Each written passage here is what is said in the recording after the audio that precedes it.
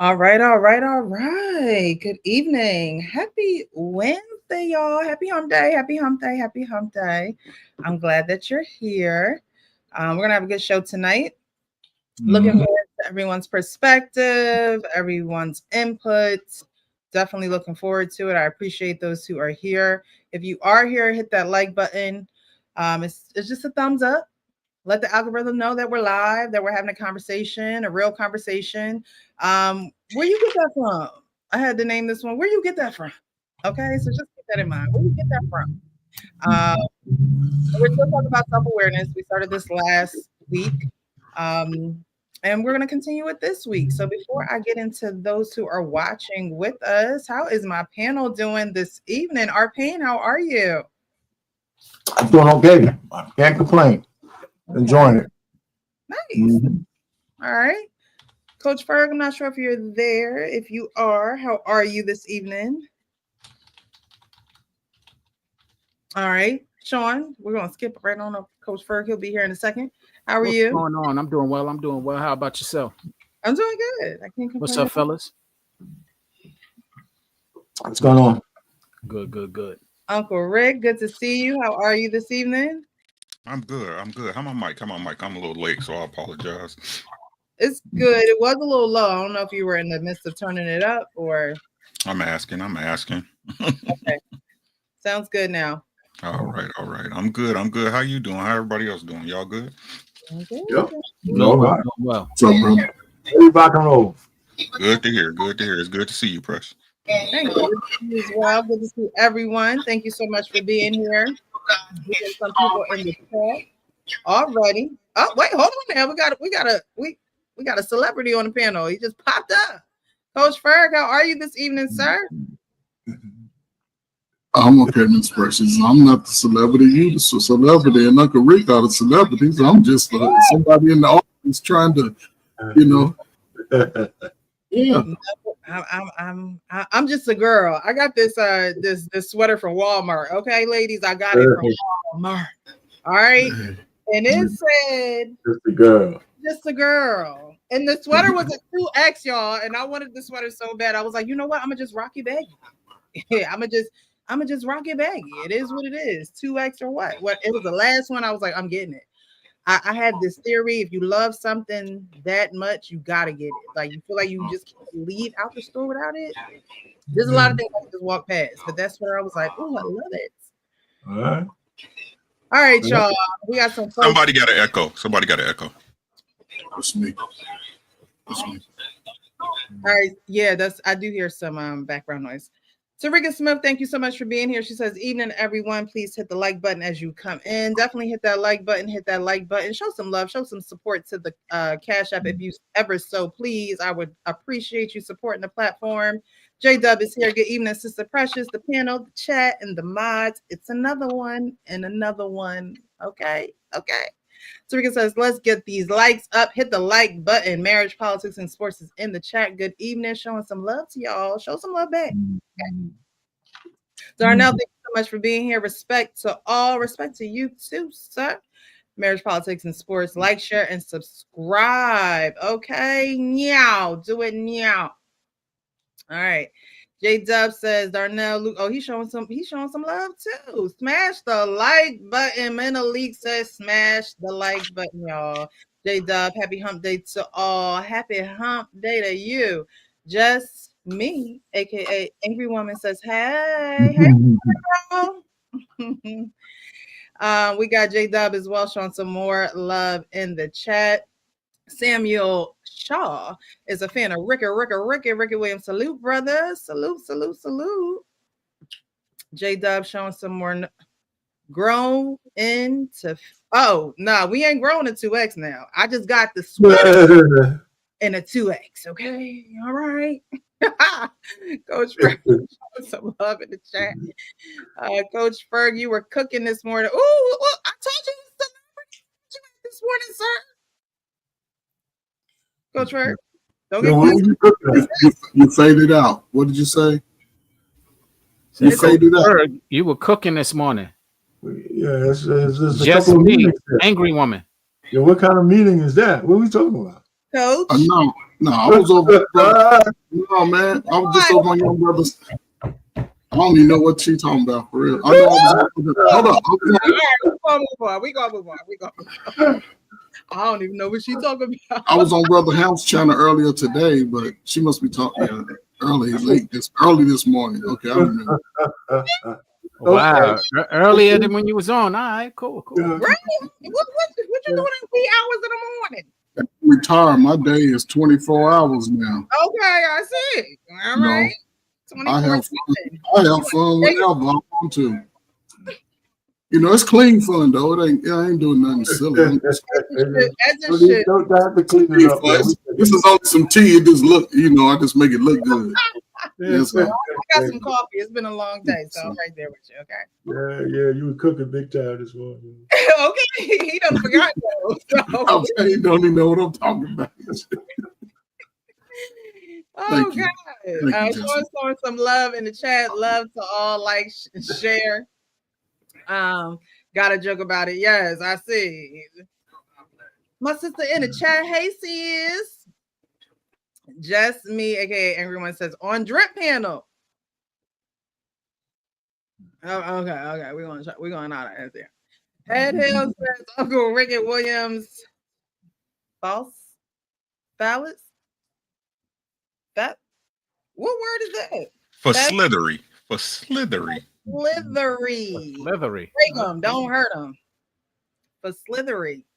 What's the definition of that? I've heard that word. It's one of them ebonics. I know. What's that?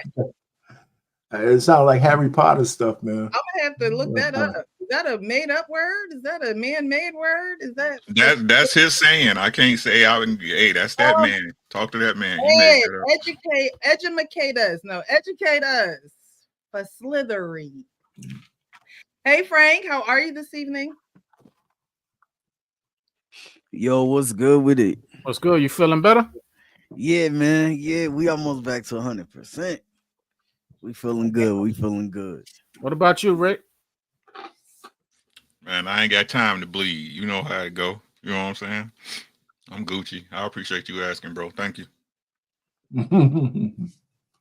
We got J-Dub in the chat. Retired life is sweet. Yeah, man. The Coach Work don't know Monday from Saturday. I mean, retired life must be where it's at. And our pain is there too. They got all the time in the world. Okay. Oh yeah. Time is just a figment of their imagination. I'm just kidding. Chan Talks in the chat showing some love with our family. What We Know podcast. Salute, fam. We're gonna have to get you up here on the pin. I'm gonna drop that link. 7N says you from Jersey. That's a Jersey. That's a Jersey thing. Or maybe it could be like a New York thing too. I think I've heard some folks in New York say Jersey. What'd you say, Irving? No, I was saying New York, New Jersey. Oh, all right, guys. Okay. So, I'm sorry. Okay. James, I see you in the chat. What's good, y'all? What's good with you? The White School Podcast. Everybody just keeps showing up. Y'all make sure you hit the like button. Y'all just pop in. Hit that like button. Hit that like button. Hit that like button. Hey, Coach Ferg got that Jared on. Y'all just going to educate me tonight. What is that? It's an old folks tea, man. Whatever. Old folks vitamins. Yeah. Oh, was that orange? Was there a commercial about that back in the day? It was like an orange. Territory. The orange box. You exactly right. The orange box. Yeah. Okay. Love you, Coach. All right. So we're gonna get started with the show. I wanted 3 clips tonight, and I had 2, and I went back online, and this was the first clip that popped up, and I said, you know what, it'll be an interesting topic. It'll be something that we can definitely dive into as far as discussion. Our main topic is going to be our last topic, but I wanted to talk about this because this person is not necessarily up and coming. They've already had a career. Now they have another career, and I think the pivot of their career started when they were on the Kevin Samuels show. And They were told about themselves, and now this person has a platform where they are joining people together. And I'm sure that you guys may know who I'm talking about, or may not know who I'm talking about, but it is Kendra G. Oh my Okay. God. Put a 1 in the chat if you know who Kendra G is. Put a 2 in the chat if you don't know who she is, because there are people who know who she is, and there's people who don't know. I'll mention her name, they'd be like, who that? However, she has been, she's on since COVID. She has started her platform. She was a journalist and a radio host, and she first was based out of Chicago, I believe. She came to Philly for a little bit, and now she is in LA. So there was a video that I saw that popped up. Like I said, I went back online. It was the first one, and I said, you know what, this would be a good topic for the panel tonight. After we watch this video, I am going to drop the link. So if you'd like to join the live show, let us know and hit that link at the top of the chat. Okay.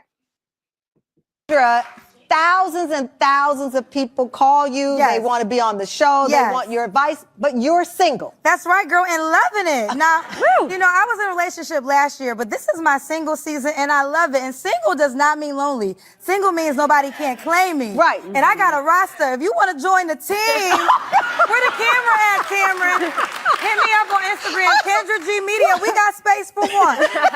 We got space Because for I one. love that. Future proofing. Yes. Kendra. Oh, you got to have a job. You have to have an ambition that's going to go somewhere for sure. I want to see W-2 forms. I want to see success records. I want to meet your mama. I want to know where you live. Is it in your name? Is it? I need to see the lease, because sometimes Kendra, I'm not good enough to date. Because let me tell you, because we're talking about it from the female gaze to the male. I'm just talking in general. If I had gone on a date with someone and they started asking me about my W-2s and my bank account, they would have been seeing the gas come out of the pipes of my car. Yes. Because that's too, I'm intimidated now. Well, because women are tired of wasting their time. I'm talking from the woman's perspective. Yeah. So they're like, I don't want to make you be already made. I don't got clay. I'm not magic. But guys don't want that either. They don't want to make us. Well, true, but the thing with guys... And they don't want a broke lady. Well, no, I don't know, though. Some men... Guys, I'm speaking I'm just speaking because I heard you say it. I don't think men want a broke lady, but they also don't want a lady that's going to be too expensive. Wigs is $2,000. Flashback. They talk to me in love, just make sure you hide your little sister from. They tell me jump on the one and you jump head down. Party get the party clean with his nose down. So she was at the Super Bowl and her wig was falling off. So that's what was happening there.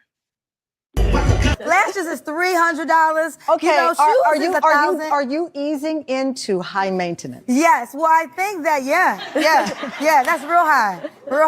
And you're owning, so 2025 people are owning the high maintenance? Well, women feel like this is what I do for myself, so a man has to be able to do the same or more. Why can't you keep doing it for yourself? I agree with you, Tamron, but they're like, why if you here? If a man is here, why am I? But you're not here for my wigs. But they're feeling like this. Okay, I'm showing up for you. I'm giving you my energy. I am in your presence. You should pay for this.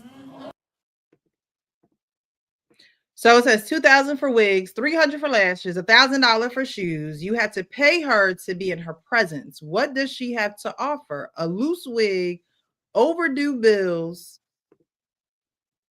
and I can't read the rest of that. Do y'all see what it say? Can y'all see what it say? Nah, I can't see it either. I can't see what that say. I apologize. I can't see it. Maybe that's a fill in the blank. Yeah, fill in the blank, because that's a good fill in. If you had to fill in the blank, what do you think it said under there? So I don't want to. The rest of that bullshit. Could you just put that page up again? Just hold it up, right? Yes. But, yeah. And listen, I may be totally off of what this stuff. Oh, I'm sorry. No, you're good.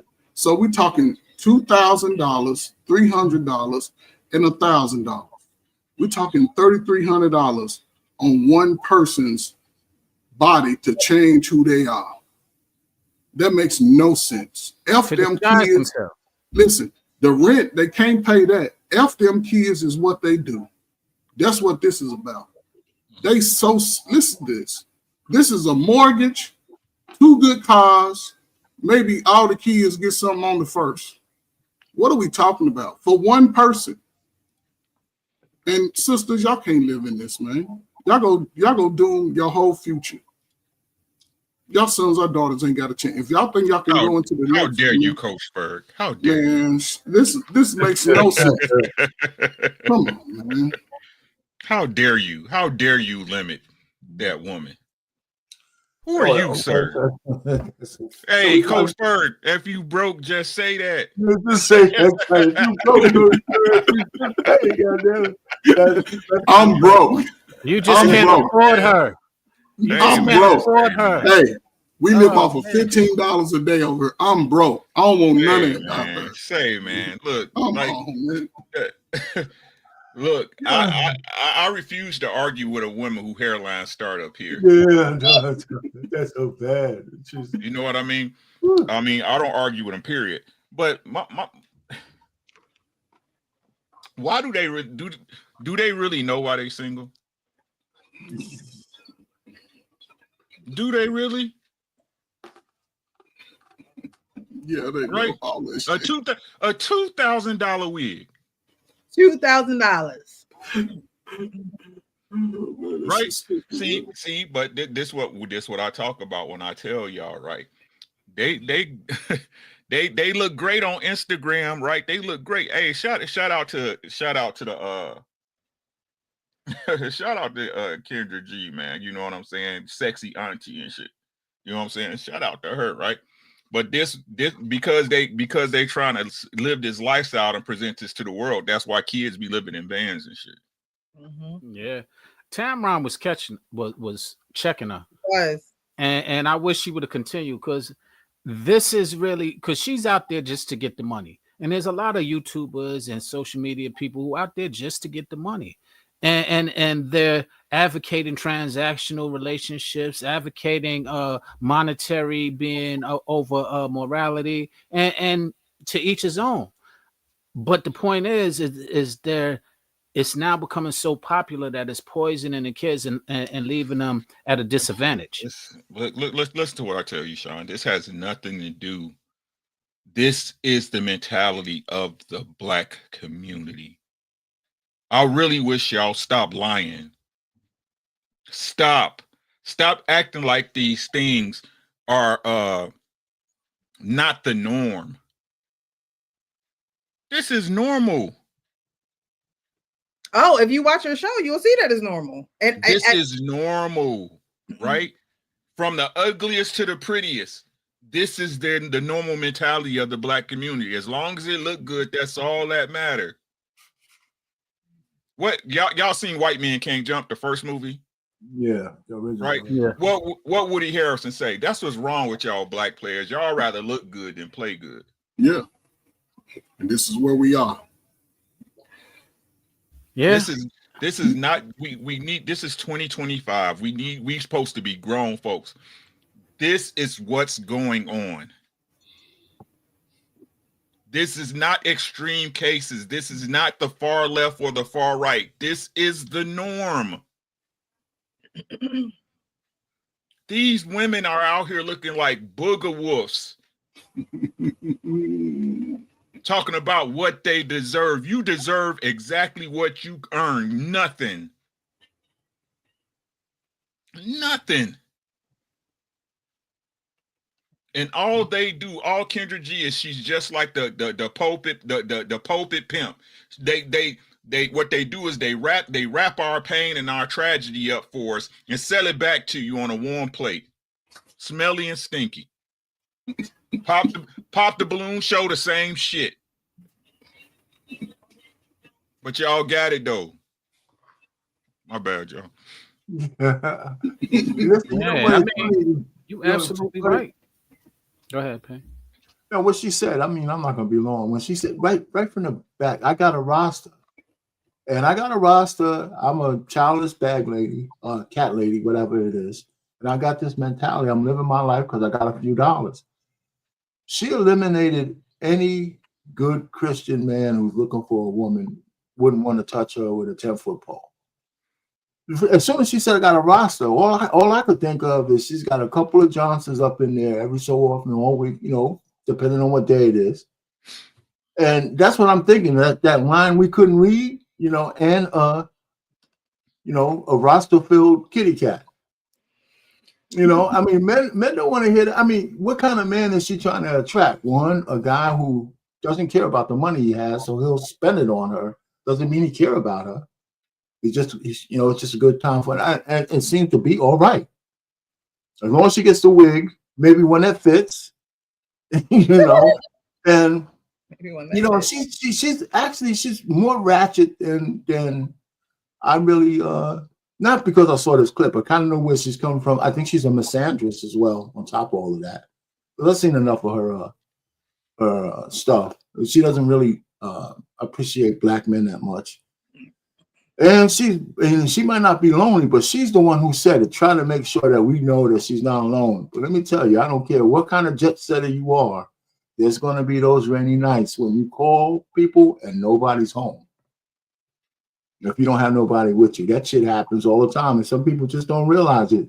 You might be thinking you're happy, but all of a sudden now you're alone on your holiday because everybody else is with the people they love and who love them.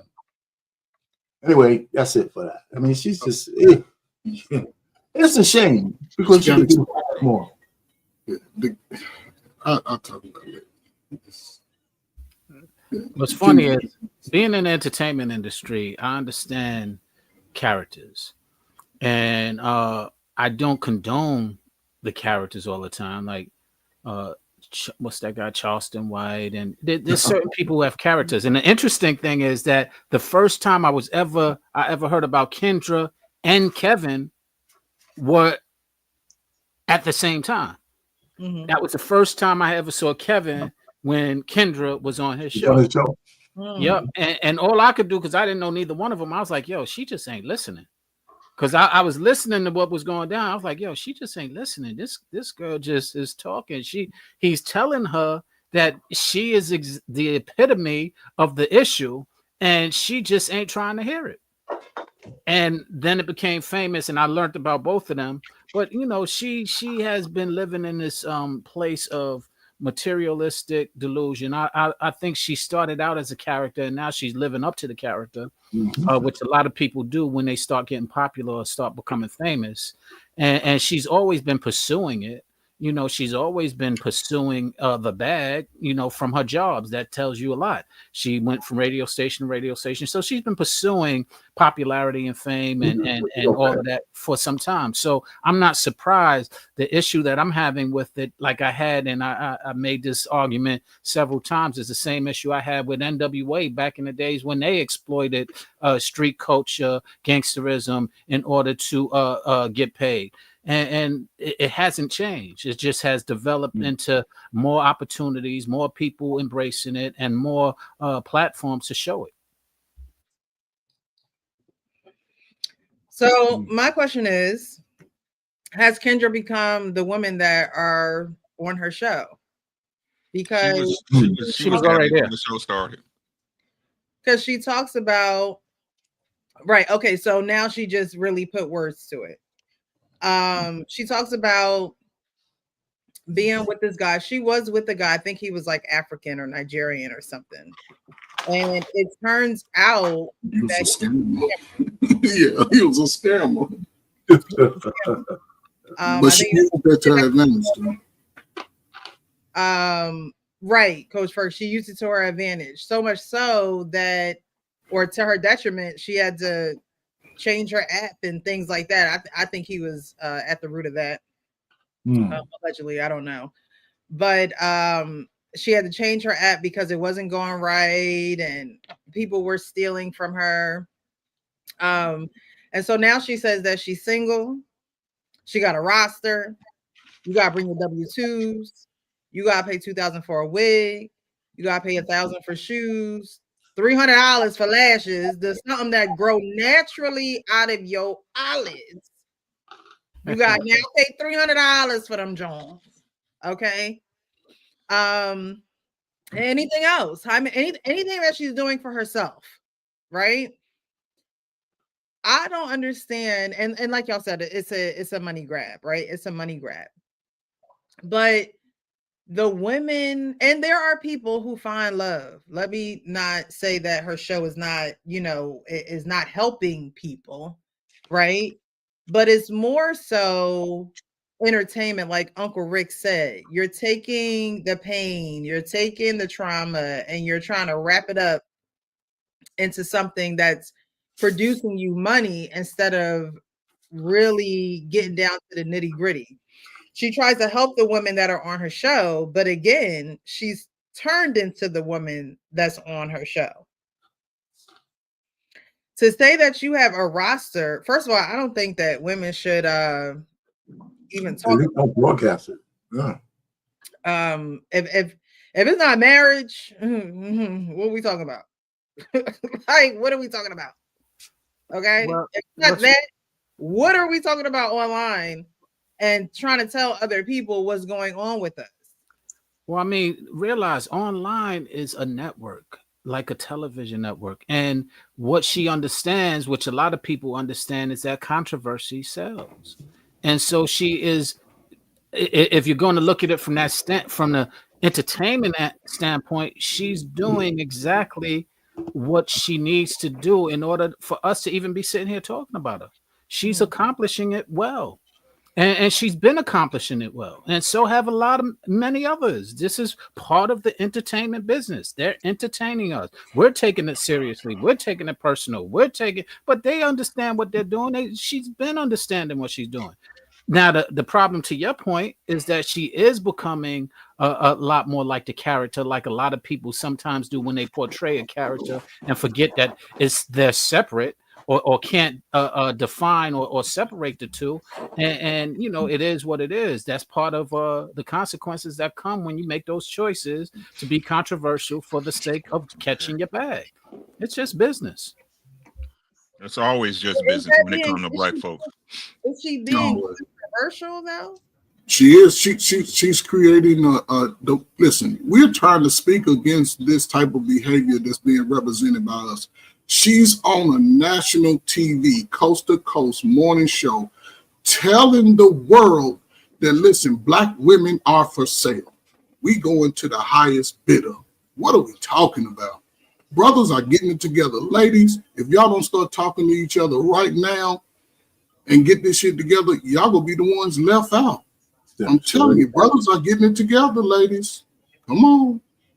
True that, but to your point, brothers, if in fact you want to get into this world, you gotta you know the price now. It's $3,300. You get with Kendra, and she can brighten up your likes. She can enhance your followers. So jump on it if you want it. Sean, I know you got that money over waiting for. You've been waiting on this moment, ain't you?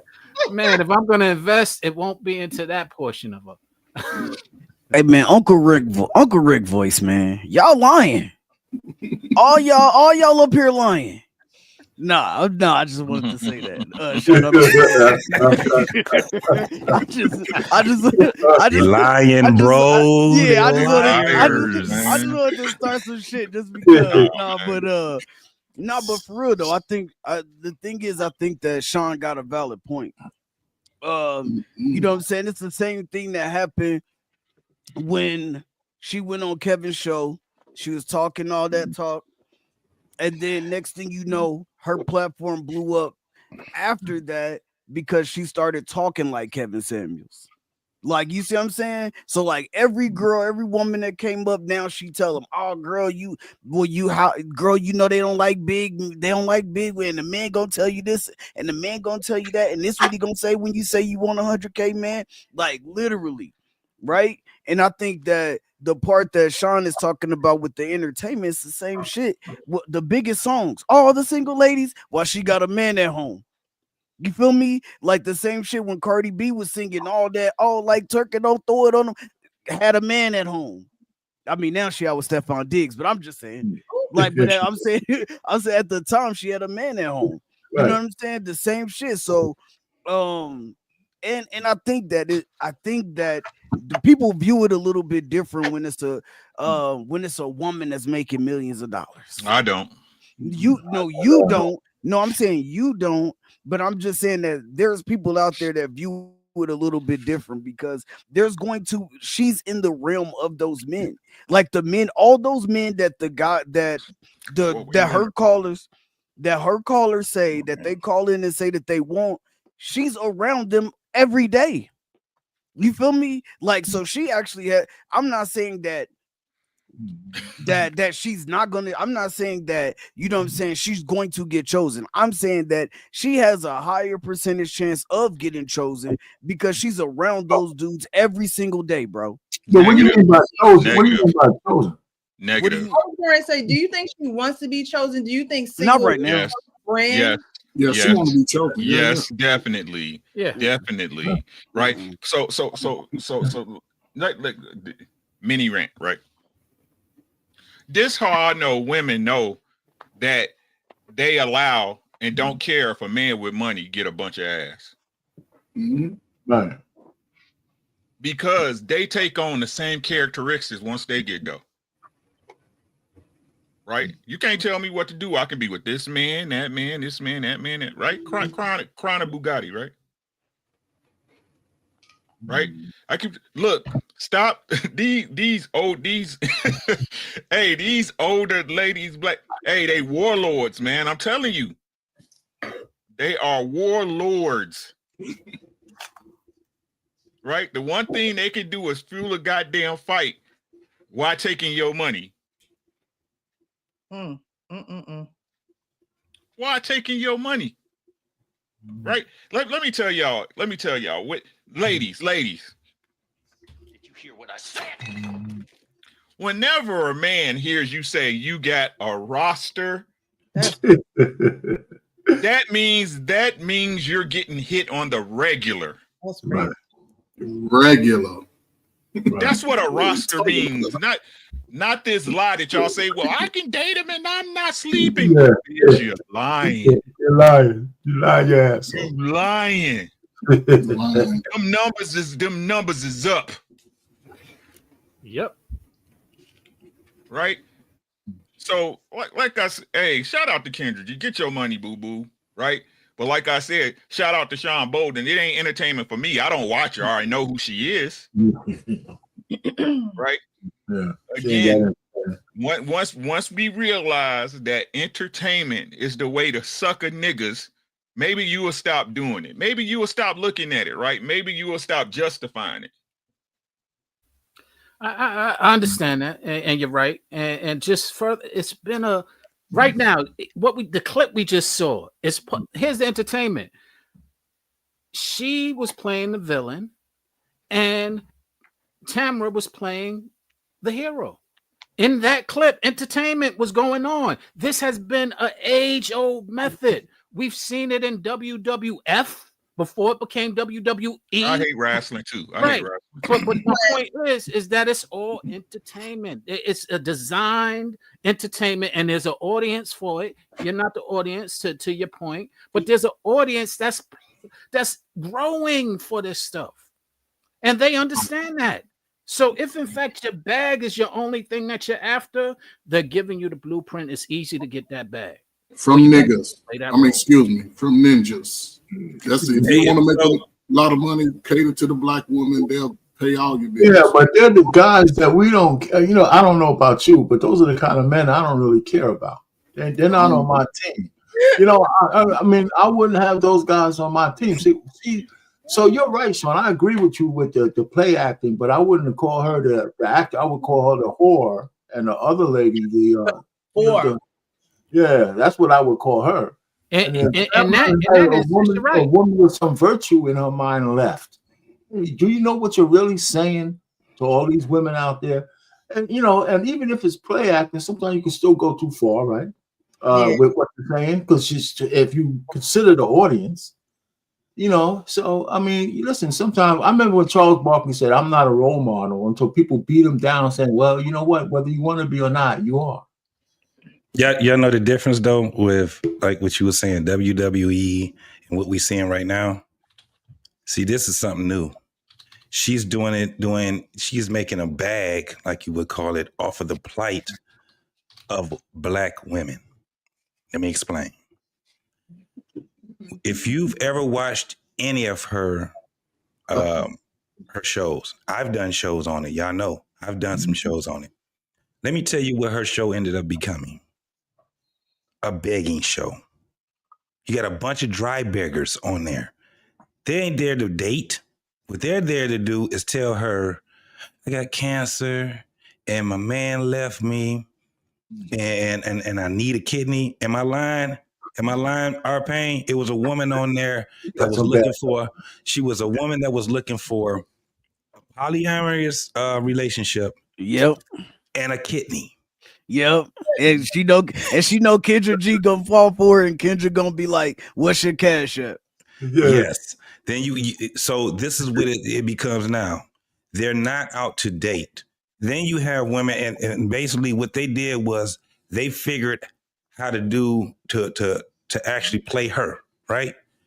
Because they come with some of the craziest stories, and we know that they're lying. There was a woman that was on there saying that she used to date Tupac. She didn't realize that there's a lot of old niggas like me and Uncle Rick that understands, and we know how to do math. Lady, if you don't get off this doggone thing lying, we got a bunch of people. When Kendra G went on there, Kendra G is trying to get fame. She's trying to get fame now. So what happens now is that what's happening now is that this is that turn where the women are going to turn against her. That's what's happening. They're turning against each other right now. Look what's happening. Can y'all see what's happening? It's winter. It's winter. Cold in the bitch outside. It's cold. All that other stuff. Listen, 10 months ago, you had everybody they was on the train with what's her name? Red, Sexy Red, and they was all out here doing their whole, black girl power, all of that.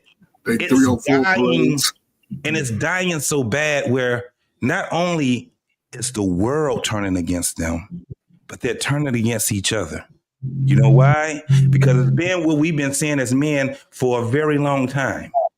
The number one mistreated group of people are children. While we were saying that, they were saying that it was Black women. No. It's children. What do they call us, Rick? Haters. Y'all conflating. Y'all don't know what y'all talking about. Y'all hate Black women. All these different things. Guess what we got? We ain't got to do no more. We ain't got to holler about that no more. It's winter now. And it's not going to get any better. It's going to get even worse. And G, she better ride this out as long as she can because it's coming. They coming forward. I end it there, y'all. Well, I agree with you wholeheartedly. Again, entertainment is all I see. And I use WWF, WWE. We also got Jerry Springer. We got Maury Povich. There are so many blueprints of this entertainment cycle that all they are doing, as many people have done, is jumping on the bandwagon because they want the fame and the bag.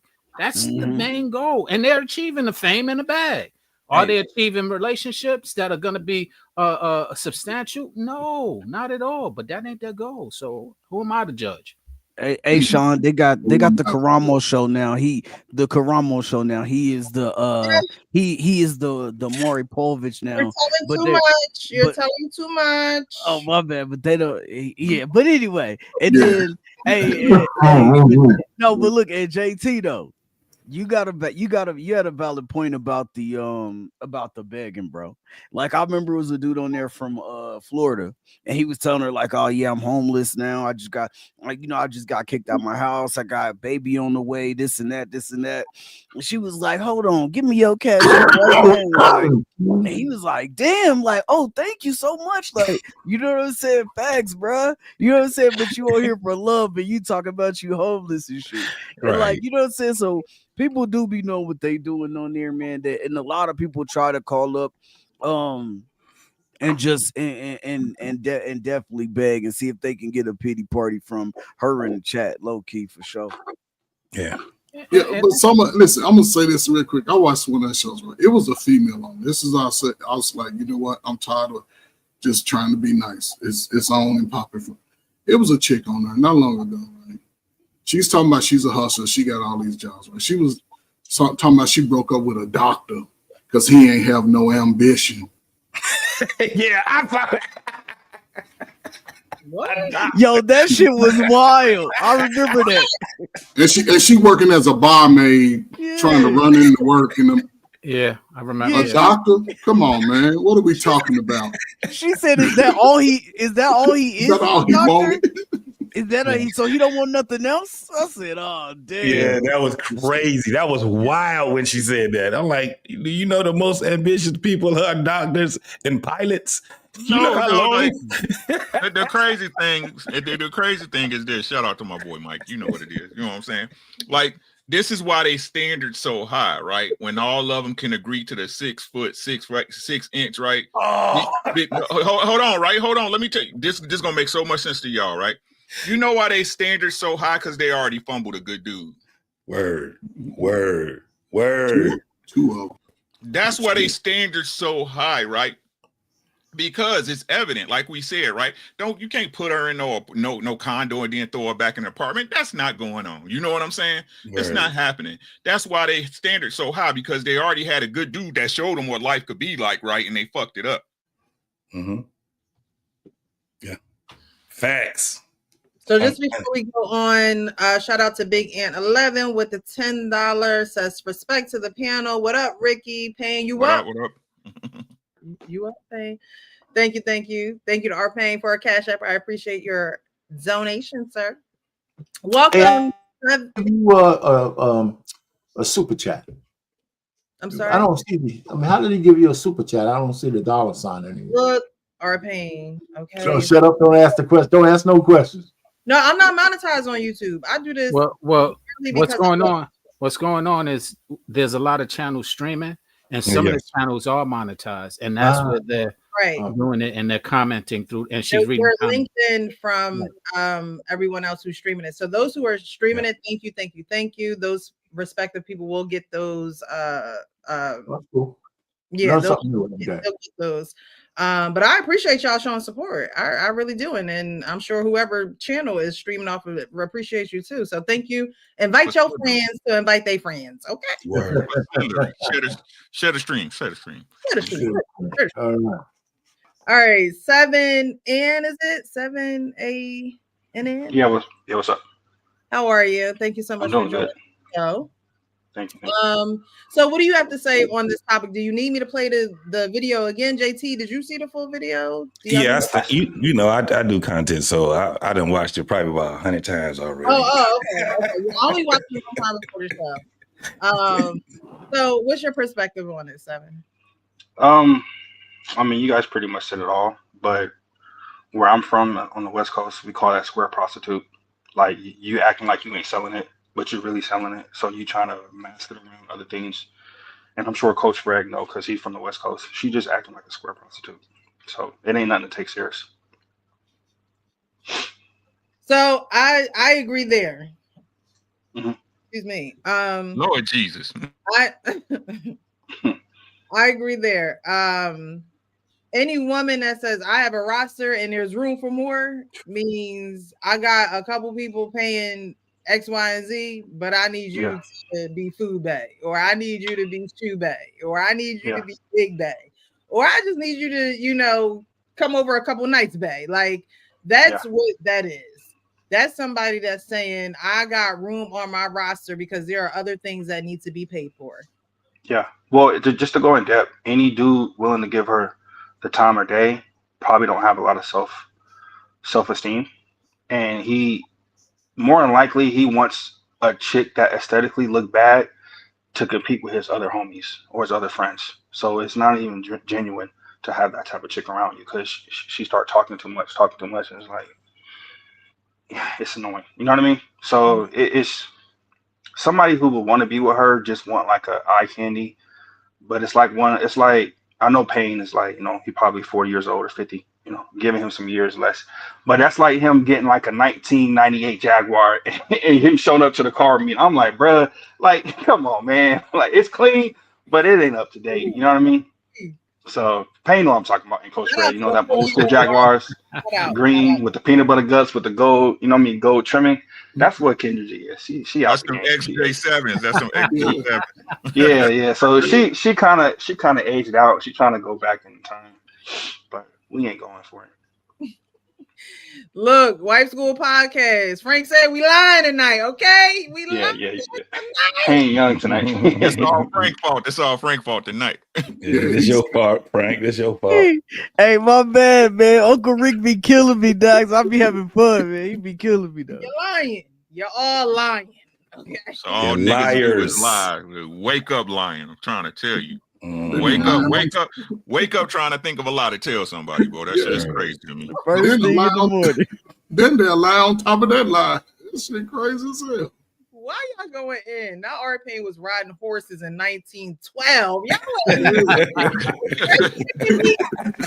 No, I knew that was black man.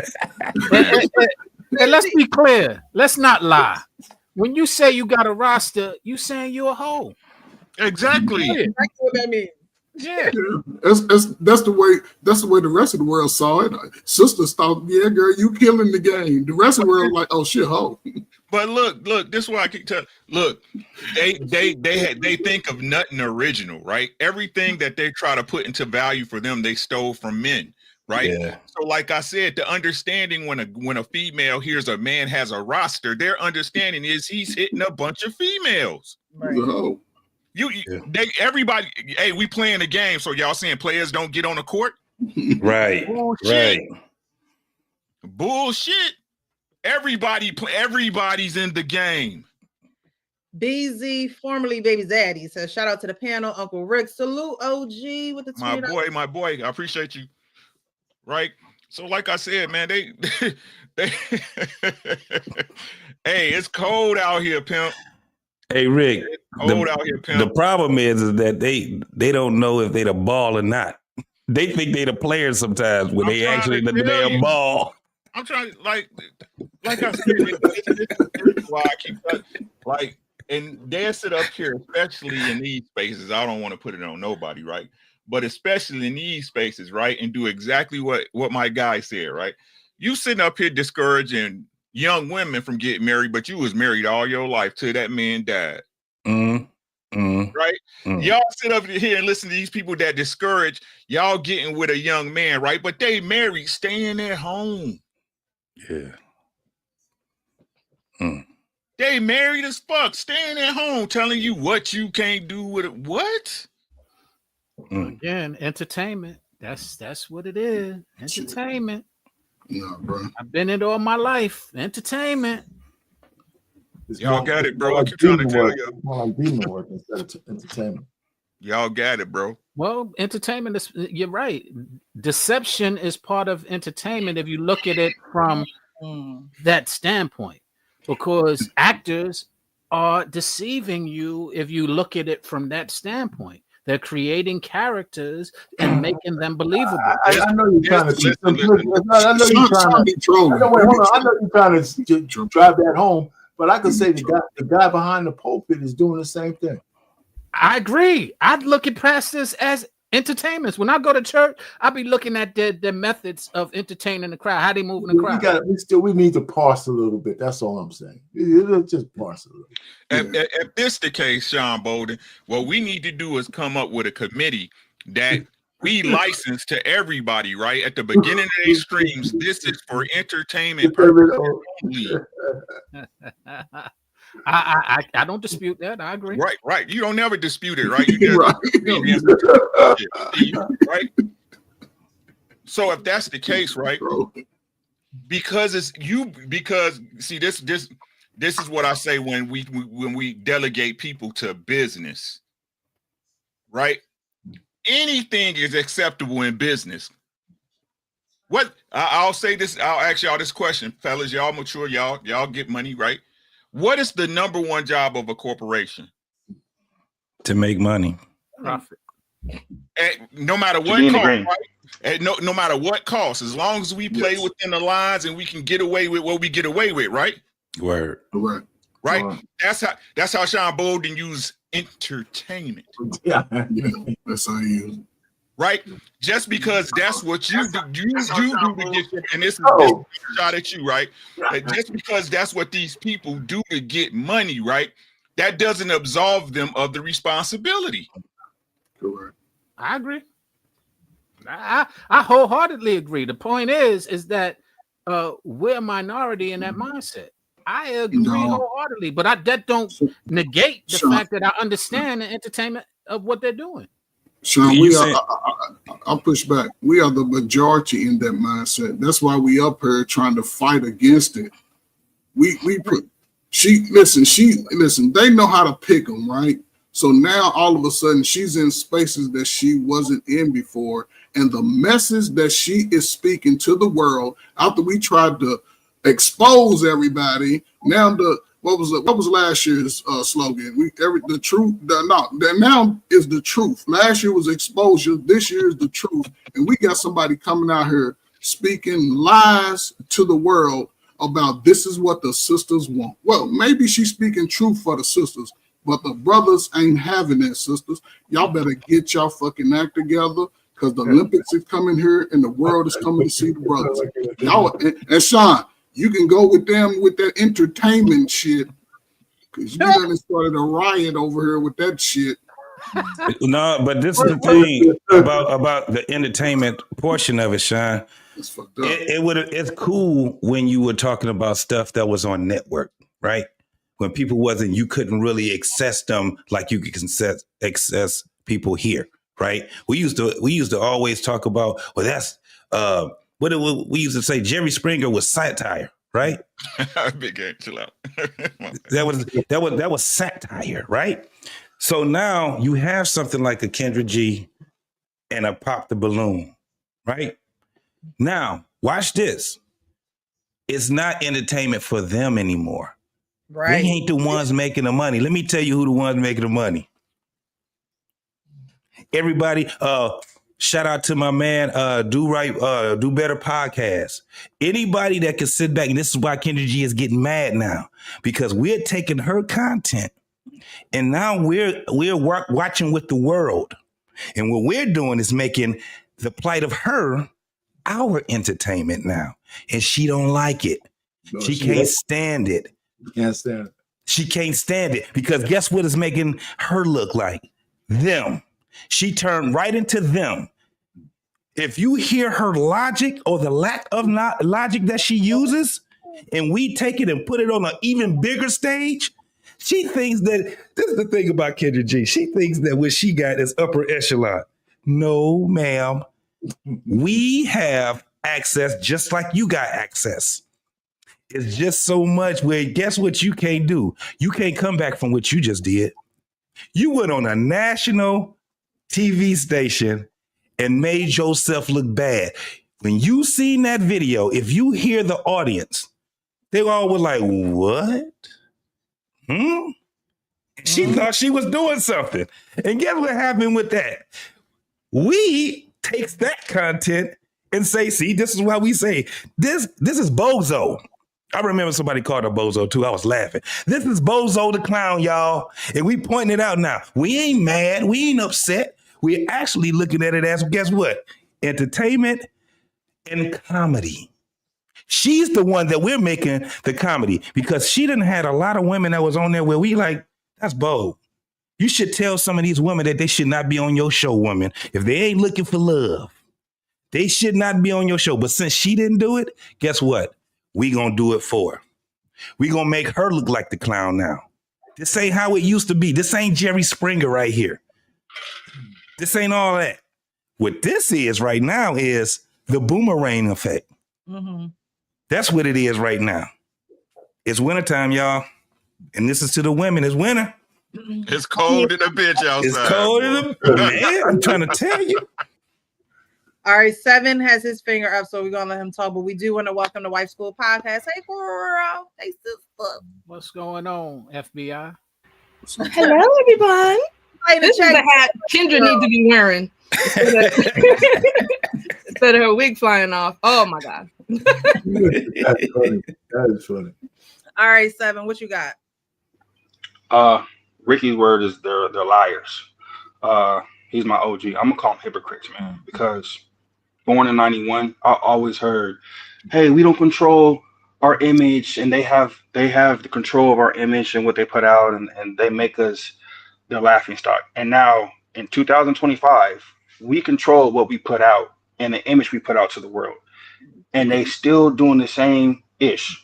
You know what I mean? So which one is it?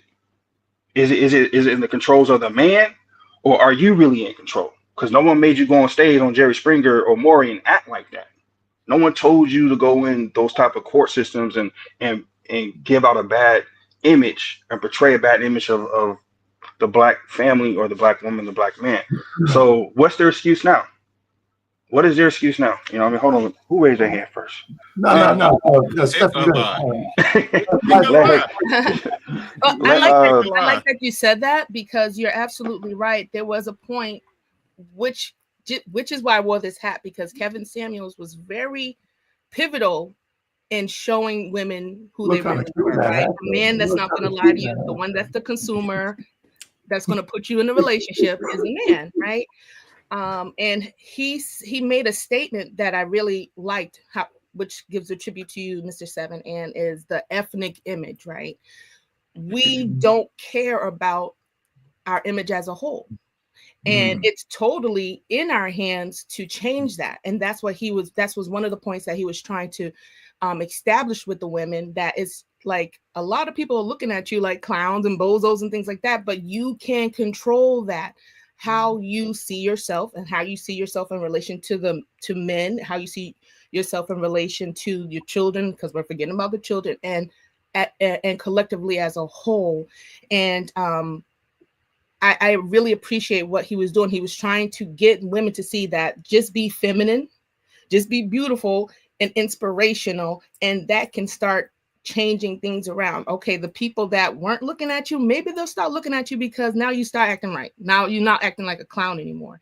And I think he was the one that was really trying to just really steer women in that way, especially black women. And unfortunately he passed, and so like now that space was up for grabs, and now now women have, like Kendra G, they're just using it to get their bag. She's not using it to say, hey, you're being unrealistic. Hey, you need to do this. You need to take back, because as Precious said, she is moving in that way. She's that character. So how can she tell somebody to come down when she's not willing to do that? And you have to have a certain, W-2 to be in her presence. So, that is very important. I think that we're wasting our time. The men, they are doing what they need to do. They're self-correcting. They're getting their bag. They're signing up to Discourse. They're getting into crypto. They're getting into investments. They're doing self-development. And us women, we're lagging behind as usual. We're the weaker vessel. So we're doing weak, vain, vanity things that is not important to us and for us. So I think we're in control of the image that we project, and that how people perceive us, and we're just wasting valuable time, because winter is here. It is cold. So do you agree that there are no more excuses no more? There's no more excuses of the white man got his neck. No more excuses of the white man put me in this film and I have to. No more excuses. When I go to the store, my first thought is like, oh my God, is a white man gonna think of how no, that's not my first thought. It's past the excuse. We have every opportunity in the world now to do the right things, but left up to our own vices and control our image. Well, what's interesting is that I understand, and you all have a valid point, but I push back a little, because yes, someone is telling them the mentality of the bag is the most valuable thing in the world is what a lot of people are propelled by, and we missed that point, because we do need the bag, but we missed the point on how much value we put on that bag and what we would do for that bag, and because you get that bag, and so it becomes a really a crazy dynamic where we're talking about morality versus monetary, and monetary has been the significant force that is driving everyone, and that has come from past existence and the capitalistic mentality that we've been raised with. So we can change our conditions, but we need to change our mentality. We've been changing our conditions all this time. We're in better places, more different social stages, but we still haven't changed our mentality that we got from way back then. And these are the messages that has been spread throughout the Black community. Everyone knows. Y'all cannot feign ignorance on this. Not at all. Y'all cannot. These kids that's coming out on the news, these babies, every one of y'all know some chick that nobody wouldn't let stay with her because she burnt her bridges, or she didn't listen, or she was hard-headed, right? Right? Or she was partying off, right? She had a place, whoop, whoop, whoop, right? But going on vacation was more important. Now they hopping from couch to couch with their kids, right? Stop lying like these are the extremes. This is our people. Or excuses, man. There's no more excuses. I don't know, Sean, if you was trying to make excuses, but there's no more excuses, bro. Yep. Like nobody put a gun to her head. She controls all her stuff. She's on social media. She has a like. I don't know if you was trying to make an excuse, but man, there's no more excuses. Sean, stop making excuses, man. Sean, jump on him. The only pushback I have for Sean is that he talked about conditions, and what was the other thing? Condition and something else, and I said we can change our conditions, but the mentality needs to change. Well, yeah, no, both of them are still fucked up. The conditions are fucked up, and the mentality is fucked up. Well, I agree. But wait a minute. This is my turn. You said I'm just saying. That's only Let the man talk. Let the man talk. The conditions are still. The conditions now are worse because they've been exposed, right? And so I'm always working on a piece, and I have a. I'm right now. I'm not really worried, but I'm actually losing people who I thought I was cool with because they refuse to get off the plantation. But not because they have an ideological difference. It's because they want to be irrational about it. Right? And you can't have a conversation when people want to remain irrational, right? And so I don't want to get too political, but I'm talking about friends and personal shit. If I just did an extrapolation from when we were chattel slaves under the Democrats, there was like 90-something% of black people. 100% of black people weren't slaves, by the way. There were free blacks back then. But I bet you the numbers were like 90-10. And then I look at the election that just happened, and the Democrats still have blacks on the plantation, but mentally shackled, and the numbers are still 90-10. You know what I'm saying? So I'm saying we went from chattel slavery and shackles to mental slavery, because when I see black people talk and the way they hate Trump, I don't like the man or dislike him. But but you could, it's just like nothing working up there. Oh my God, he's this and that. I found 100 billion, I found 25 million people who are on Social Security checks, and they're 100 to 300 years old. Right? And so, but since it's Trump, that don't count. You can't talk to people like that. Let's go back to this. Kendra G has a chance to be a real beacon of success to people. But instead, she gets into the national stage and talks about being a fucking whore. 304. I mean, come on. I mean, you got a chance to pull people out with success. You're on a dating show trying to make people fall in love, but all you could talk about personally is how much dick you can get and money for your wigs. I mean, that's why I was saying that it used to be a little bit different when you just had people watching it on TV. Now you have people in real time reacting to it. This is the what they call the equalizer. We react to it now. And I mean, just as many views as she get, we have the potential to do the same thing, right? So there was nobody getting on a stream and saying that Jerry Springer or whoever else was on there they were bad or whatever, right? But we do now. And this is the thing. We had enough practice where we don't have to get on our soapbox and show our anger. What do we do now? We clown the hell out of them. That's what we do now. And we make money clowning them. So at the end of the day, we have a multitude of messages that we can give people for that. For instance, that's why the people that react to G, when they react to her, they're not reacting to her and being like, "Be out cold. This is a great show." We're reacting to it like this is something outrageous. And not only are we reacting to the guest that she have on there, we're reacting to her reaction to it too. This is how we know that we got her. She went on a couple of weeks ago and went on her diatribe and started calling out all the men, calling men, bad names. I'm not gonna cuss out like she was calling out the content creators. Yeah. Yes, because she knew, and the thing was that it was someone else that was telling her, "Hey, they out here getting at you, girl." You dig what I'm saying? And they and look, and they had to laugh at some of that stuff. Man, there's some content creators that got skills, bro. I'm telling you. Now it's at the point now where we don't have to be angry and upset, right? We already went through that phase of it. Now what we're doing is saying, listen, you either get on, what they say, you either get down or you lay down. Get down and lay down. It's cold out here, y'all. It's winter. All I just wanted to say, I like how Tamara Hall was pretty much kind of reflecting what was saying, and she was kind of saying it back to her, pretty much saying, "Do you hear how this sounds? Right. Do you hear how this sounds coming out of your mouth? We need you to."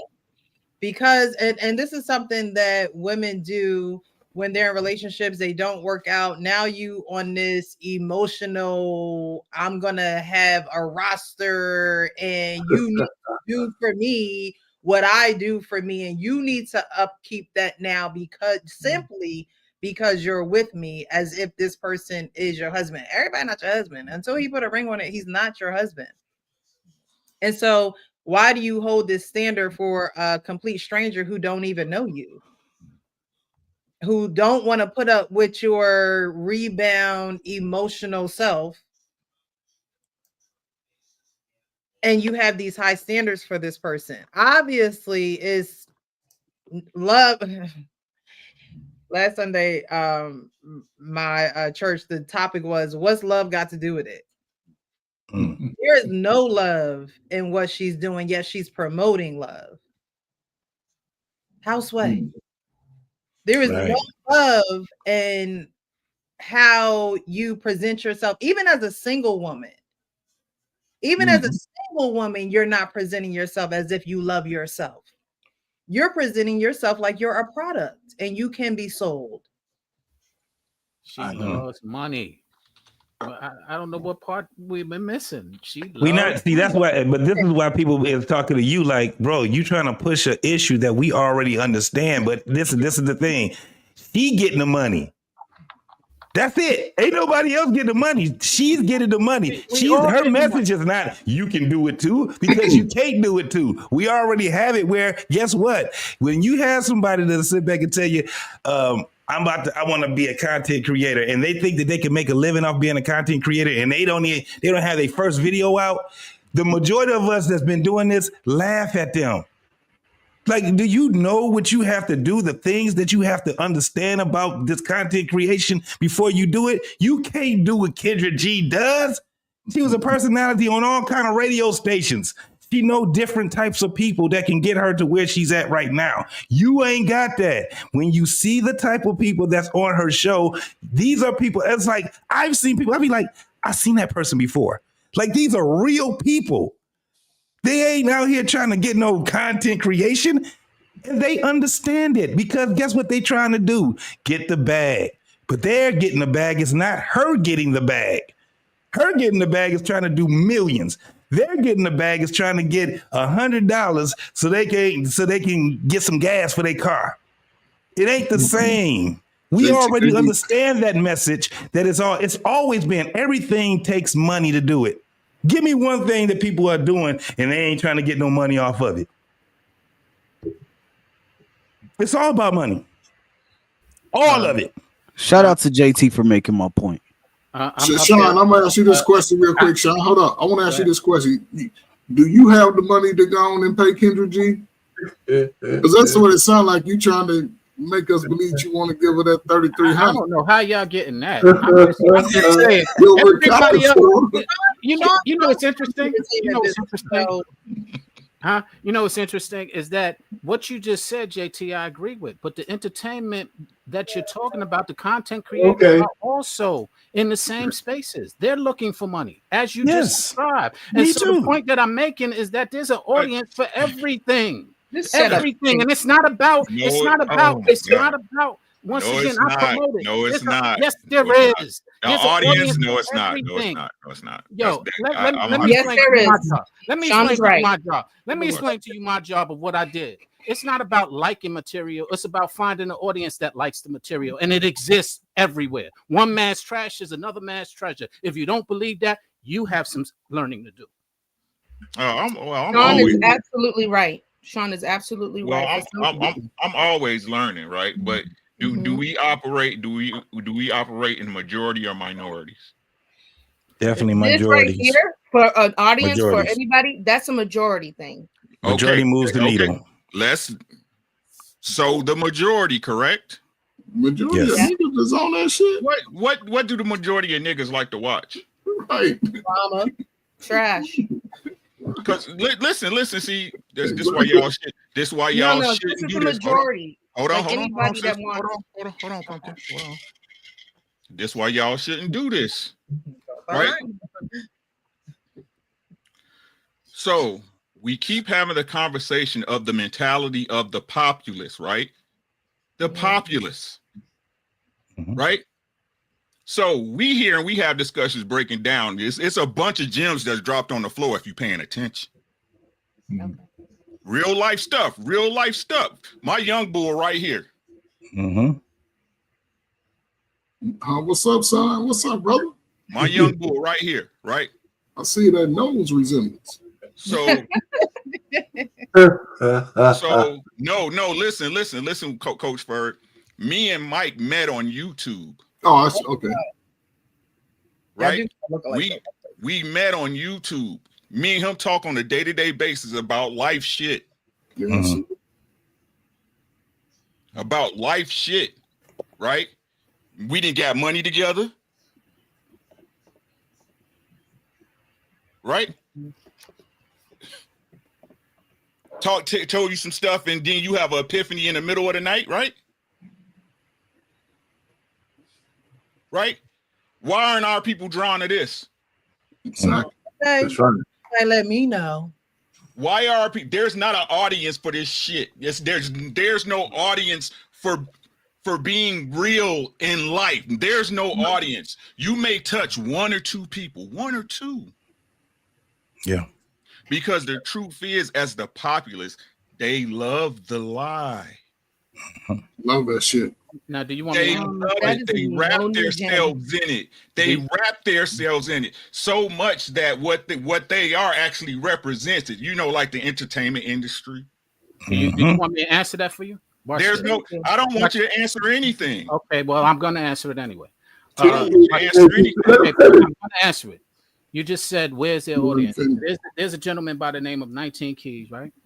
And he actually has an audience that is very familiar with a person like you. So if I was promoting you, for example, I would put you on his stage because I understand that you will be valuable to that audience. It's about finding the audience. That's my job. It's to find the audience where you fit. This ain't the audience right here. That's why we're not getting the following. We're in the wrong place. This is not the place. What was that? I Precious. I'll be right back, Precious. I appreciate the answer, right? But again, is 19 Keys in the majority or the minority?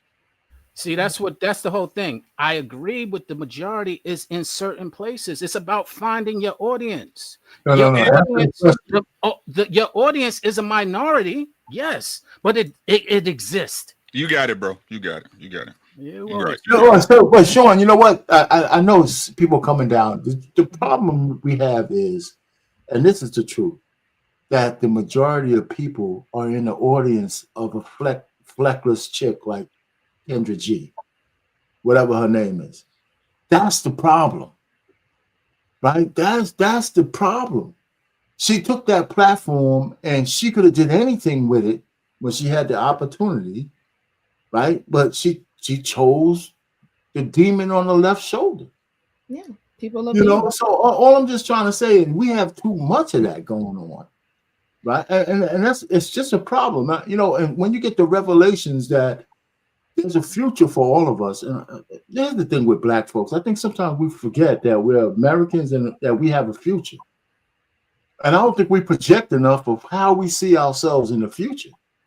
And what kind of life do we want to have? My life is, I'm on the other third of my whole life, but I still got young daughters. I know little young kids, got cousins and shit. I would rather them to have a better, a more enlightened life than I do, where they think they're more than just the color of their skin. And we got too many fucking people that won't let them forget. So I'm just trying to say we got a future out there, and how do we want that future to play itself out? So we got choices to make, and we can't be holding on to the ratchet shit and think we're gonna make it. Right? Families are already hurting, and all of that kind of stuff. So yeah, we have an audience, so you're right about that. But the audience that we have is too much for the bullshit that's out there. There's too much of it. I don't dispute. There's too much of that. I agree. I mean, the audiences that we're on social media. Mm-hmm. The majority of the audience at social media is not looking for what the 9 of us are speaking about. Quite frankly. Well, can let me interrupt you? That's just happenstance, right? Because if with the right epiphany, this channel could have 1 million viewers on it. There's just channels that have good shit on them with a lot of viewers on them. So it's just one of those kind of things. You just got to hit that vein, right? Just because the message is good doesn't necessarily translate to us only having a few people looking at it. You just got to hit the right vein. It could explode. You don't know what will make you go viral, right? So there's some good channels out there with some good shit with a lot of people looking at it. But do you want to go viral, or do you want to? Well, I say with the right message. Because virality is something that comes and goes. No, I'm talking about. Oh yeah, I mean sustainable numbers. Yeah, you know what I'm saying. So the truth is always going to be sustainable. The truth is always going to yield its results, right? And the lies is always going to go high. It's always going to be volatile, and it's going to fall flat. So the more people feed into their lies, is the more they're going to get deeper and deeper into it. Therefore, us that stand steadfast, preaching this message, they're going to be at the bottom, and the people that have been living and have the result are going to be at the top, because we've been trying to tell you over the past 6 years that it's winter. So when your winter actually comes, now you'll seek self-awareness. Now you'll seek, okay, maybe I don't need a $2,000 wig to be beautiful, things like that. Your message isn't being heard, because right now you don't want to tune in, you don't want to give up your demons, you don't want to give that up. So it's not so much those things, the people, they don't want to let go. So when they let go and want something else to replace it, that's the truth, then they'll come. But other than that, people, they don't want to give up what they like. People don't want to give up their sugar because they're addicted to it. People don't want to give up, their porn or whatever, because it makes them feel good. And that's what people want. That's the majority of human nature. You want to feel good, but sometimes the things that feel good are not good. And so that's what the American capitalistic society is, which will capitalize off of anything, which is the majority, which we are all in, because we're all part of a market. We can say, hey, I'm thinking about some socks, and then your phone will pull up socks for you. So you are in the majority, whether you believe it or not. You are being marketed. Wife school. Well, let me ask you a question on that point, wife school. Then why? I mean, and you're right. I agree with you.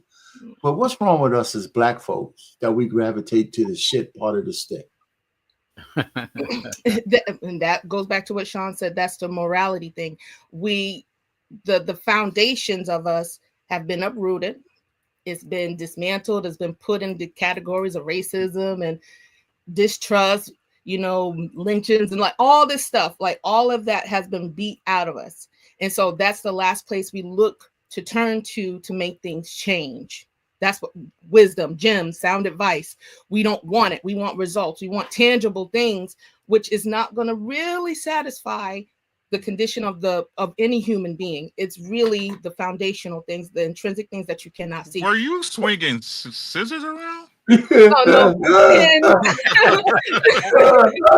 I thought they were chopsticks.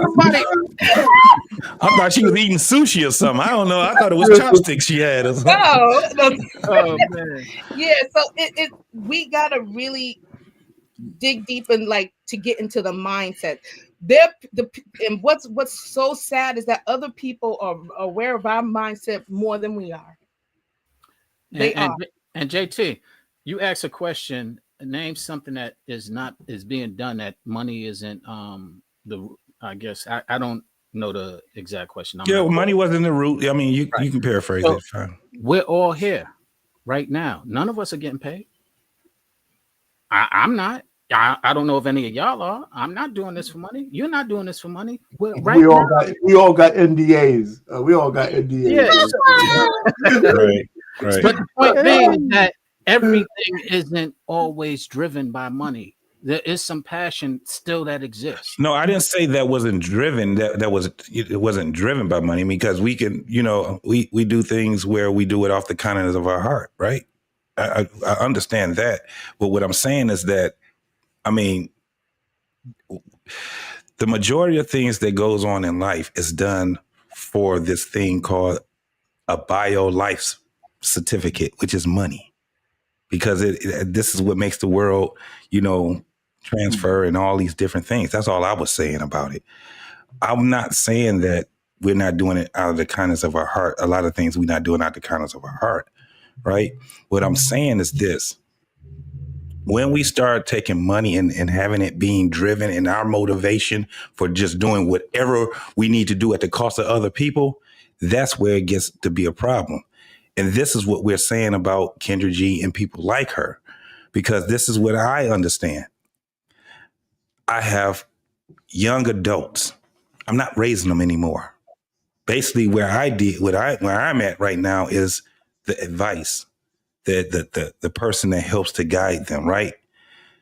Because I instilled certain things in their life, gave them some tools to put in a toolbox, me and their mom, and we're like looking at them doing what they do. However, I hear them talking because they're still young folks.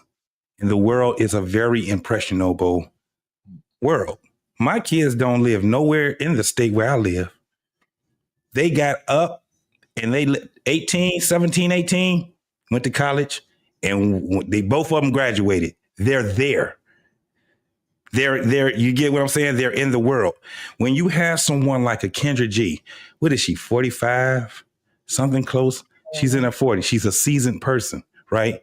She should have more wisdom. Yes. In the things that she's telling these young women. She's the problem. I see her as the problem. I see her as being a part of those folks that impedes on the young folks being able to progress. That's where I have a problem with her at. And she's making money off of the plight of them. Now, these old women that's out there that's the same age or older than her, I don't know what to say to them anymore. But what I'm telling you is that there are young folks out here, women and men, that deserves to have a better start. They need to be more vigilant. She's not that person to be what they call it, contrition to their development as young adults. And that's what we have a problem. We're going to speak out about it. We're on the same page in reference to that. It doesn't negate the fact that the vehicles that we have available to us are still exist. Whether we like what people are doing with it or not, how they're driving the vehicle is not for us to determine. The point that I'm making is that, and we're saying the same thing, is that money is necessary, But the value, when you place the value where it's your primary necessity, that's why we have the existence of what we're talking about. But if you have something that is beyond that, which I think all of us have, we have something that is above money when it comes to our drive or our mentality. And that's what you're suggesting, and what I agree with you with. Unfortunately, right now, the societal is primary. Money is the most valuable thing. And that's what we're faced up against. And to your point, we definitely have to challenge it, but we have to identify it before we can challenge it. Yeah, we are not. So are you? Oh, so go are ahead, you bro. trying to? So are you trying to say that she's doing this for money? Oh yeah. Am I trying to say it? I said it all You're night. making like billions of She dollars said from this it. shit, too. She absolutely said that. If you listen to when Tamara Hall said, "So a man got to show you his W-2s, like what's up?" And she like, "Yeah, we tired of wasting our time." Yeah. First of all, you were genuinely being yourself and being real with yourself. You will understand that your time is not necessarily being wasted because you're not. No. I'm asking Sean, is she having this mindset because she's trying to make money off of what she's saying, or are you trying to say she's dating because she needs money? No, So she's I'm trying asking to. you, is she saying this for entertainment value to gain more money? Yes. All three in one, bro. All three. Yeah.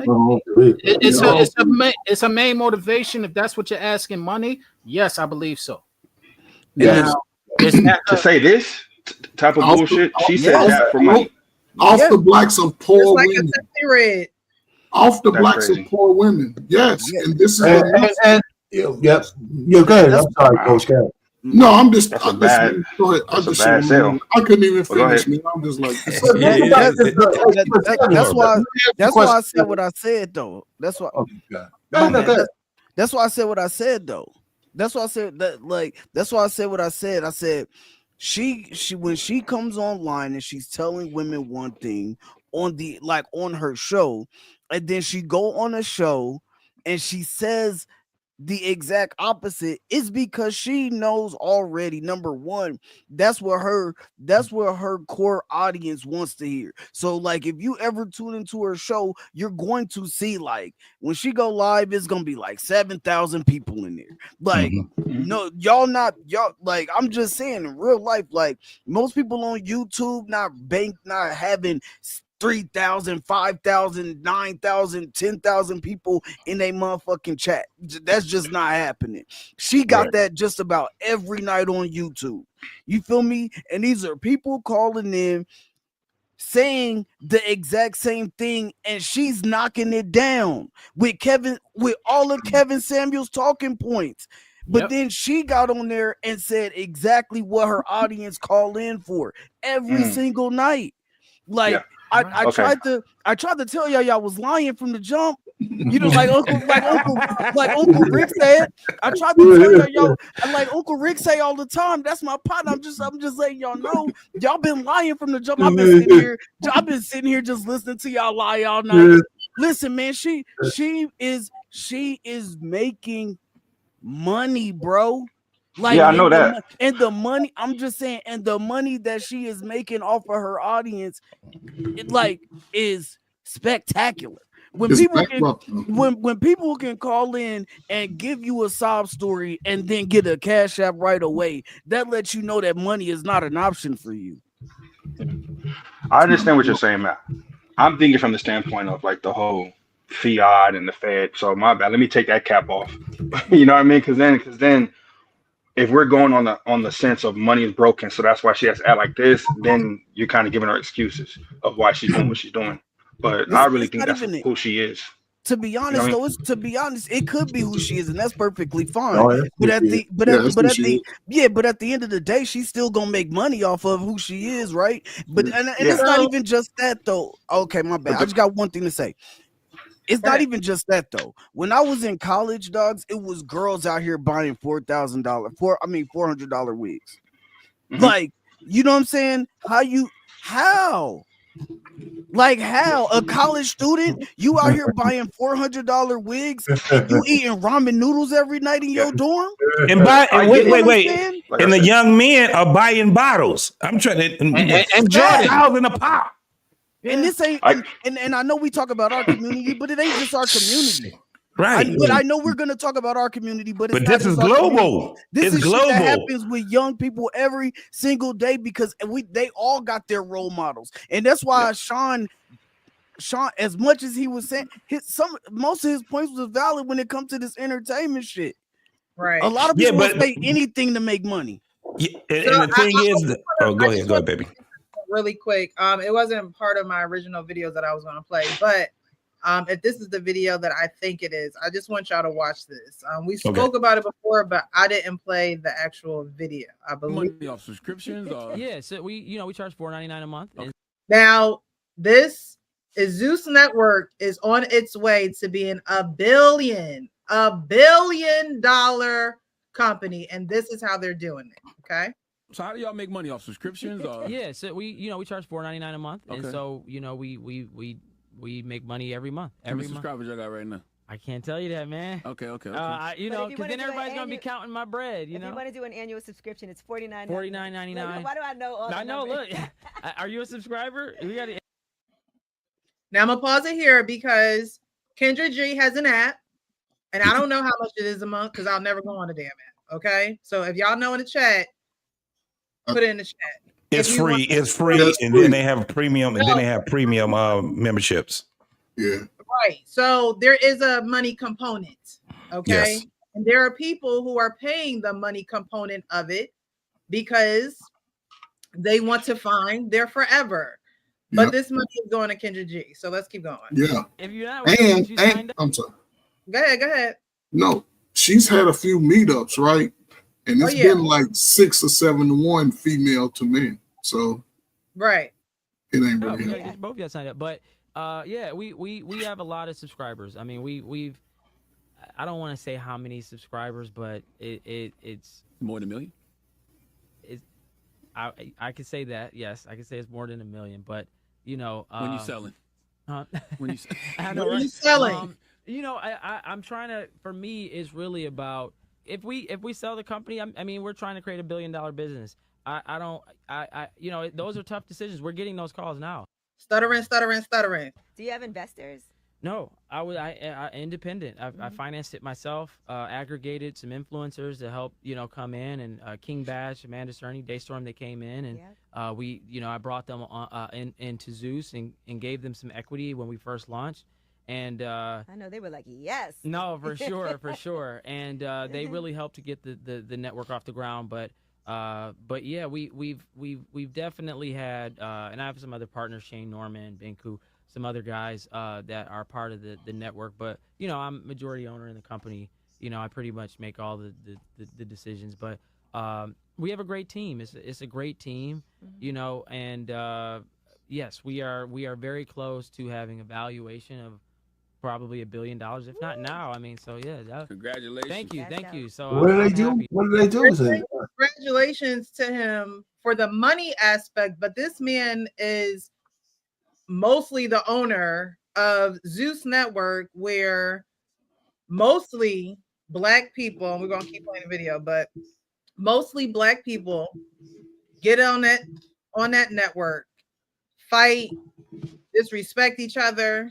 I said a couple shows ago, I feel like the contract says don't die. It's the only 2 words that's in there. Don't die. I remember you saying that. You can do any and everything else on this network. And I don't know how I don't watch the Zeuss Network. First of all, I'm not paying for ratchetness. I might as well go to North Jersey or New York or somewhere to go see it in real life. I probably don't even have to go that far. Well, what's interesting about what you're saying is this has existed. Do y'all remember World Star? It's the same premise. Right, but in the world, it ain't like Zeuss. where the internet don't turn off, and you have social media that perpetuates these clips. Before, you had to wait till 4 o'clock till Maury came on. Okay, you had to wait. You had to have your dinner and be sitting there or preparing your dinner. Now you can do these things over and over. Right. And over. World Star was the same principle before the owner passed away. The same thing. People started saying World Star before they did anything. Right. And we grew up on Jenny Jones, Ricky Lake. I like Jenny Jones. And it wasn't the wave then. Right. What is y'all? I don't care whatever your justification is, it's wrong. Right. Well, I'm not arguing right or wrong. Let me be clear on that. I agree with you. I agree with you. Right. So let's keep this simple. I don't argue right and wrong. Right is right and wrong is wrong. Correct. There's no middle. Yeah, but I don't know if I want to sell. What do you think? You think I should sell the company? Not quite yet. You know what I mean? It just depends. Like, Bob Johnson sold when it made sense for him to sell. You know? Yeah, and it just depends. Like, you always have to know what your next move is. So if you know what you're selling for to invest in something else, then it's also like you could also get an investor and sell part of it and still remain involved. I think for yourself, it's always what makes sense. Oh my God. So they didn't get into a part of the interview that I saw, but he pretty much was saying that this is what the people want to see. Mm-hmm. Like, this is what the people want to see. So this is what we're producing. Mm-hmm. This is what the demand is for. And so I'm not going to stop. He pretty much said, I'm not going to stop showing this behavior because this is what they're paying for. This is what they are buying into. This is what they're spending their money for. And so if they're going to spend their money, I'm going to provide it. That's the majority, correct? Community, right? The majority, correct? He don't want to tell you how many subscribe. Over 1 million is definitely hey, Precious. Correct. Say how many subscribers you got, and it's on the hush hush and on the low. Yeah, hey, Precious. When he said, minds in the trash, in the gutter. Yeah, when he said, I don't want to tell you how many people it is. And then he said, is it over 1 million? He said, yeah, it's over 1 million. So you already know what it is. You know, if he can tell you that it's over 1 million, but I can't tell you exactly what it is, it's far from 1, 10, 15 million. It's far from that. Thousands. It's, come on, man. We talk about billions. Exactly. And this is the thing. Now, I've never heard of Zeuss. That interview had to be more than 3 years old because Angela Yee is not even with. She ain't been with the Breakfast Club for at least 2.5, 3 years now. Yeah, almost like 3 years now. It's been like 2.5, something like that. Yeah, she has her own ratchet show on right now. Right, and she has her own. Now, this is the thing. You are absolutely that. I'm glad I didn't say something. I'm glad you cut me off too, because I was getting ready to step on that right there. When it came down to Kendra G. I'm glad she stopped me because this is the thing. Kendra G has an app, and that was the thing I was going to say. She has an app now. So when Sean was saying that it's about money, it's not that we don't know that. Now, if you told us that in the 90s and he was telling us that, then we'd be like, light bulb, come on, right? Now it's like we already understand this. Everything. When you talk about entertainment, everybody trying to get paid. This is the thing.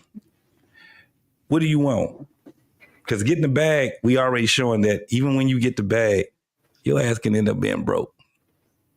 Even when you get the fame, your ass can end up being hated, the most hated person, right?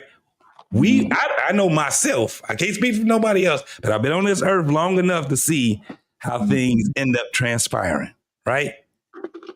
I can see it. I can just be like, yeah, you probably think I'm a future teller if I told you it's about to go bad. When I told y'all, no, they about to come for Kendra G. Mark my words on that. It's about to go down. It's already been started already, right? Now, the guys that was on her side was actually the men. The men was. Because we like, this is entertainment. We didn't have a problem with her having the show. We had a problem with her conveying a message to young adults. And what she just did on that show, it sealed the deal on her decline. Right. I don't know, but she's gonna be famous, but she ain't about to make that money. Listen, let me tell you something. When she go on there and she asks these women to come on her show, they've been watching her show for months and years. And the first thing she asks them is what? Have you subscribed to my app? And 90% of them tell her, I haven't subscribed yet, or I'm getting ready to subscribe, or I meant to subscribe. Hey, though, JT, she kicked their ass off though quick if they haven't. She get their ass off quick if they haven't though. Right. Yeah. So she's doing it for money. You don't have to. You preaching to the choir, my guy.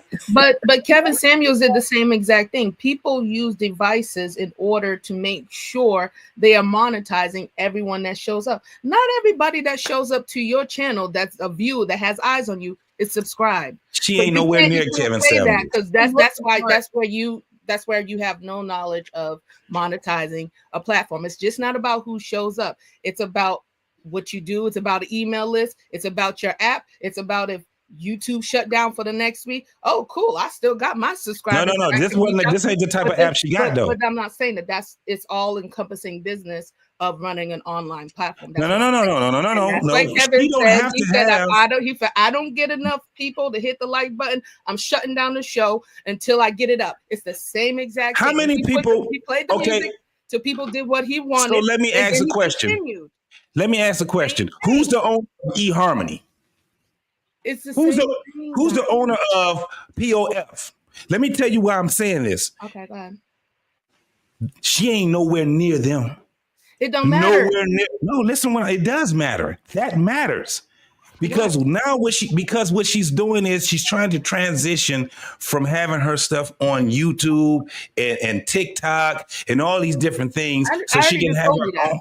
No, what I'm telling you. So, okay, if you told me that, then we on the same page then. No, because my whole point is, the thing is, if you're monetizing it, you don't have all your eggs in one basket. That's what a smart business person would tell you. Anybody that know anything about money would say, don't have all your eggs in one basket. For her to have all her eggs on YouTube would be dumb if the platform went down and she did not actually have the any access to her followers, where her money comes from. So people monetize in different things. They say, okay, I'm gonna adopt this model, which is the subscription model, and we know that this person, they're actively purchasing results, and they're doing it for what? What's the nature of it? Whatever problem you said you were going to solve in that app, just like we sign on. No, I'm asking you specifically. We sign on to Amazon because we're paying for convenience. We're paying for this being at my house by 6 or 10. Yeah, but I'm asking you, what is her nature? I don't know because I'm not signing. Okay, I do. So let me tell you. Relationship. Right. So let me tell you, this is the reason why I said what I just said.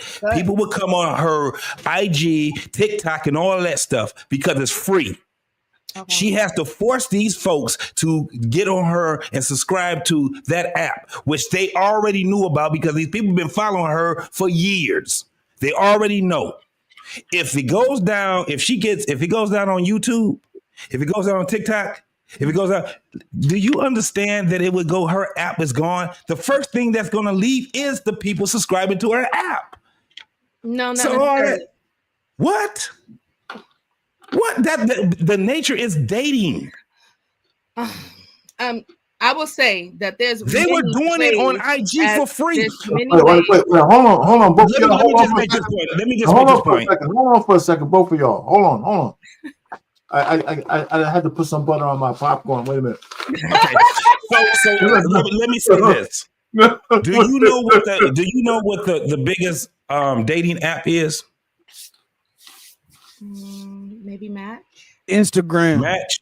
It is Instagram. It is Instagram. So you can't tell me that if she lose her subscription from Instagram, that she can still continue her subscriptions on her app. Yes, she can. Yes, she can. I guarantee it won't work. Yes, she can. This is what I pay for knowledge to know.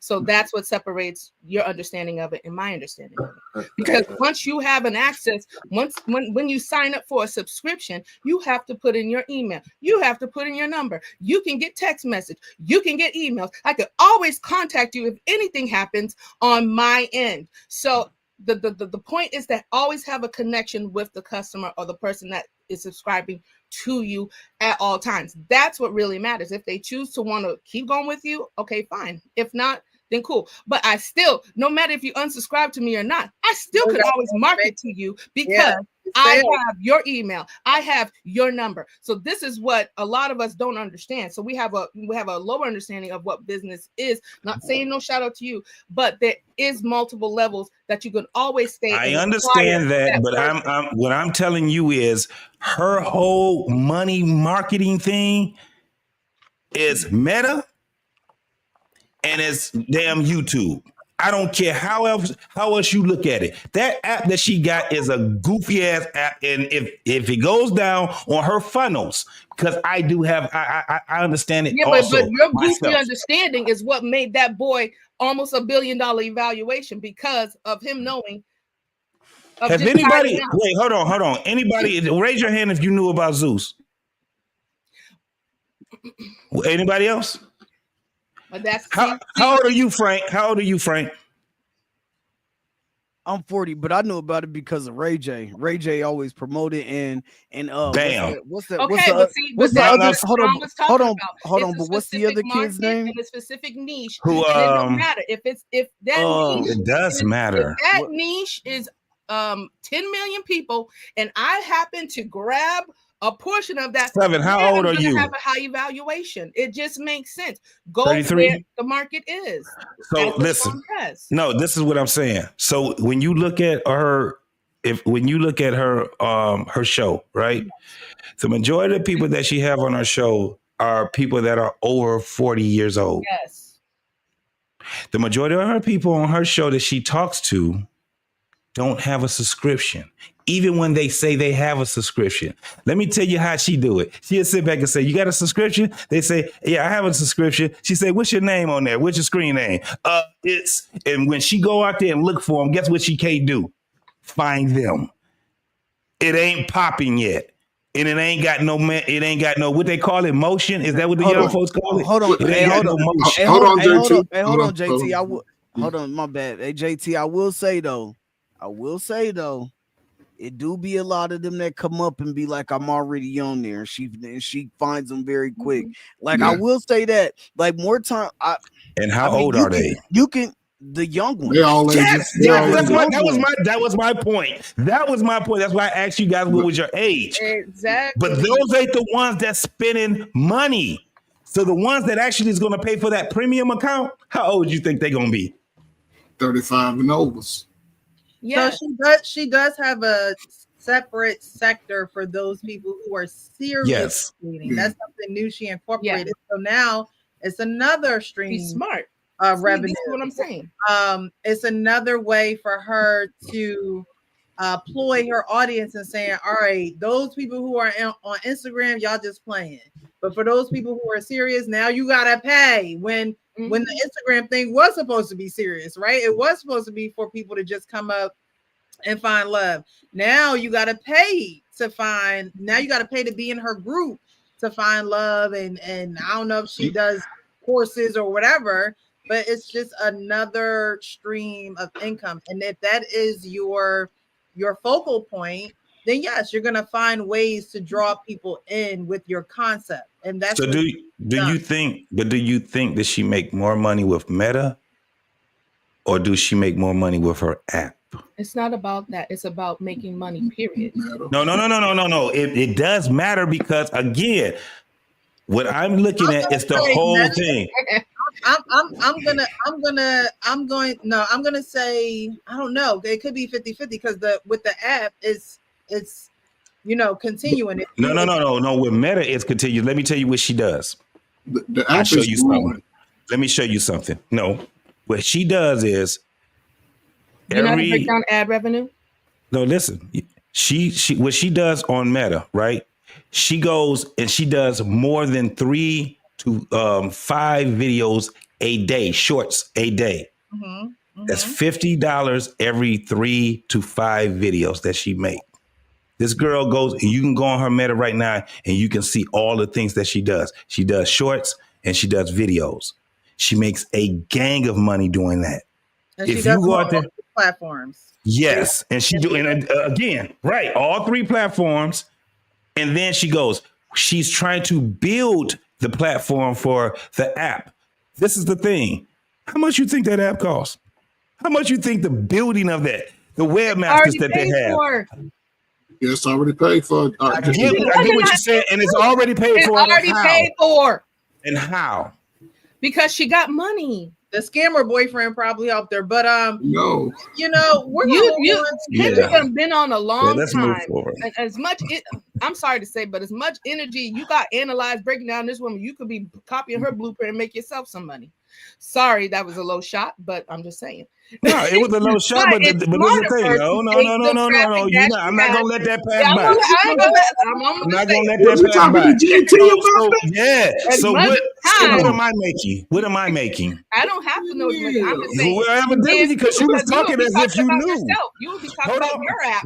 You would be talking about giving more to yourself. Hold on. So the energy I'm putting into a person that we haven't. Hold on. The energy that I'm putting in a person that we all having a conversation on, and it was the topic.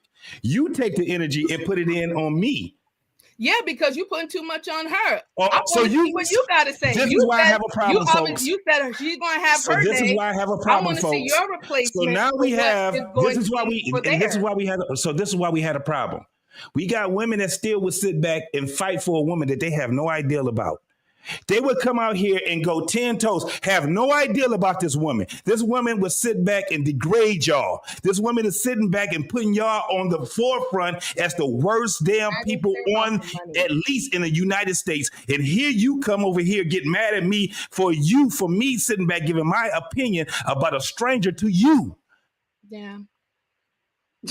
No, I think she's trying to tell you. She has no effect on me. She doesn't. I'm not in her category of delusional woman over. If you want that smoke, then okay. Social media looking for a husband. Okay, so I'm not in her niche, so that doesn't matter to me. So why are you fighting so hard for it then? But the only thing that I'm getting excited about is how you're trying to break down business and marketing. That's the only aspect I'm talking about. When did I break down business and marketing? I was giving my opinion based off of. Hold on. I was giving my opinion.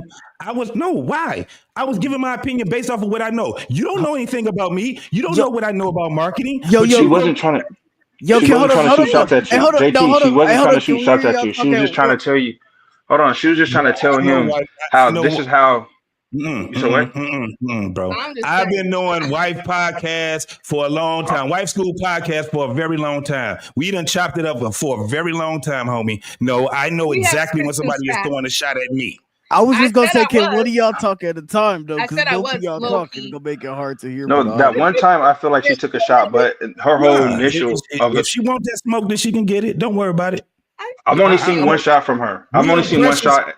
Yeah, I didn't. Look, I've only seen one shot from her, bro. And from like I said, from where I'm at, you can get it too if you come from me. But I feel like she was trying to make a point of she's been in that marketplace, so she knows where she's putting her money to make more money. And I feel like you just kind of took it internally of like you don't know what you're talking about. She gave you one shot though, but I don't think her initial point wasn't to downgrade you or put you down. He's telling the She did do a shot though, bro. She did do a shot. Miss Precious, go ahead. I have my own platform, and if Wife Podcast want that, Wife School Podcast want that smoke, she already know I got nothing but time. We just gonna continue on the show. Take it easy on her, JT. Take it easy. She want the smoke. She want the smoke, and we'll do it. What we know, DMU, you know what it is. You already know what it is, my man. Hey, Coach, we need you to moderate. I need our pain there with his popcorn bucket. You already know what it is, so we ain't even got to do it. I'm a very patient person, and I'm not. Yeah, okay. Everybody go to their corner. It's ding ding. Have any plans to resign? Excuse me. Let me tell you something. Absolutely. Get out of my face. I got that same clip too, Precious. Let me tell you something. Hey, he was poking the shit out of him.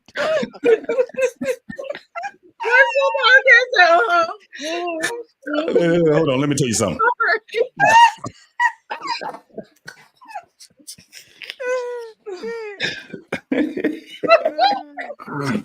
I'm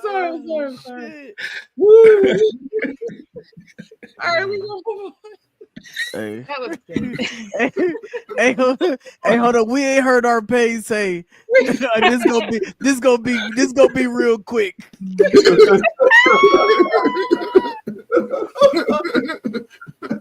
Why you picking up me? I got some healthy pretzels. You know, I got some healthy pretzels. I got his snacks tonight. He like, man, y'all go ahead. I'm just saying, I'm gonna be like, here, let me tell you something. For all those who are joining, thank you for being here. We appreciate you for joining the conversation. Hit that like button. Hit that like button. I ain't begging for your money. I'm just saying, hit that like button. All right, we're gonna move on. We're gonna move on. So I saw this video and they're talking about the gender wars, and a man breaks down. Oh no, he quite can't get it together. All right, so we're gonna dive into this a little bit. Hard for Black men to give us the treatment that we see them give to women of other cultures so easily. When we come into a situation for Black men and Black women where we already coming in with barriers, we are asking the other person to tear it down for us, or at least assist in it. But I don't think we know the difference between assist and full transfer. So a lot of the times we looking for somebody to save us out of the situation. Have you ever looked at a man, you look at him like, yeah, he might got his stuff together, but there's certain insecurities he might not talk about. But when he get around amongst the rest of the fellas, he leaning on the woman as if that's his mother. And the woman is leaning on the man as if that's the father. And that's not it. No, that's your partner. Y'all should be able to serve one another. But we're gonna stop it right there real quick because there's something that might be a curse word to some folks. Okay. A woman that gets in a relationship with a man is looking for him to be her dad. A man that gets in a relationship with a woman is looking for her to be his mom. There are dynamics like that in relationships. And what he said, we should be looking to serve one another. That's not a concept. I mean, we just saw Kendra G and, you know, her 3,300 access pass granted, the way she thinks. But as far as serving one another, where do you, other than people that are already married, right? Where do you guys see that at? Because we talk about social media and how it is not giving these messages. If the message is given, you have low viewership. So are you guys seeing that anywhere in your personal lives where you know that there are people that have that servant heart leadership or that servant heart, that's what they're leading with, and not necessarily saying, okay, well, I need you to upkeep me because I upkeep me, and now that you're here, you got to do it. Do you guys see that, or is that something that needs to drastically change? Precious, I'm gonna steal the spotlight on just with myself. I see it in my own life right now. I'm telling you, I wake up every day like it's a surprise that I'm waking up. You know, I know I got lucky in a sense, but I know I was already a stand-up type of dude, right? I was already that type of dude. I done made some dumbass decisions, and most of my bad decisions, and I think most men would agree, came on the understanding of a woman, pretty much. If you really go back, like, okay, yeah, but you know, it's just unfortunate that brothers are getting it and they're younger and getting it, and sisters are still Kendra G in it, and will continue to Kendra G in that shit off the backs of their children, off the backs of everything that says, I want to build a future. And again, if Kendra G has the voice and she's piggybacking what the last year, we don't need ninjas, but we want you, go out, do what you do, Michelle Obama, blah, blah, blah, all of this, and we talking 2025 when everybody I'm seeing trying to find a solution, and she's coming to Tamron Hall. And Tamron Hall is a professional woman trying to say, girl, is that what you want to show us? Show the world about us? So I guarantee you she could have cussed you and said, you little dumbass motherfucker. But the fact that she's coming to the world with that, you know, it just breaks my heart.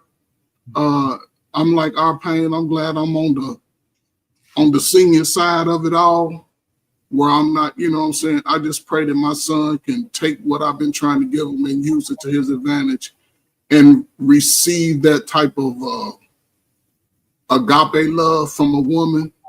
And I hope he can choose well, because if he makes the mistakes of what we are talking about and living through, I tell him all the time, he will be broke. I would not bail him out. But if he's doing his thing and he bring me a little married grandson, oh, he gonna play football, basketball, baseball, soccer, and eat all the sweets he want when he come and see granddaddy. But until then, women, y'all got to get it together. So, brothers, we all right, man. Just stay in there the next 4 years. Work hard the next 4 years. Watch that shit turn king style. I'm done. Yeah, let's stay back in the Stone Age, okay? I want to stay back in the Stone Age only because I think what's happening now today is that folks are victims of sensory overload, because the relationship between men and women is a natural one. And we overthinking this shit, right? Back in the caveman days, when a guy, whatever they called love back then, he might have had a couple of chicks, but we didn't have no social media to tell him what a woman was supposed to be, what a man's supposed to be. All he knew was that when the beast came or the other tribe came, he had to protect his women and children. There was no goddamn compromise. There wasn't no who's this and who's on. I mean, it was a natural pecking order. The man's here, she's there, and the kids are right there, right? That's just how it is.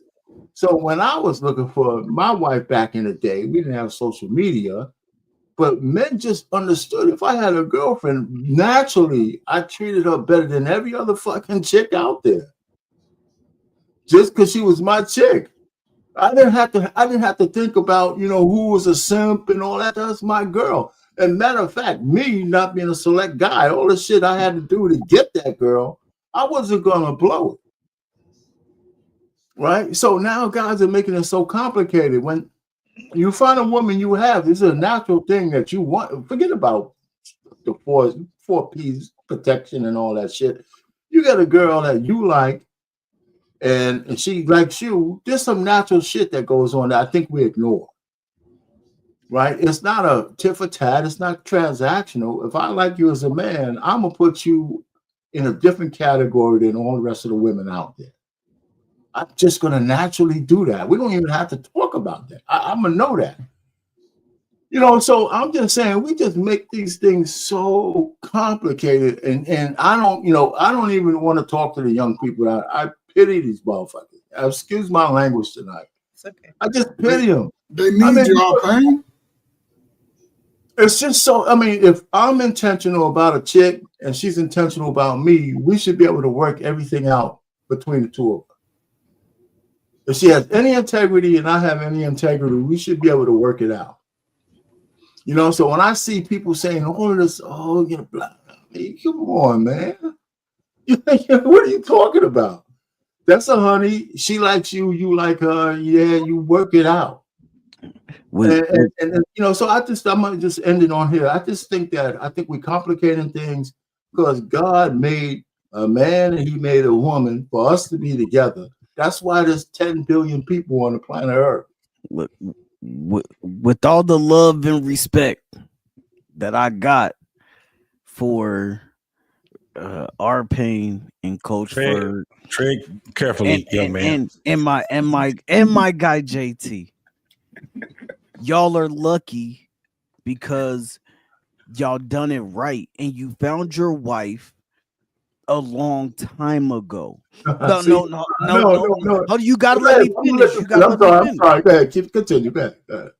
And the reason why I'm saying that is because, you know what I'm saying, your wife this is what I was saying. This is why I should be coming full circle. This is what I was saying about a couple weeks ago. We was talking about the Pop the Balloon show and all of that. People got access to people that they didn't have access to a long time ago. And you might not think it's a big deal because because you're older, you're not on. I'm just saying, and I'm not saying that in a bad way. I'm not saying it in a bad way. I'm sorry, bro. Okay, no, but I'm just saying, like, you're older. A lot of times, like, y'all don't be really caring about social media. Y'all don't, you know what I'm saying? And things like that. But when you're younger and you're looking for people and you're going on these dating apps, or you might be sliding in DMs on Instagram, you know what I'm saying, and shit like that, or even at the college. I literally I promise I heard women saying, yo, I gotta go pick up my wig from Denver. It's getting made. It's $400. If you hear a young man, you hear a young woman saying that, and you're a young man in college and you already hear that she picking up $400 wigs, you're going to be like, that's what I'm going to have to support. Like, and women will tell you already from the jump, yo, I paid $400 for my wig, so why would I go on a date to the coffee shop that's $5? That is the dating world now. So yes, you guys were able to find your person before shit was like popping off like that, for real. Like, listen, we have to be honest that there's a drastic difference between the time that you found your wife and now.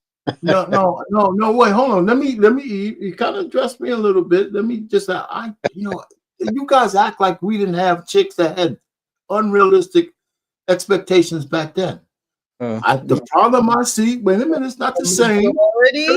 It's not the same, but the problem is that if you're going to try to check or to push up on a woman who wants to have a $400 wig, and you want her for anything other than to smash that night, that's your fault. No, wait a minute. You had your time. I didn't say nothing. There's got to be something that you guys have to be willing to eliminate to find a woman that fits into your category. Because I can guarantee you every woman doesn't want to have a $400 wig. And I can tell you, you know why I know? You know why I know? Because I got 2 goddamn daughters and their hair is all natural. There's no bullshit. They spend the time fucking with their hair, man. And their mother's all natural. I know 3 natural goddamn women. No BBLs, no extra tits, none of that shit, man. A guy pulls up on them, and if he's talking the right shit, they got women. So this whole notion that all the women are just fucking hoes and they want all the shit is bullshit, man. Let him tree. He knows tree natural. Tree. Hold on. And you're absolutely right. My daughter, she got locks. So it's Let him cook. So you're absolutely right when you say that. But that your daughters are in the majority. I mean the minority. No. Frank, how old are you? No. Frank, how old are you? Hold on, bro. You have to, huh? How old are you, Frank? I'm 40, but I was in college 4 years ago. He an old nigga that don't realize he's old yet. No. I realize I'm old, but I'm telling you that I was around young. I'm just telling you that I was around the younger people 4 years ago. That's all I'm trying to say. And no. Your eligibility went up until last. Your eligibility to play football went up till last year, huh? Because of COVID. Right. And look, all I'm saying is my daughter, she's natural too, so I get it. But what I'm saying is, at the end of the day, when you got a lot of women out here online on social media, and I know y'all think that it don't impact. I know y'all do. I know y'all be like, man, because I raised my daughter this way. I know y'all do. Listen, I know y'all think that it has no impact. But when your daughter goes to college and she's hanging around all of the other girls in college, and those girls are doing these certain things, it may not be your daughter because it's never none of us. I'm just letting you know. But I'm just telling you that at the end of the day, when your daughters start getting around these people and they start getting out of your house, most black people, to be honest, are paying, and some of the guys that are on this panel, a lot of us wanted to do shit different. I didn't want to kick my daughter out. I don't want to kick my daughter out at 18 because you know what I'm saying? Like, I want to give my daughter away to her husband. So I get it. But a lot of people out here not living like that. So I'm just all I'm saying is when they go out here and they don't have that and they're living on their own and they're in them dorms. Listen, what you said when they hanging around their friends, none of that shit is gonna matter when all their friends going out getting $400 wigs. If you take a breath so we can have a conversation, I'm not saying anything that you're saying is wrong. I'm just saying you're acting like what you're saying is absolute. I disagree with that. You're making such a case like these guys. If you are an intentional man, a woman eliminates herself automatically. If you're looking for a chick that you want for you, and she's talking about $400 wigs, and you, I don't want a coffee date with you and all that shit. She's not for you. She's not for you. Find somebody else. And wait a minute, one more thing. I'm gonna shut up. I swear to God, because everybody's saying the problem I have with you fucking young guys. I'm cursing tonight. God damn it. Yeah, you can. Don't worry about it. Let him cook. I don't want to go through the numbers. Anything worth having, you got to fight for it. You might have to fight harder today than I did back then. But if you want something bad enough, if you ain't willing to do that, well, I mean, I'm tired of crocodile tears, man. We don't need to be coddling all these men. And you know what the young niggas are saying to us, old niggas? I ain't got enough. You know what the young niggas I ain't got enough hugs, dog. I ain't got enough hugs. You know what the young guys are saying to us? Do you know what the young guys are saying to us? That they don't want to be us. They're saying to us that you sitting there talking about crocodile tears. I'm out here getting my money that you wish you was getting. They're getting more money than we was. They're getting more. Yes, they are. Yes, they are. That's the way they cry. There's more millionaires, right? There's more young millionaires right now than we had in our days. But they ain't on the. And they still 1%, and they're still 1% The same of the percentage. population. JT, tell them it's the same number. Come on, man. Come on, man. What are you talking Wait, about? you're laughing. When have any of us just sat and talked about a billionaire who just got off of Zeuss? None of us. Stop. That's a kid. That's one. Hold on.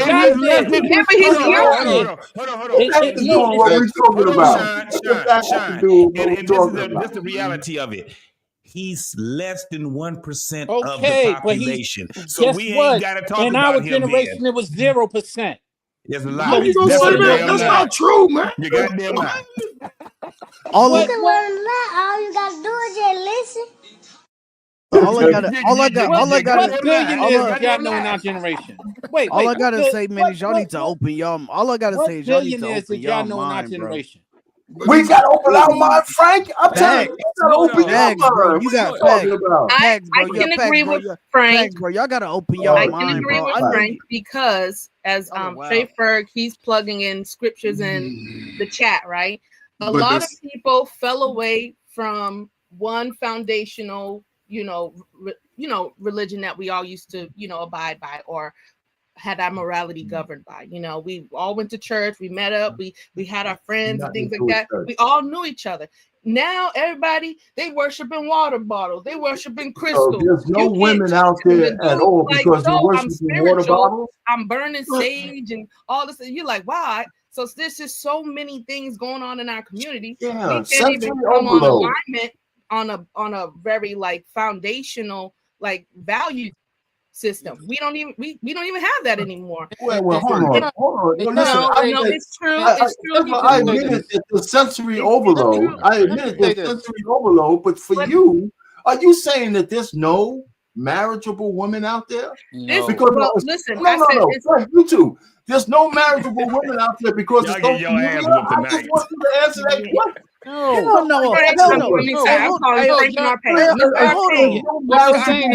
What we're saying is you're sounding old.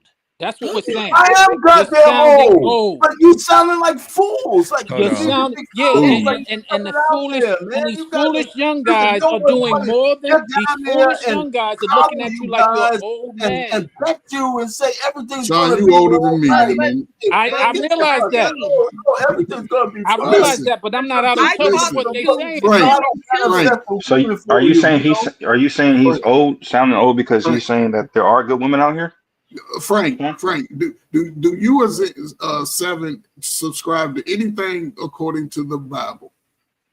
You're still an just answer, anything, even take out the religion. Do you subscribe to anything within the Bible? Of course. Okay, so it's stated already before me, our pain, my daddy, his daddy. A good woman is hard to find. And if you ain't intentional about finding her, you're gonna run into a whole lot of scallywags. That's the way it always been. It ain't never changed. I'm not the one complaining. I'm married. I'm married. I'm not the one complaining, and I don't agree with Frank. I appreciate you, Seven. You don't have to. I don't agree with Frank. You don't have to agree. I'm a grown man. I can stand on my own too. I won't discount what Frank is saying because I talk to other women myself, just having conversation. And they're liars. And even everybody even on here lying. But even my title makes women upset. So, like the fact that you have to be taught to be a wife, we need to be taught how to be wives because obviously nobody's finding you to be one. Obviously, so somebody has to tell you, or you have to get some enlightenment of what a wife is. So even approaching women on a one-on-one conversation, they don't even want it. They don't even want to subscribe to it. Facts. So it's like saying with just looking out to women, having just a regular conversation, they're already hating on the title. They didn't even get to know me yet. But it's like a lot of women, they're very stuck in their ways. They're very stubborn, and it will take a lot to break them. Seven had a question for Frank, and it was stepped on. His question was stepped on. I'm about to say I gotta respond to Coach Ferg real quick. Yes, I do subscribe to the things in the Bible. Is what I'm saying is hypocrite. The things that you're heathen. The things that I'm saying is the real world, man. Like that's all that I'm saying, bro. The real, I'm not, and I know. Listen, bro, our pain, man. I know. Listen, it's dismissive. It's dismissive. What you're saying is very dismissive. No, I'm not even dismissing. I'm not even. That's not even what I said. You're not listening. Bro, you're not listening, bro. No, you're not. No, you're not listening, bro. You only listening. Just like when I said there's more access, the first thing that you said is where you're telling me there's no good women. That's not what I said. I said there's more access. Like dudes are going on. So saying that that's all I'm saying is dudes. Explain to me what does that mean? I'm saying it depends on who you're talking to. If you're talking to a college-age young man who is going out and he's trying to look for a woman, all I'm saying is sometimes it's hard for a guy who like we want to tell, like if we want to tell people to find your woman in college because y'all both really don't have nothing and y'all can build together. But then you hear that college age woman saying, I gotta pick my $400 wig up in Denver or fucking or I'm saying that's discouraging for a young man who don't have no money. Pain. Hold on. And then you're right. Thank you. And then what I'm saying is when you can go online and find big booty Becky in Massachusetts and and then big booty Becky over here in New York and then big booty Becky in California, like bruh, it blurs your mind. Yes, there are some intentional men out there. There are some intentional women out there, and they will find each other. But as you can see, the stats say that people are getting married older these days. They're having families older these days because people don't want to settle down young no more. That's all that I'm trying to say. But Frank, so that's clearing it up. That's clearing it up because I'm thinking you saying just period throughout all ages. But what he's saying is during your time, excellent, bro. When y'all was in college, it's still our time. Quit saying that shit. It's still our time. No, it ain't. When y'all was I told in college, the hell when y'all was in college age, when y'all was a college age, Okay, Payne there and you go. JT Yeah. and Coach, the woman wanted to get married. No, no, brother. And I'm So y'all telling ain't have you, Casey and JoJo. Y'all ain't have what? No, brother. y'all ain't Listen, have Tony. We can explain it to you. We can after I got out of college, I wanted to get married. we can explain it to you. We can explain it. Hold on, let us 7. explain. We can actually explain it. We can actually explain it to him. Let him finish. Yeah, but I just want to stay right where he was saying, because that is very intricate when he asks if women wanted to get married at that time, right? But I don't think he was finished. Right. So he can go ahead and fit. I just want to go stick a pin in. Can we stick a pin in that one right there? Because I want to be able to answer that right there. Okay. So Frank is only 7 years older than me. So in our college age and years, those girls weren't trying to get married. They weren't. But from what it seems like, and I'm not speaking like I was there because I can't go back in time, but it seems like y'all type of women wanted to get married. No. Y'all make your own assumptions. That's what I'm mad about. I didn't get married in college. Right. I didn't say you, bro. You're not a woman. But it's not true. I went to most- college. None of those fucking chicks wanted to get married. They were fucking like crazy. Devin, they not You on here. wanted to get married. Wait a minute. You made your own assumptions. I got married at 29 years old. Okay. And so when I'm hearing Frank saying, okay, listen, people are getting married later, but you went through this whole soliloquy how nobody's marriageable when they're young. No, that's not what he's saying. That's not what he said, Frank. I mean, that's not what he's saying, Payne. That's not what he's saying. The only examples you use was this $200 wig. You're wrong for that, Precious. You're not listening. You're not listening to understand. You're not listening to understand. You're listening to respond. You said your shit, Frank. How come I can't?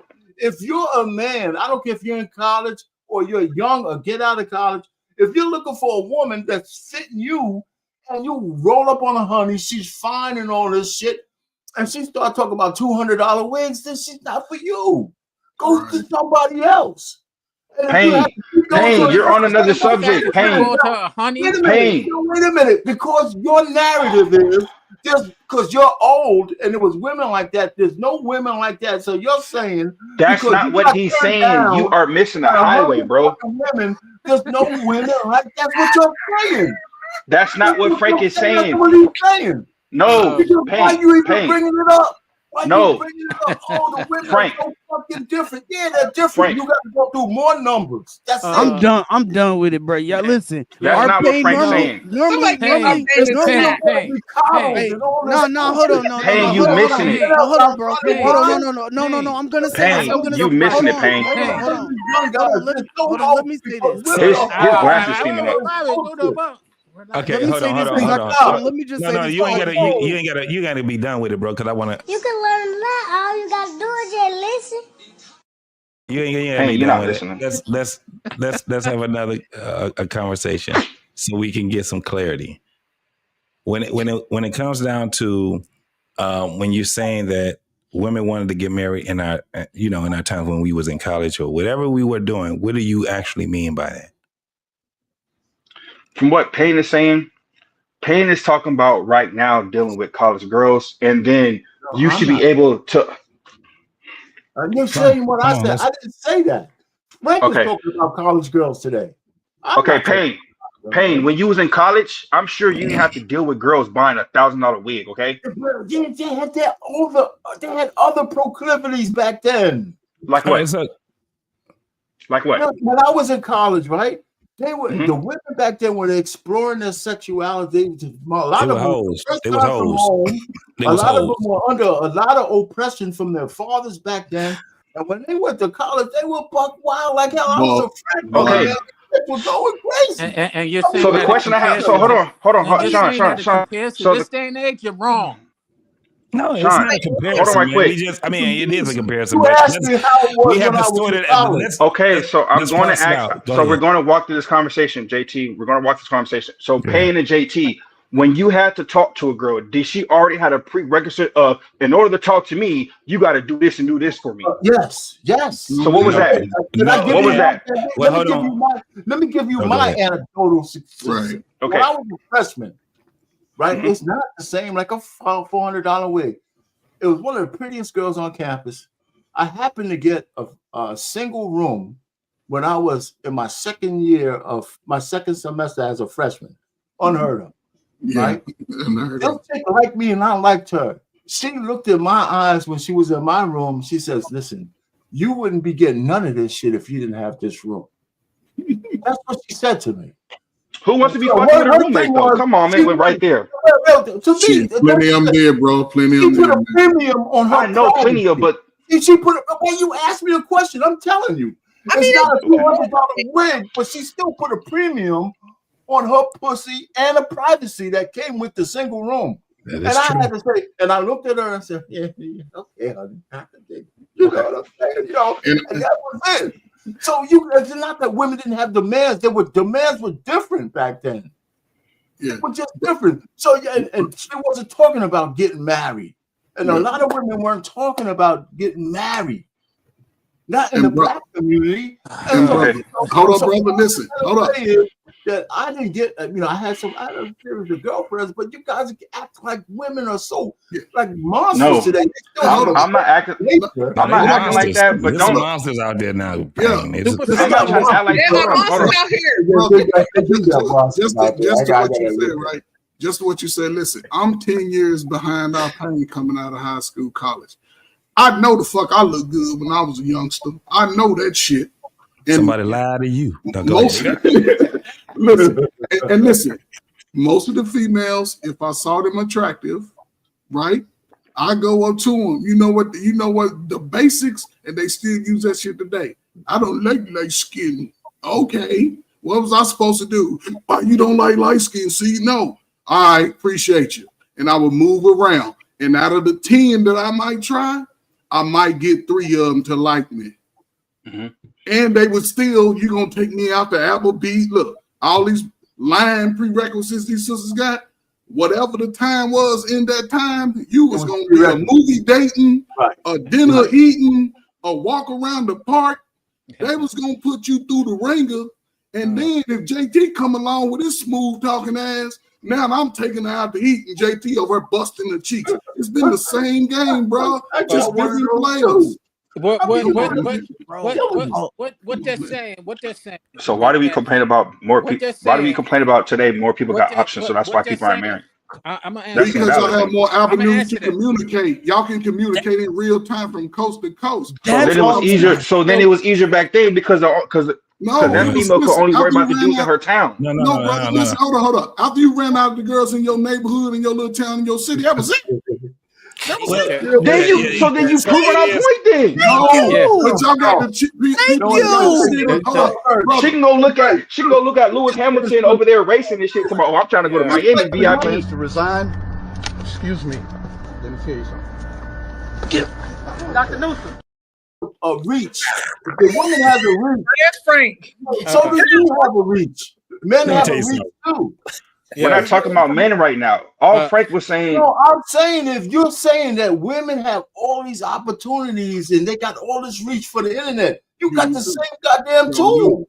Right. Back in the day, you had the same tool. No, that's what I'm saying. Harder because we have too many choices. You cannot focus on one. A numbers game. It's always been a numbers game. Okay. It's always and Payne, to your point. Put to your point, the numbers are now more significant. Bro, don't even try to explain it no more, bro. Don't even. We on 2 different highways, bro. In that conversation. Hold on. Can I say something? Can I say something? That's always been a numbers game. Can I go after you, JT? Oh, no doubt. Here, let me tell you something. No. This is the thing. It's definitely different. It's always been different throughout the generations. I think what we having a problem with, Frank, is that we, as younger boomers and older Gen X, is kind of like a culture shock to us to see so many men complaining. It doesn't seem right for a man to be complaining. Now, the thing is this.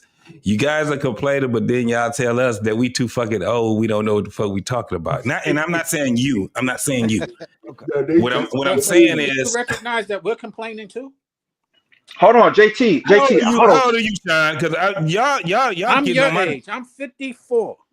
Stop it. We're Okay, well, shit. Well, look, quit talking. You on my side. But what I'm saying is, what we don't recognize is we're complaining too. No, hold on. Yes, we are. No, I get. Yes, we probably are, but I'm trying to parse the thing out, bro. I'm just trying to get it where we're not out here windmilling. Yelling at us. I'm sorry, I didn't mean to yell at anybody. So what I'm saying is this: the difference is, and this is coming from a man that has to look at it through my the lens of I'm looking at. I got adult children, 28, 23 years old, right? And I see the differences in it, just like Arpan, he does too. The thing is this. It's the same way on how we used to be. My kids don't be trying to let me know shit. Now, they'll let their mama know every fucking thing, but they're not trying to let me know shit because they understand that I'm daddy, right? And it's a little bit different with me. I just shut shit down. I don't overreact. I don't cuss nobody out. Well, I'm probably cuss them out, but I don't overreact. And what I do is just shut shit down. And that's where it comes down to. Now, when I hear a guy from, Southern, and I hear Frank, which... Y'all niggas are you old niggas now. Y'all just don't realize it yet. But don't worry about it. At the end of the day, what we're trying to do though is we're trying to parse this thing out when it comes down to this dating thing. It is not. It's crazy for us to hear a man to sit back and talk about a woman that's asking for ridiculous things and then complaining about it, right? On a platform, which by the way, you guys admitted it. This shit is like global now, right? So when you guys are sitting back and saying, well, it ain't the same way that y'all got it and blah, blah, blah. We understand that it's not that. But what our pain was saying was this. If you got a woman that's out here saying some unreasonable shit as far as like having $500 wigs, $2,000 wigs and think that you are supposed to be able to suffice that for her lifestyle, you are supposed to just say, I'm out. Period. Okay. No complaints, no nothing. You get the fuck on. And you're saying, but this is the thing. Yeah. You guys are telling us that it's not enough women out there that's not riding that train. And we're looking that shit is crazy. So if that's not the case, hold on. Frank, look at me, brother. I'm right there. We just parsing it out. I'm just giving my whole thing. So if that's not the case, we fall down. You guys are going to have to come and do some things that we've done that got us to be successful. And one of the things that we did to get us successful was to go out there and date with intention. And the thing is that when we go and we delete all those women that ain't doing what we want them to do, we ignore them and we go to the ones that we can and we spend our time with those women. That's what we have to do. What you guys are not doing is that. You're not doing it. Y'all fucking around on Instagram, sliding people's DMs. Y'all over here trying to just do cold dating. Let me tell you something.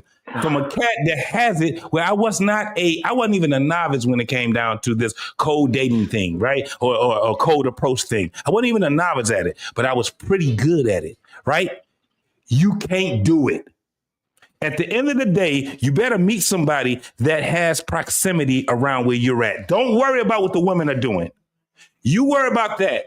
This is the craziest thing to me, Arpan and Coach Berg. These niggas don't even understand that when they get to about 45, 50 years old, they're comfortable being singled. They're comfortable being singled. Y'all doing too much fucking complaining. That's the difference between y'all and us. When it didn't work, we went through whatever the fuck it didn't do. And let me tell you something right now. If a dude is single right now and he's my age, 45 or whatever, let me tell you what he ain't doing. Complaining about women. He ain't. I've never been the one to complain about women. Bro, yeah, I mean, JT, I'm married, you know what I mean? So I never complain. I've always said it was easy. And I tell other guys that do complain, it's very easy. You just got to be in proximity. You got to be in that area. Like you said, you hang out with the barbershop, you're going to eventually get a haircut. So I've never been the one to complain, and I've always got what I wanted out of the dating scene. But Frank, correct me if I'm wrong. Y'all generation wasn't the Negroes I was singing to females, baby, baby, baby, baby, please, baby, please, baby, please. So what are we talking about? Like, no, y'all talking about them singers. They were singers. Now Dudes that was in the city. Let me hold on, man. Look, but it's the influence. It's the influence of the culture. It's the influence. Y'all over here speaking a woman and stuff. I know. I'm not saying you, JT. I know I'm not saying you. myself out here like that, but let me tell you how this shit goes, bro. I'm not personally talking about you, bro. I'm talking about your. Yes, and I'm telling you, I told you I wasn't the expert. It's some I niggas didn't that say way you better were. than me. I'm barely a novice, but I was good at what I did. I was pretty good at what I did. And this is the thing that I've learned. In my generation, what we used to do was we would use the songs. We would set the ambiance. Soon as But we was not those dudes that y'all think that we was. Our generation wasn't the baby. Our generation was pop that pussy, let me see it, doo-doo brown. That was our generation. Our generation was that. Our generation was the low vibrational. Now let me tell you, our generation, because you want to be real, our generation was why y'all are where y'all at right now. Because our generation had grasp on the low vibration of men. The lower vibration of men. The higher vibration of men, guess what they still are? Married or they died widows or widowers. Bro. Listen, at Okay. the end of the day, Hold on. Let me finish. finish. Let me finish. So JT, I don't think most of the men in our generation are complaining. I just think they're just walking away and not even dealing with it. What we have on panels is us having them having conversations and some of us giving insights on how to choose a right woman. You know what I mean? So I don't see a lot of our generation complaining. I see them walking away. I get what you're saying, but that's not absolutely true because your generation has a movement called MGTOW. Men going their own way. Every generation has a MGTOW. No, we don't. We didn't. Our generation. How are we going to be beggars and have a MGTOW in our generation? You got to because you still look for love, right? We still look for a family. Okay, pause. So you're telling me that you're married to the same woman with your kids? I am now. I eventually got back to it. We would, bro. My story is so different. Okay, so the person you have kids with, yes, is the same person. Okay, you are an anomaly. Trust me. I've met older guys from the West Coast. How many dudes? I know so many dudes your age have baby mamas, and it started the whole. Your dad wasn't in that house. He was out here running. No. Come on, man. You are an anomaly, bro. I'm the anomaly, not on that sense, bro. As a black man, as a black man, to be with the woman that you had kids with, even if y'all broke up, y'all still got back together. You was mature to get back with her, and she was mature to get back with you. Most of y'all is not doing that. Most of y'all are not doing that, bro. I'm glad you your said generation is not doing that. Maybe you guys need to follow that platform then. We're not talking about us right now. We're talking about goddamn woman then. Well, fuck it. If that's the case, you're clowning MGTOW of men going their own way. That's not like a flex to clown on them. They just rather choose peace. Bro. I didn't clown on them. I just pointed out that from the point of what you were saying was that you have a generation where y'all came up, and this is the thing. I'm not clowning anybody. What I'm saying is that they exist. There's a reason why they exist. Because the kids that y'all raised, the woman that y'all raised, the juice wasn't worth the squeeze. Well, it wasn't worth the squeeze because your generation, I may have took a chance on maybe Ashley or maybe Hillary. Just looking at the girls in that age, the Nia Longs, I could have took a chance because they were more natural. They seemed like they wanted love. These girls now, if I'm thinking right now, they listen to Sexy Red. They listen to Glorilla. All of them. You had girls listen to Trina. And you had girls listen to. Is it all of them? Hey, Seven. Is it all of them? Is it all? We're not saying all, bro. You're making dead end points, bro. That's the point. Why are we only talking about the negative fucking women? I want to. So listen. Okay, Pain. So let's just talk about sunshine and rainbows. This whole podcast. Let's talk about sunshine and rainbows. We're just trying to have a conversation. Hold on. The host is trying to get in. I'm still trying to go after JT. What I gotta say. Yeah. What I'm saying is, if you guys are not talking about how bad it is for all the women, now why don't y'all give us an example of a man today who wants to be married to a woman starting to try to court her. What do you say to her? So let me hear you geniuses say how do you would Fix approach your face, Frank. how would y'all approach a woman today? So they're all fucked up, they all sexually red, they all of this. Tell me, how does a man today navigate? I don't want to hear from a dinosaur. I want to hear from one of you young fucking eggs that just popped out You of can the go to hell for that comment. I want y'all to sit down and tell me how a man should approach a woman today. Tell me how a man should approach a woman today. We're waiting. Hey, what's up? My name is da da da da. What's your name? Bro, don't fall for that stupid shit. Nobody argues. Right? Listen, So, 7 hey, I get your name right. I get your social media. 7, bro, don't fall for that stupid shit. Don't fall for that stupid shit, bro. No. Our pain, bro. Nobody making that false ass argument. Nobody did that argument.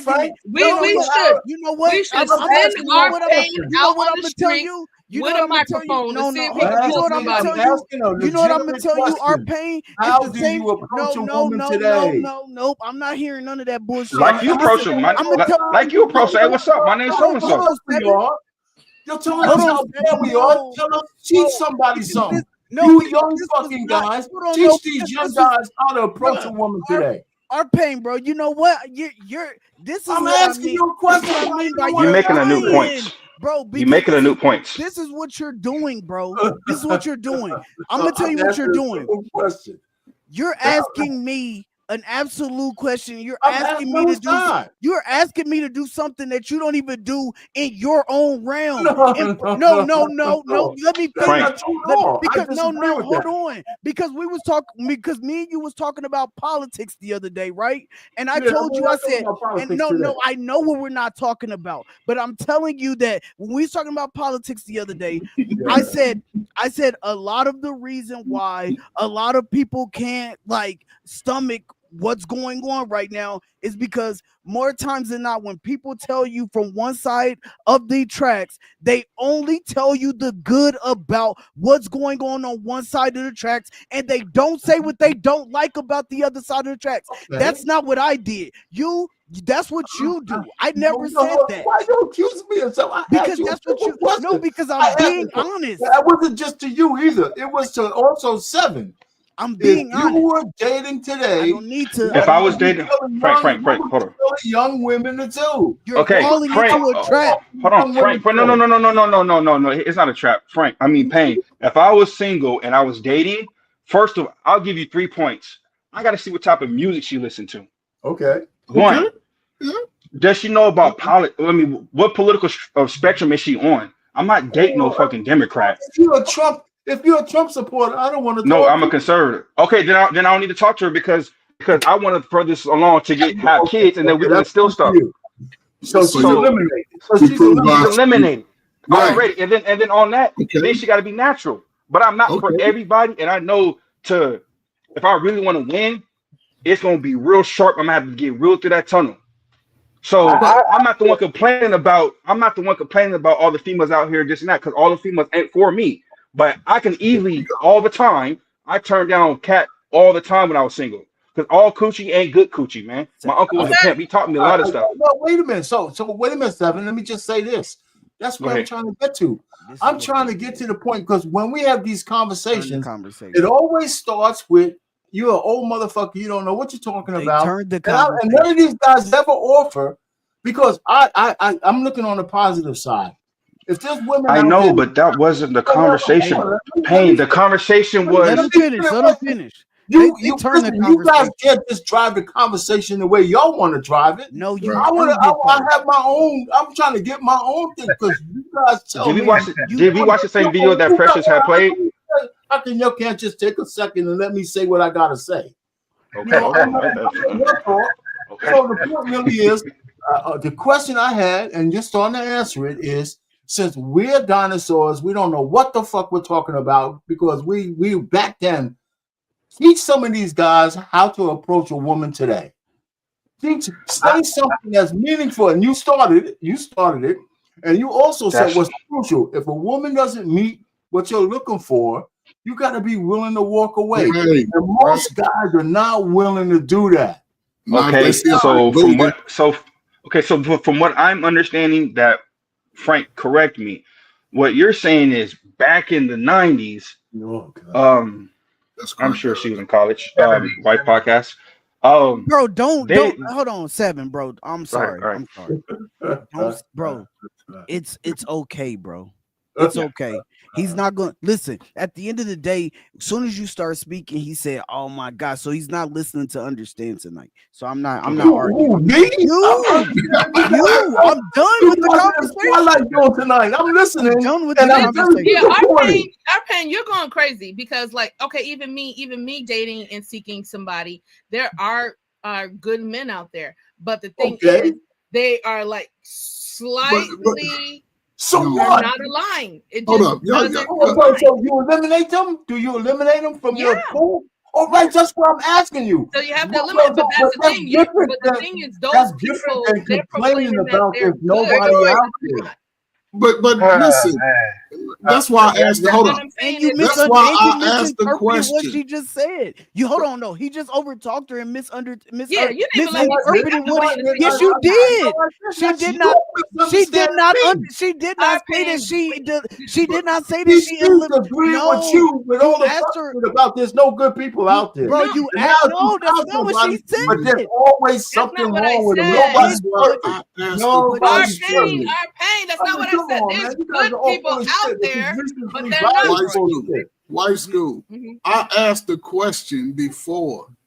If you subscribe to the word, it already states in something that's been around way before we were ever on this earth. A good woman is hard to find.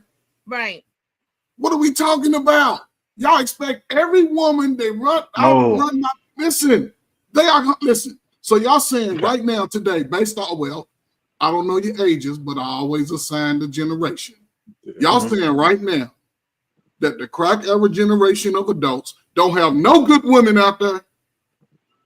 Come on, no, man. that's not what none of us is saying. Wait. Coach, what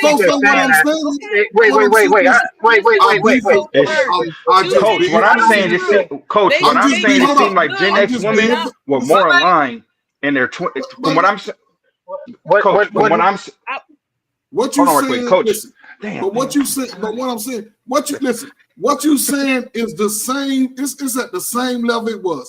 But the problem, what it is, listen, brother. The problem, what it is, y'all hearing it live, coast to coast. We only have to deal with our neighborhood, and this is where the brother. But listen, this is where the brothers can benefit, right? Because now y'all being seen from coast to coast too. So if a woman ain't acting right, and everybody on YouTube's a big baller, pull it, get your little faux outfits together with your little raggedy tight jeans, go to another little city, hang out a little bit, find somebody, and guess what? It's still gonna be difficult. But guess what brothers are looking at more than anything? She got some ass and tick old bitties. She's a 10, but you ain't even looking at her mind. She come around you talking all that. Move on, fellas. The world is coming. If y'all give us, listen, you have the power right now. It's your strongest time. Because you do not, and I'm being facetious again, y'all do not want me single out there in the streets and y'all crying about the women. In fairness, what they're saying and what we're not hearing. Get flued, I'll take y'all money. In fairness, what they're saying and what we're not Sugar hearing daddy. is that there is a difference between our generation and that generation. Whether we want to sit there and acknowledge it. Now, superficialness, to your point, existed in both generations. But it is more extreme now and more available now and more Everybody agreed to that bullshit. Everybody agreed to that. Pain, you didn't agree to it. Pain, you didn't agree to it. Pain, you didn't agree to that. Okay, good. I listened to you yell. I listened to you yell all night. Now it's time to be quiet.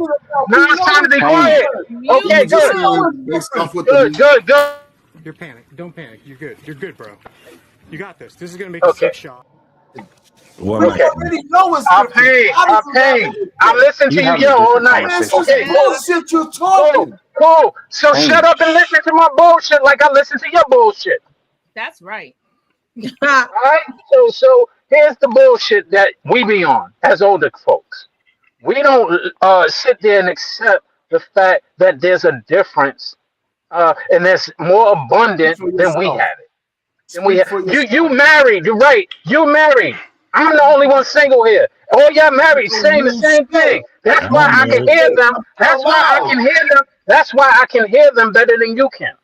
Because you're Absolutely. married. They're talking I'm not. bullshit, just like you. No, you're not out there. You're in your house Sean, I retired. don't You're in Sean, your need to be house out there. retired. You're not out there. I Let him don't get to need Sean. it, to be Pain. out there. That's a realistic. You're not out there. Let him get to Let Of me it, tell you Pain. course, something. Hey, Sean, Let him get hold on. to Hey, it. Sean and Coach Fred, rest in peace to my grandpa. 70 years, he died like last year, 70 something years old. And I asked him about the movies back in the day of like the Mac and Slim. Those dudes, my grandpa age, looked up to those type of dudes on in the movies as if that was masculinity. So I already know how they was treating women. Men ain't doing what my grandpa was doing and his generation was doing towards women. And women themselves would tell you that. Point blank, period. So They're that was their liars. standard of masculine. That was their standard of masculinity back then. They was watching the Mac and films and shit. We're not doing that, but you still got these females acting like Trina and Lil Kim from the '90s, busting their coochie out. I But there mean, was a certain that's sector. There's a certain that's sector unfair of those because women. All right, Go ahead.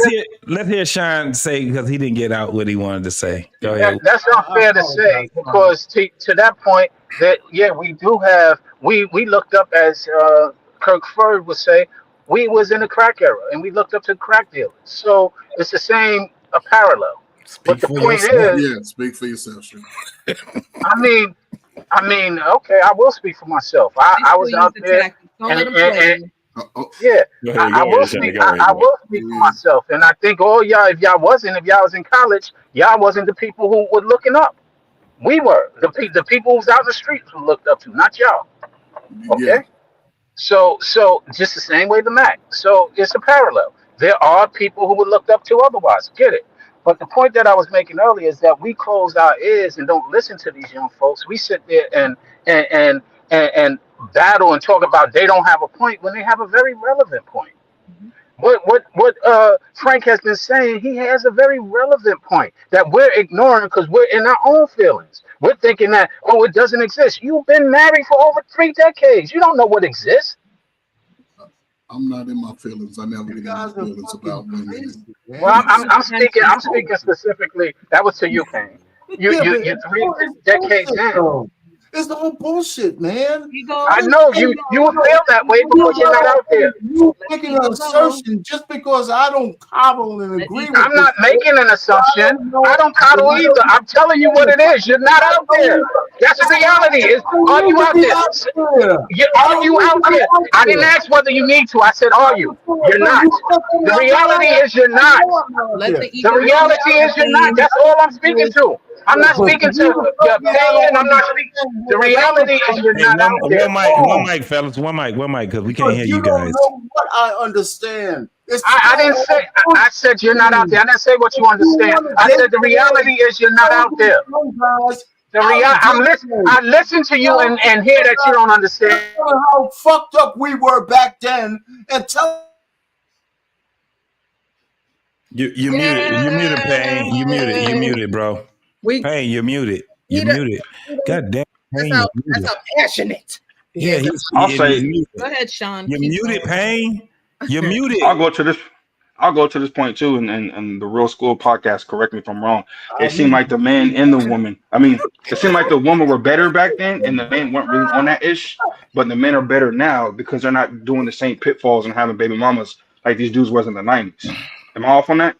Well, I think you're right. I think it's kind of tricky. I guess the stuff that we see on our algorithms is the baby daddy, things like that. But I think men, they're trying to get more, better. Not more better. That's horrible. They're getting better. They're doing things that are actually building them up and building their masculinity because they probably may have not had fathers or things like that, and they're seeking and searching. So I think they're seeking and searching in that way to build their value because men do have to build their value, and the women so much so it's being made easy for them because this, you know, Sims and, Social you know, media. getting the Yep. wigs and, you know, just having a catfish on it, and attention, that's their currency too. So even just attention is currency. So that's really not building up on anything because you're just doing the outside work and not really building up, having the confidence on the inside and to be your natural, authentic self. So therefore you, even if you may be a good woman, but if you do put on the character of the women that aren't good, you might get looked over, even though you may be qualified in every single way. But the fact that you look or you're standing too close, because my guy Philosophical said the good women are standing next to the bad women, so they're kind of blending in. Yeah, so not standing apart because they want the attention And and that's, you know. And I'll say this, so dudes like JT, Payne, and Coach, when I was in high school and growing up, dudes like y'all told me, hey man, you'll get lucky if you run across one good girl. You'll get lucky. So for y'all to see that good girl or squander that good girl, and for y'all to give me advice as a young kid to say, hey man, don't squander that good girl, already lets me know that y'all had good girls back then. Dudes right now ain't saying, hey man, like shit, there's some good girls out here. Don't fumble them, because they all acting the same. Even if they all got the bachelor's degree and they go to church and they in a sorority. A lot of them go back to, I want to stay close to my friends and have a man. And I want my man to be my best friend and still be cool with me going out. It's I don't think you had a lot of that back in the day. So Go ahead. Seven, You made a good point. Can I just say this? Can I just say this? The point that you made, the point that you made a second ago, is very valid. Which is, there is the men, they switch roles. Women are being what men were when we were in those generations when we were immature, and men are maturing now and trying to tell women that you don't need to be what we already were. Now women are being exactly what the men used to be, and the men are growing out of and trying not to be anymore. And we're looking at y'all, we're looking at women like they're crazy, because we're like, yo, we've been there, done that. It doesn't work. It destroys our family structure. We're trying to get, you know, a different focus on it. So to your point that you said is that, yeah, we have switched roles. Now the women are out there trying to be gods, trying to be breadwinners, trying to be all the things that we already have been. I think the problem is this. We have a conflict with people that are out of the dating game versus people that are in the dating game. Older folks versus the younger folks, right? This is where the frustration is coming in at right now. So this is the thing. When we're talking about dating right now, we are in a deficit. I don't care what nobody say. It is definitely different when it comes down to it. Does it mean that it's different because of generation? No, it's just the mindset. It's not the generation. It's the mindset, right? The mindset of men, it devolved when it came down to how we pick our women. And therefore, it devolves on how women look at themselves also. So when you have women that are sitting back and they're saying, I'm a bad bitch, it's because niggas was saying that's a bad bitch. When you have niggas was like, I just want to see some ass and titties, they acquiesced and said, here's the ass and titties. This is what we're not talking about. When we were saying that, a lot of these women that's out here right now are not, they wasn't even born at the time when the shit was happening. Mm-hmm. Now they're here, right? They're here. Guess what? As men, what's frustrating to us as older men is that look where the fuck we came from, right? And let's be 100. The people that were before us told us that this was going to happen. Why? Because we were like, she going to be all right. Don't worry about it. No, that woman is talking back to you. She's disrespecting you. Eventually, she's going to disrespect your kids and all these different things, right? In my generation, dating was just recreational. Marriage was something totally different. You still had a little bit of the recreational and more of okay, we gonna get married, but we wasn't getting married because we wanted to build a community. We wasn't getting married because we wanted to fortify all the things that we need to have going. We were complaining about that bullshit, but that wasn't what we were doing as a whole. This is where we at now, where you So have you're proving women my that are point. more, yeah, oh, no doubt. So That what we men have, right now want to get married more than y'all wanted to get married back in the day. Y'all had freaking, y'all had Two Life Crew. Y'all had all these, like you said, like, you know, scrub the ground. A lot of men, because I'm a millennial, they want to get married.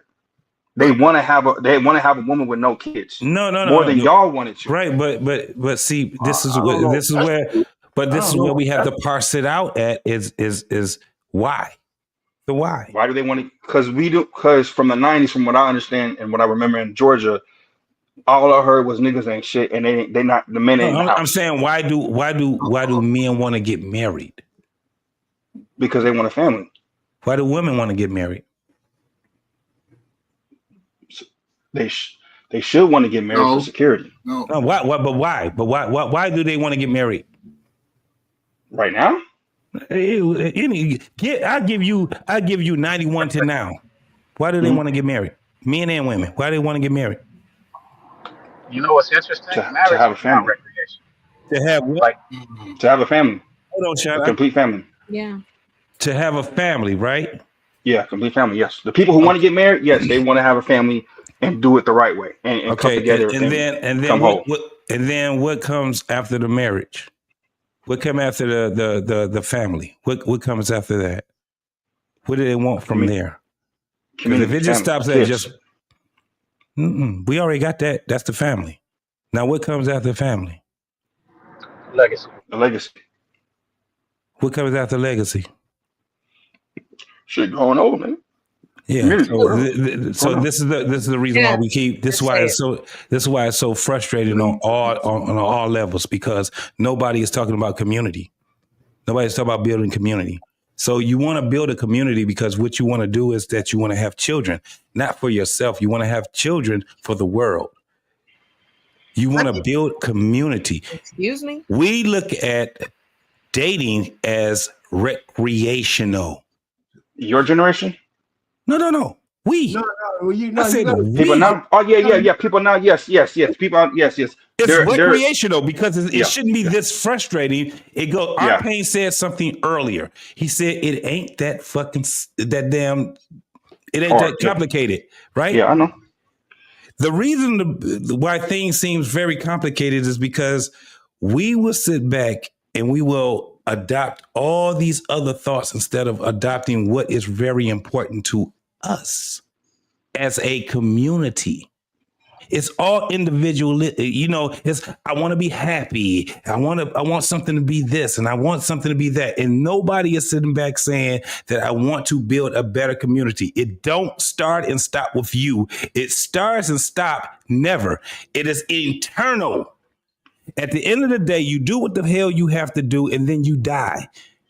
Mm-hmm. You get together, you have career and family and all this shit, and then you build and you fortify each other. And eventually you are going to die. And you want to keep that going because you ain't got no business with it no more, right? This is what we have a problem with. Motherfuckers are sitting back being frustrated because they want things to be able to accommodate them. It's not about that. That's exactly. Sean already talked about this. The mindset. This brings us back to the. This brings us back to the video. Oh, Preston, you're still there? Yeah. So, is the video asking, are we giving Black women grace when you go out to date them? Is that what the video is kind of saying? The video is talking about us within the community. But what happens when the first mistake happens, and then we look at? Look, we was only at the beginning, child. Got us through it. Now we enemies. At that point, it's no longer the problem. Shouldn't be the thing that tears us apart. It should be the biggest issue as far as us handling it together. But if I can't even stand with my own sibling, and I can't stand next to or trust my own mother, or my own father or my own cousin. How can I trust this girl that I just met? Can't. If I'm stepping into a situation and I don't know how to emotionally regulate my feelings, but then you hurt my feelings, and I never took care of the other people that hurt my feelings as far as forgiving them, then it's going to pile on, and then you going to bring what you bring, and I'm a lash out on you because I never lashed out on them. When people don't know how to express they hurt the closest people to them. Yeah. Close proximity. That has happened generationally across our generations. That's where we are as far as black women and black men. I honestly think we in a space where none of us trust each other. So I'm gonna go ahead to the other side. Yeah. Because their mom taught them how to nurture nature and all of that. Okay. Sure. With us, I think there's an epidemic going on with this judgment word. I think, especially I hear it a lot amongst women, like the judgment, like I don't want to be judged and no one can judge other people. No, we got to judge. We were given judgment for a reason. Judgment is discernment. It keeps you away from danger. This whole thing about now destroying someone for the judgment you've came across. Like if I don't agree with your lifestyle, right? I don't have to degrade you or rape or destroy you from earth, right? I don't have to do that. I just don't have to agree with you.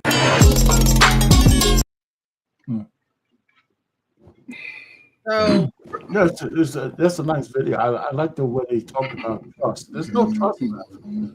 Let me ask you a question, Precious. Hold on. I'm gonna be real quick. Let me just ask a question, then you can go.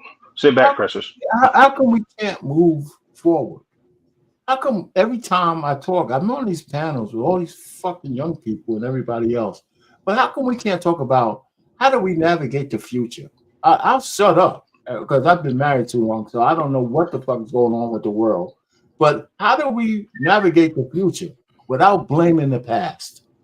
How do we do that? I would like somebody to tell me, how do we get a black man and a black woman to trust each other from this point into the future without blaming everything on the past?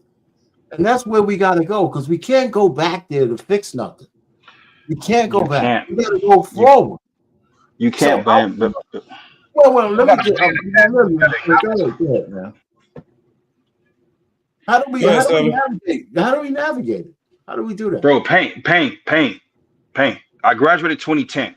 Okay, so from 07 to 2010, all you heard, and I'm not blaming y'all on the panel, but all you heard from black women was, "I don't need a nigga.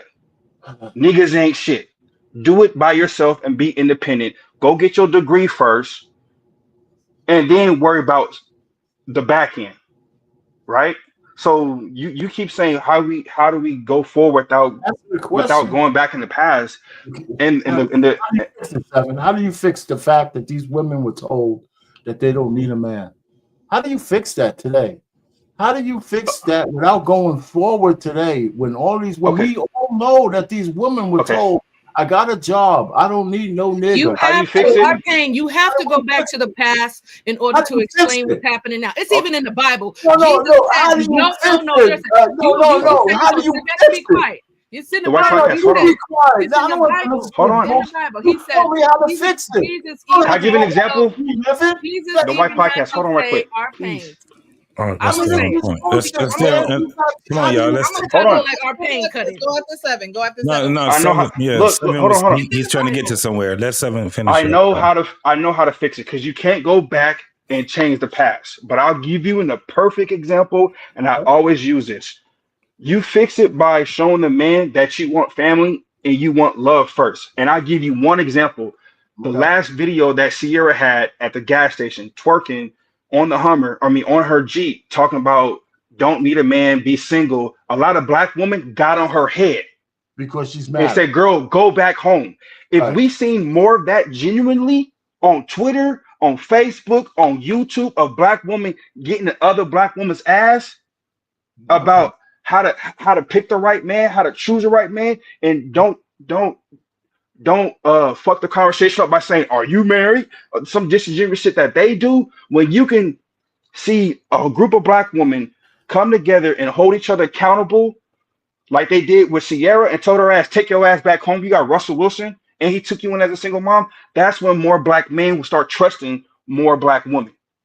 And that was the only time I've seen black women really hold somebody accountable as really hold another black woman accountable. Since then, it's been gone. It's So been dust. we need more black women to step up to say shit like Yes. Yes, and who cares and who cares about being called a pick Misha? There should be 10 women on the hold on, Payne. There should be 10 women on every podcast from now until next week talking about Kendra G, you silly ass horse weave ass man. That's when we like, you know what? Good job. Good job. Y'all turn the page and then don't get confused. I gotta see action as well. I gotta see action. So I agree with you. Because I've said that plenty of time. But how are you gonna? Well, I don't even want to go there. That's a good start, but it's not enough, is it? Because we don't have enough women speaking out against the sister code. Yeah, but so you asked me, we can't go in the past, but what would change the future? I'm just giving you a solution. I said that's one part of it. I agree with that. Okay, but is it enough? Let me ask you: do you think it's enough? That and service. I mean, like you just gotta. Hey, we was wrong. We was wrong. Fix your face, Frank. Shit. Yeah. You just gotta say, hey, we was wrong. I'm just trying to get us, because this is one answer I agree with. I'm just trying to get us to say, how do we fix the future without just spending all the conversations we have on how everybody in the past was all effed up? Because to build a good house, you need to hold on. To build a good house, you may have to redo the foundation, and because they did the foundation back in the day. Come on, let me jump in. Because I want to ask the question. Go ahead, Coach. Frank, you and brother, I'm gonna use you because I don't know your age, right? How old were you in 1986? I wasn't even born. Okay, so everything you heard about, I would say from 1990, you got from, if you're going back to the 90s and 80s, all that information you got from watching movies, I got from somebody else, right? No, I got from my own personal. Hold on, brother. Exactly. You heard a story of somebody else, right? They're telling me their personal experience. Right. Listen, third brother. party. What Yes. you're saying is it's You third heard party. the story Third-party from information. somebody else. It was in yes. I was coming out of high school at that time. Yeah. I was faced with the same things you all are faced with. However, I didn't have to face it 3-4 states away. It was only in my community. There was women saying, you light skin, I don't like light skin niggas. Okay. I had to move on, right? Then they was trying to throw the crack on me. So I had to do things to avoid that. That's why I say salute to my smoke crack once. Listen, I ain't never did it, but I seen it. And I know hustlers that I can call my goons if I need to. However, I had to avoid that, right? So as I come out, I'm 2021, America still gave me the same options as it give brothers today. You're going to take your ass to work you graduate high school, you're going to take your ass to work in these factories, or you're going to join the military, or you're going to get a trade school, or you just going to be out here on the streets. Brothers was myself and JT, we saw what was happening when we was coming out. We made decisions to try to get away. Now, you get away, you come back home, you still seeing the crazy mess. You like, what the hell? I'm seeing best friends leaving early. Good guys, they got caught on the same stuff we seen, right? However, brothers was still trying to figure that shit out. Now, you get the early 90s when they started showing to the world, right? A whole different movie set. They were showing us in the worst way. The president that we voted for, Biden, him and Clinton created a law for ninjas 3 strikes. Yeah, of course, yeah. Okay, so again, we had to avoid that. Now you got the women coming with crazy ass demands, wearing weave, doing all kinds of stuff. Brothers wasn't even walking in heels back in the day. You had 3 of them. Now you got 3,000. Men were still figuring it out. You didn't have it. Now, this is what I'm saying. The women have done this. They are cheerleading now, saying, F you young dudes. and this is why I say to the young dude, you experience the worst of women in your own damn family. You got aunties, cousins, you see ass and titties since you've been born. So you got to be diligent and understand, like, I don't want to pay attention to a woman like that. Y'all call a baddie based on her body. You gotta, and this is my number system. All women are 5s. Ain't nobody above a 5 unless you got some, you can cook, you got some morals about yourself, you have self-respect, you get numbers of how do you serve others. Mm-hmm. And if a woman didn't like me, I didn't force myself on her. It took, listen, man, I used to be a good-looking dude for about 25 years. I was married younger. I was on some bullshit. I was single for 15, 20 years. I had to go through 5,000. I'm just throwing a number out there. Rich women, money, fly. I was getting flued out north, south, east, and west. And they were still ratchet as hell. But I still, and the point I'm trying to make is this, brother. It says it in the word. Finding a good woman is not easy. So regardless of what generation you tied to, it ain't gonna never be easy to find a good woman. But now that when we get in our 30s, our brains start to wake up, and now we strong and we men, we get rid of our boy shit. Mm-hmm. You have to be ready. Because she may come in a flash. And if you're not prepared, listen, don't pay attention to the women. I'm not saying you. Brothers, don't pay attention to the women that you know you don't want. You keep bringing up the Bible, right? You can look at them and see some of y'all can't control. A lot of times y'all get caught up in your urges. Mm-hmm. So I'm saying, but still, you have to move different. The landscape is broadened for the brothers. The opportunity for women is based on the world now. It's not based off your city. It's not based off your state. It's based off the world, because just like the Yahoo personals, the Match personals, it started to expand the opportunities for brothers and sisters. So a brother, we can take advantage of it. We can take advantage of it and just move accordingly. It ain't gonna be easy though, but you just have to be, listen, man, it's hard to explain, man. I got a 21-year-old son. He don't have the problems that I hear on YouTube. This dude like, man, daddy, I don't see. So I understand you, brother. Just be, and to the young brothers, listen, man. Sometime, and I'll say this and I'm gonna shut up, 2 things. Based off this video, all of y'all grew up with the same mamas and daddies. So all y'all the same type of people. And for the most part, brothers are trying to correct it. And when you correct it, you have to be willing to step into the wilderness by yourself and then come back so you can see how it was messed up when you get back. And if you do that for a short period of while, you'll clear your head. But you can't do it chasing a woman that you know ain't no good for you. And hurt people hurt people. Just remember that. So fix your face, Frank. The Wife Podcast. So what were you saying about the whole foundation and going back in the past? I was saying that it's written in the Bible, right? And that's why I know people don't read. Is that Jesus had came, right? And a lot of stuff was already established. They had the old law and everything. So when he came, he got a lot of opposition because he was really trying to show people something new, trying to show them the condition of their heart. But they hid under the guise that I knew everything. I'm the man, or I have the masculine arm. I'm a preacher. But yeah, you're a preacher, but you doing stuff behind the scenes. You know what I'm saying? So he was calling out the matters of the heart and said, and I like when he was doing the Sermon on the Mount, he said, you have heard it was said by them of old time.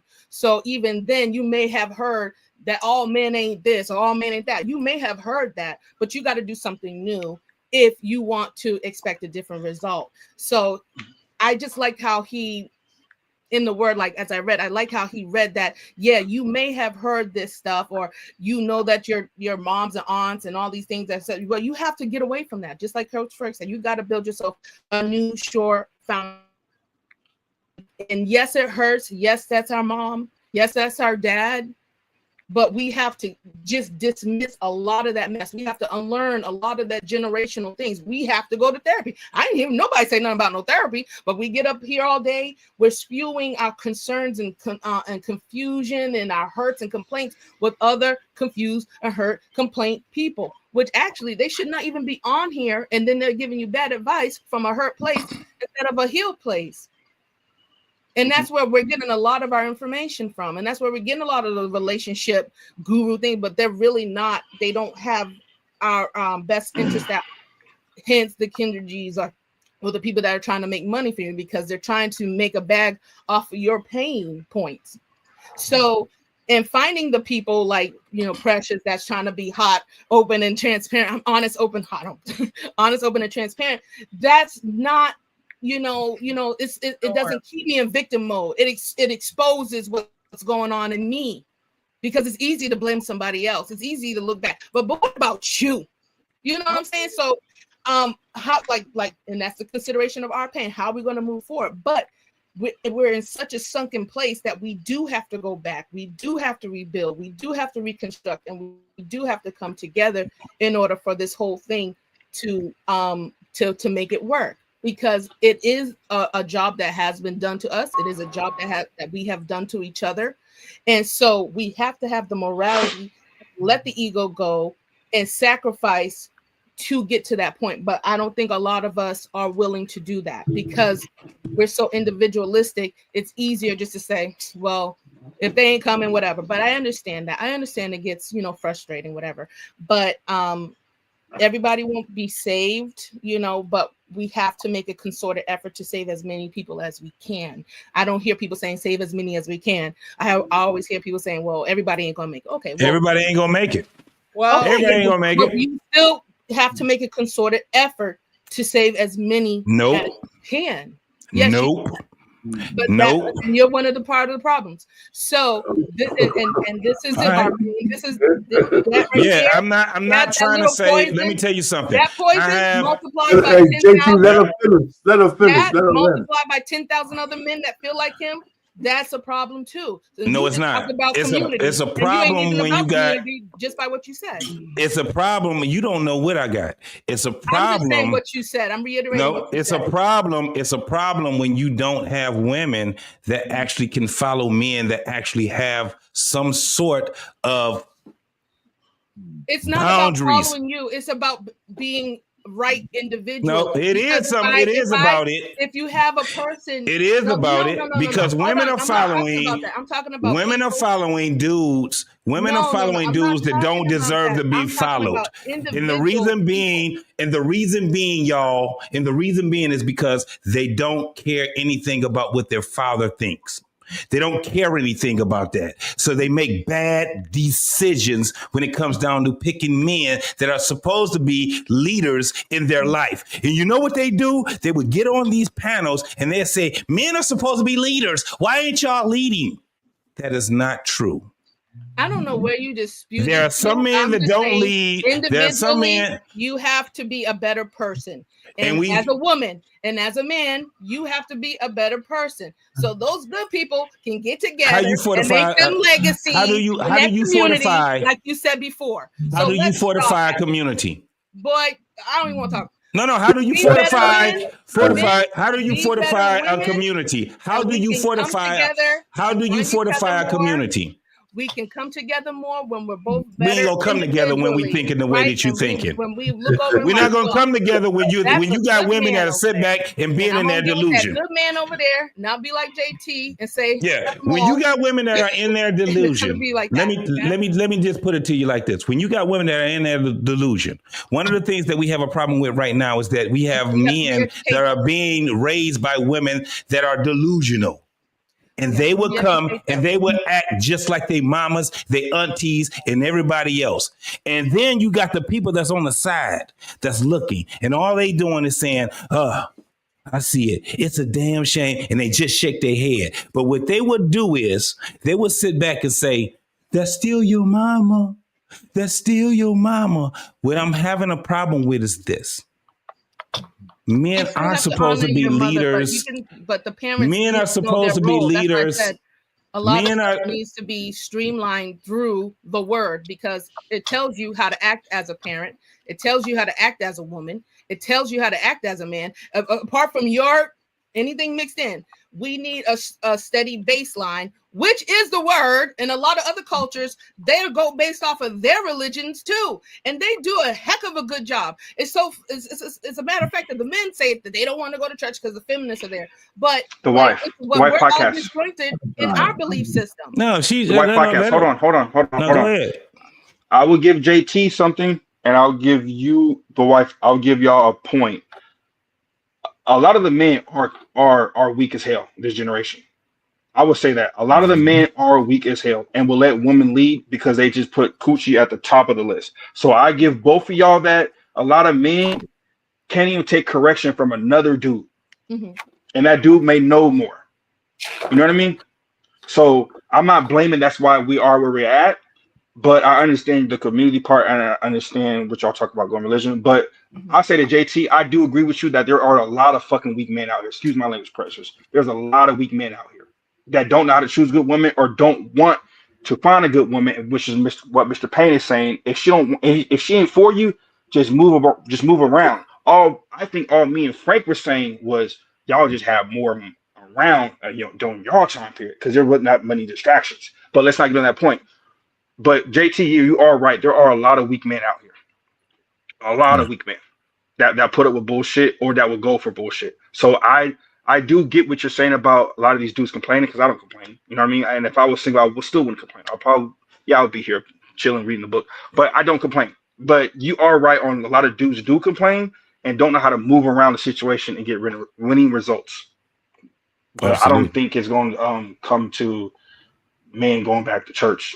Like the church where we have right now, the mega churches, the Chidi Jakes, the dudes that are wanting to be famous. It's not going to come back to that on how we fix our community. But you know why it won't come to that 7 is because men are the reverends. They're the reverends for the church. The women and the children are the church. That's the thing. And what they don't realize is that they are the church. Women don't realize that they are the church. The men is just the reverend for the church. The women are the church. And what they don't want to be is the church. The reason why we have the problems that we have right now is because of that. This is why it goes on. It's a butterfly effect that's happening right now. The reason why, my brother, that's why when I keep saying, and I pick on Frank, and I talk to you because I'm like, fix your face, whatever. Because we got to parse this thing out as men. This is the reason why. Because when we come to our women, let me tell you what I have to do. I have to speak to her as if she's the church. And I have to have her to realize that she is the church. I'm not a forceful man. I'm not a dictator and all these things. And in a sense, I guess I'm a benevolent dictator, right? Because that's what a reverend actually is, right? And we speak to our women and we speak to our children because they are the church, because we're fortifying them. This is the thing. This is why when you hear people speaking on a biblical part, I'm not trying to get there, but what I'm saying is this, because we hear a lot of people throwing the Bible out, right? Yeah. Have a lot of people that want to get to that point. And this is what we have to do. I'm going to go right back to what Art Payne was saying before. It's way more simpler than what we make it as. We make it too damn confusing. At the end of the day, when you have a man that believes that something is greater than him, no matter what you call it, God, no matter whatever it is that you call it, he believes there's something that's greater than him. And he does his will. This is what fearing is, right? And he has a woman. What he asks for her as is a woman to believe and respect his word. Now, it goes 2 ways. This is where we go to the point, Frank, of this. You have to show a woman that you have integrity. And because of what the world is today, go ahead and cheat on her. Watch what happens. Watch how she look at you. You lose points on your integrity. This is why we have the problems that we have right now. It ain't your fault. It ain't my fault. It's just the fault of what the things were where people were indoctrinating us as people. But at the end of the day, if we understand these principles, it's me. and I'm responsible for all this that I create. I got a co-creator, yes. That's my wife. How many motherfuckers is out here trying to get wives now? Versus people that's trying to get side bitches and girlfriends. See, we sitting back and we be hearing people talk this shit, Frank. I want a partner. Women, they telling you this. I want somebody that's 6 feet. I want somebody that's, they got money and all this crazy ass shit. And what we do is acquiesce or try to acquiesce towards that shit. That's bullshit. You listen to your inner self. You go out and you look. You ain't got to have a father, because a lot of us don't have a father that's right there in our face, right? But you have men that's out here that's fortifying it. That shit is not comfortable. You ain't never had a comfortable fucking moment in your life, Frank. You ain't never had that shit, Seven. It's always going to be uncomfortable, because when it comes down to a point of you being comfortable, let me tell you what you're going to be. Broke, complaining, in deficit. You got too much goddamn time on your hands when it comes down to that. What that woman is going to see in you is that. This man, you ever heard a woman say he's a good man, and then right after they say he's a good man, they say he's a hard worker? Yes, that's what we do. We as men have lowered the scale. This is the reason why you were having our pain to sit back and he'd talk to you with frustration. This is why you would have a Coach Fur there talk to you and say, hey, listen, what you're doing is wrong, but let me show you how to do it a different way. When we say Coach Fur, when we was on another one, somebody was asking me, you don't care about the community? I said, not like that. They said, well, what if somebody needs your help? What did I tell them, Coach Fur? What did I tell them? You go see Coach Ferg. I'm going to refer you to Coach Ferg, because I ain't everything to the community. I am what I am good at in the community. And where I'm deficit at, I see what the community is built on. And I will see a Coach Ferg. I see a R Payne. I'm going to refer, if I can't do it, I'm going to refer them to R Payne. If I listen, I got daughters. There's a lot of things that my daughters won't come to me for. There's a lot of things that my daughters won't come to me for. Let me tell you what I do. I fortify their mom, because they'll look at their mama, because they older now, right? So they when they get in their teens and 20s, she thinks she knows what she's talking about, blah, blah, blah, this and that.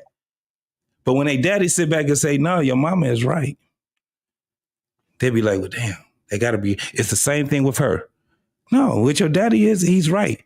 I don't never try to be their mama, and she don't never try to be me. She tried it. Guess what happened? She failed at it. This is what we got to understand, folks. This is not, when we talk about relationships, this is not fun and games. It's not fun and games. And we got to stop acting like it's fun and games. All of it is connected.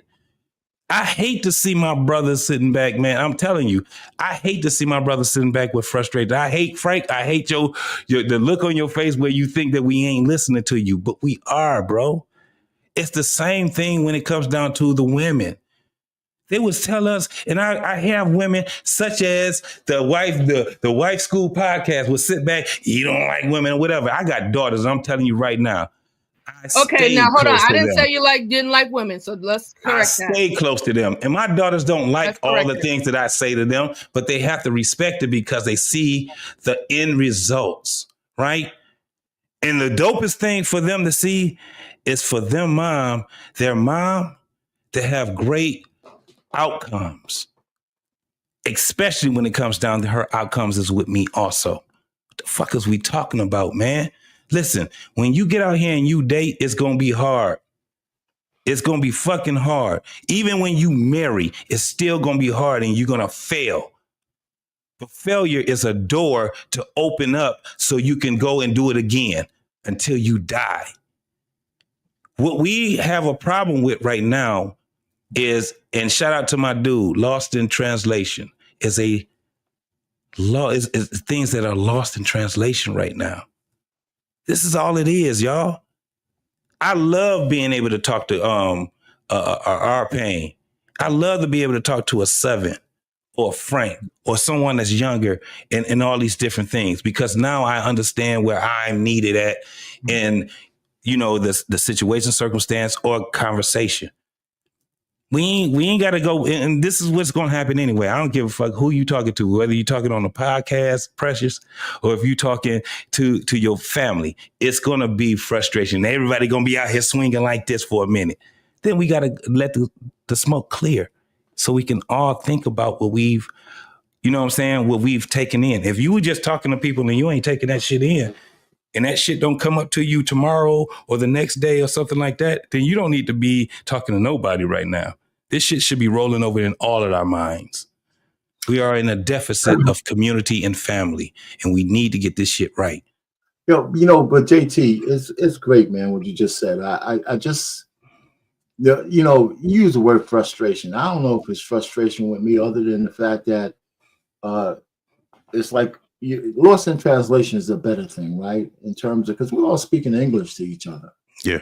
The thing that bothers me the most is for people to tell me because you lived for 66 years, you don't know what the fuck is going on.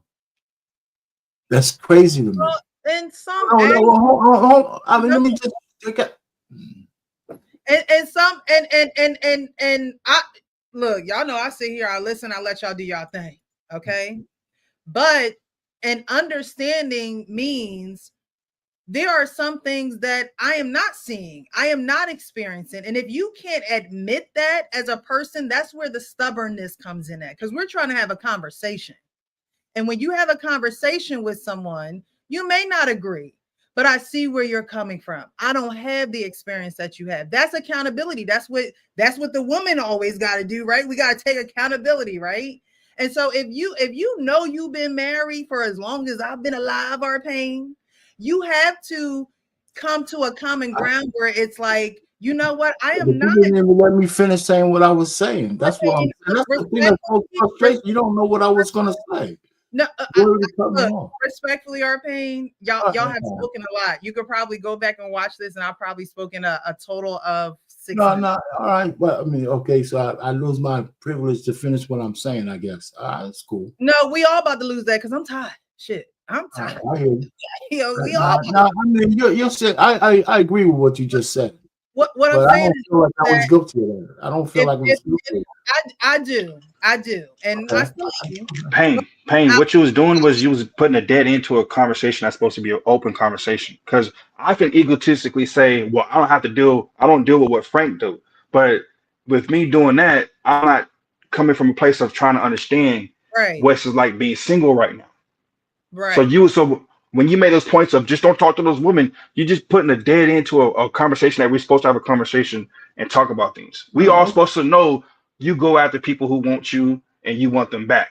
But that still doesn't absolve us from talking about the environment of what is out there right now. I could agree with that. I agree with that. Not talking to those women should be a given, right? Y'all are men, y'all are leaders, y'all dominion over the land, right? And so not talking to those women should be a given. Now, if you're still talking to those women, then you're immature. You're still a boy. You're still walking in those boy ways. And when you became a man, you didn't put away them childish things. You continued those things. So that's on you. That's on you as a man, all right, as growing up. But to just completely say, you know, the problems that are happening now are not the problems of old and things of that nature. It's okay to say, you know what, y'all are facing things that we have no idea about. It's okay to say that and not look like you don't know what you're talking about or looking like a lesser man. That's why we have these conversations, because we're supposed to be up here to gain understanding from each other. And if y'all can't understand each other, then other people are going to be like, oh, yeah, he's right. Or, oh, yeah, no, you have to see both sides and understand both sides. And there is a gap. There is a loss in translation. There are things lost in translation because you had lived in a certain time, and we have people living in a certain time now. And to say that things haven't changed is crazy, because things are forever changing. Right? I got 2 points. I hear you. I think. Well, I didn't say things haven't changed. I'm just saying, if you want something, you have to make it work for you in the time that you're in.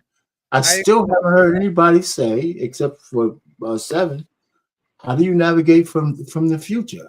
What I hear is how bad the past is. I mean, I'll give you a perfect example. And sorry, no, I get what you're saying. I mean, I'll give you. listen. Hold on. Pain. I'll give you a perfect example, right? Because I'm like, man, like I said, man, I'm tight needle with it.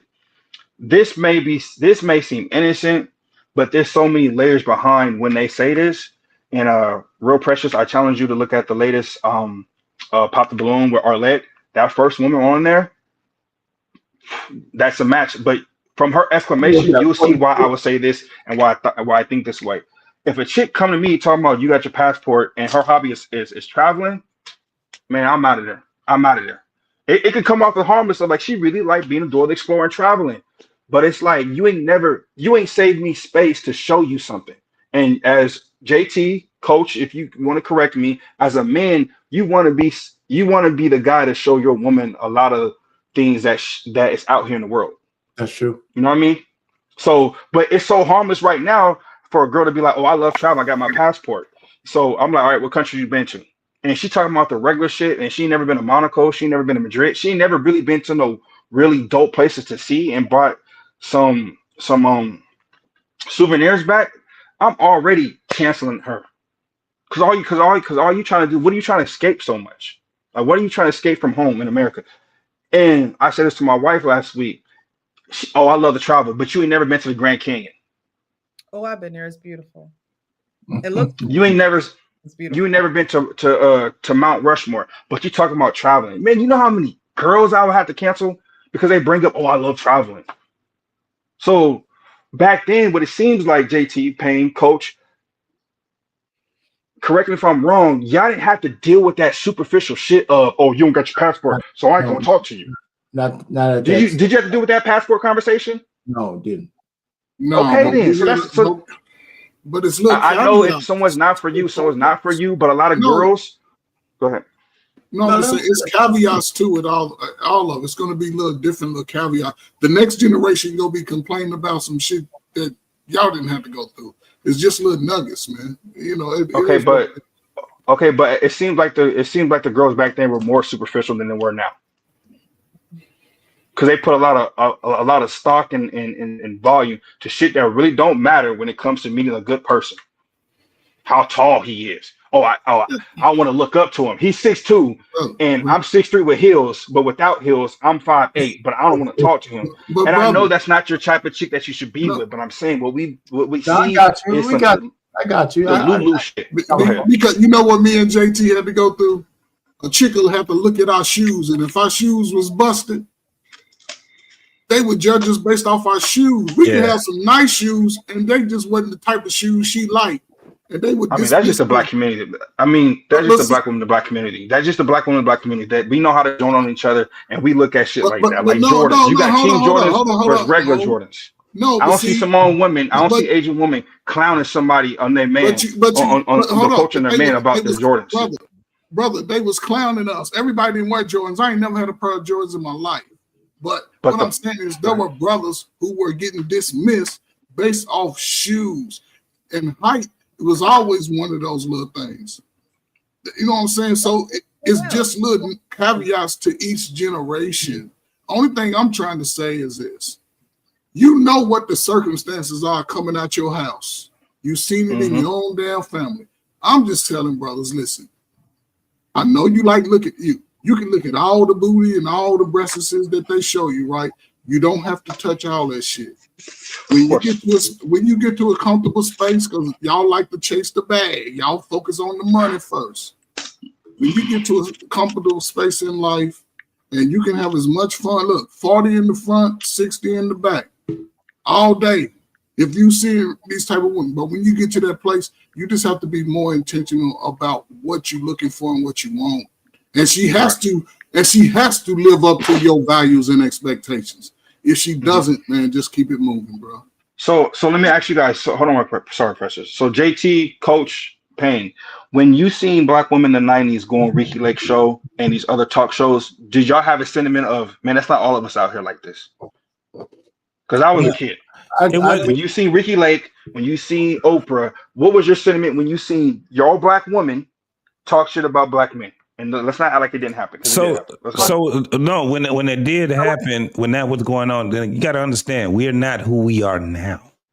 We did more observing than anything else, because you got to remember, these shows came on while we was in school, so we did see some of them when we were off from school or either at work or whatever. Mm-hmm. Now, the thing is this: we understood by our observation of what what they were saying in the world. It wasn't the fact that they were saying it alone. It was the fact that we had our aunties, mamas, we had the other women that were in our community that were agreeing with it, and then they were adopting the things that they heard and they were regurgitating it. And it went on for 40 fucking years. I had major issues with Oprah Winfrey. I had major issues. So Seven. So me and Frank are the type of men or generation now to where we can combat that, and we've combat that for a long time. Yes. So it's not complaining. I know you said I'm tired of y'all complaining or pain. No, not you too. Not you too. But in you guys' community, the thing is in your generation, that's what we see. What we're seeing, because guess what? We can see it a lot more now because we see it on platforms that are magnified. And what's wrong with it? Oh, go ahead. What's wrong with it? So what's wrong with a man having emotions and still being logical? Bro, what's wrong with us telling? What's wrong with us telling the world? Emotions. Okay. Seven, this is the thing. I get what you're saying. This is why we get lost in translation. This is where it gets lost in translation. First and foremost, brother, I've talked more men off the ledge in my time than you can even imagine. That's not what I'm talking about as far as you call having emotions. I'm one of the brothers that sit back and say, no, bro, I'm the person that you direct your emotions to. Our pain is the same one. Coach Ferg is the same one. What we're talking about is this: getting your ass on a goddamn platform and crying about it. On a platform, and this is the craziest thing, when you ain't even got a damn woman to even complain about. When you say crying, are you saying crying as in like what do you mean by crying, man? Like, whining. I don't see black. Whiny, nigga. I've just never listen. In our like y'all would say, in our day, we just ain't had a bunch of motherfuckers that sit back in any neighborhood or anything where they're doing it in unison. This shit is like a choir of niggas that are sitting back crying at the same time. Normally when we have to deal with shit, it was one at a time. Now we gotta deal with a nation of niggas crying. That's why I said that's why the men are here talking to the wrong people. They should be in therapy or talking to people that can help them. So it seems like you're saying, oh, y'all are in unison. Not saying me personally, but y'all are in unison crying or whining online. Okay, what's wrong with not holding it in? Because from what I understand, holding it in got you a lot of issues in the streets because you had all this shit built. You had all this shit built up. So I can go to BMU, I can go to TMT, I can go to other creators and be like, hey man, what you was dealing with from your mom and your grandma wasn't right, but don't push that on to try to find a good woman because all of them are not like that. Right. So why you keep calling that whining? So why you keep calling that? Because from what I understand, holding that shit in is not healthy. No, that's what you got to find a balance in it. We got to find a balance in it, and that's all I'm saying. But that's your balance, though. But that's your balance that you keep criticizing. It's whining. I didn't know BMU stays in Dallas and DFW. I stay in DFW. So if I may need something that he's specializing in something, I could easily hit him up or ask Ricky for his number and be like, hey man, I'm struggling with this. I may need some help on this. Let me lead you somewhere in Arlington. Yes. So that's not whining. It's just open paths of me. No, not you, brother. That's not what I'm saying. Not you. This is what I'm saying. Because this is what you guys, what you not understanding. And I'm gonna end it with this. This is what you guys are not understanding. You guys are sitting back and y'all sitting here and making posts and goddamn videos on this shit. And then it gets to a point where not only are you doing that, the next thing that you come with is fuck these hoes, these scallywag ass bitches. And now it goes from there to being more aggressive. Guess what you start seeing dudes doing now? Knocking the shit out of these women. Am I lying about that? And then it goes from there to, am I lying about this right here? Pop, pop, pew, pew. Now they Man, deleted. come on, man. Come on, man. Nah, I'm not seeing that. I'm not seeing that. Nigga, I'm not seeing that from dudes. I didn't say one guy. I understand what I said, Seven. What I said was in unison. This is a nation of niggas. This ain't just a couple of dudes and it's a one-off and my girl is on my, and like you was just saying, that right there, nigga, we welcome you with open arms. That ain't what we having a problem with. And it ain't even y'all problem. It ain't even your generation as far as y'all problem. It's because you was raised with who, y'all? Who was raising these guys? Hey, JT, let's be they mamas. They mamas, JT. They fucking mamas. But that's a small sector, and that's a small sector. And to me, it sounds like the same argument of these niggas is getting these women pregnant and leaving. And it's a small sector of niggas doing that. It's a So small whenever you sector throw of that, niggas are being raised by their mamas? no, a small sector of niggas not being there for their kids. Because when you say, "Oh, there's a sector of niggas that are deleting black women or that are just taking their emotions out and No, hitting I women and killing didn't them." say that the guys are not being. Hold on, bro. I see you took that a different way. I never said that the guys were not there being with their kids. But let's keep it a beam. These women are the forefront of their children when it comes down to impressions. Father can still be there. Mama is all over. I want goddamn Mother's Day and Father's Day. Quit playing with me. I'm not saying that the guys are not there. I'm not blaming it on the men solely. But what I'm saying is that they're being raised by their mamas. The impression is in the forefront of their mamas. That's why you have so many niggas acting like mamas and aunties. They ain't doing it because they daddies is the number one impression. Why we landed So let me say this, Seven. Let me say this, Seven, real quick. First of all, I want to say Kendra G is trash, but I'm gonna move on from that. I'll come back to it in a second. The second thing is what JT was just talking about. Back in the day, when we say back in the day, those men, those women who were under those men had a healthy fear of those men. My grandfather could raise his voice in the house, and everybody in the house shut the fuck up. You try that today. You try to tell a woman, stop, you're wrong, and correct her. She'll cuss your ass out. And then when you get out, and then when you get sideways, she knows I can call the police. My grandmother would have never called the police on my grandfather. But she'll call the police, she'll use the system to tear your ass all the way back down to your knees. And this is what the men are talking about when we say they're crying. I don't think I would agree with Seven. I don't think they're crying. I think the men are crying out and saying, damn, y'all had it good back in the day. Because those grandfathers back in the day, they didn't take no mouth off those women. That's what me and Frank said. Yeah, if you were around back in the day, if they told a woman to be quiet, that woman was quiet. If they told that woman go to the store, get something to eat, cook something, she cooked.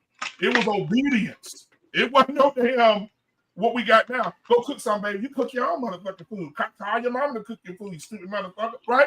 That's what you're getting today because guess what? Like you just said, JT, a lot of boys are being raised in single parent homes, but a lot of daughters are being raised by those same mamas who say, fuck a nigga, nigga ain't shit. And now they want listening to mama say it. They listening to auntie say it. They listening to great grandmama who fuck half the town say it. And that's why that's why now, when you're looking at the internet now, you're scrolling up the internet, you're seeing, I'm 47 years old. I just found out my daddy not really my daddy. Damn, Frank. I'm 27. Is that I man just crying? found out my daddy is not my daddy. I'm 46. I just found out my daddy not my daddy. Tyler Perry, damn near 60, just found out his daddy's not his daddy. Kirk Franklin just found out his daddy's not his daddy. It's a whole bunch of grandma whores who teach their daughters how to be the same thing. And if you want to look at it from a biblical perspective, the elder women are to teach the younger women how to serve their husbands, not to be drunk and not to be out partying in the world. That's biblical. That ain't happening.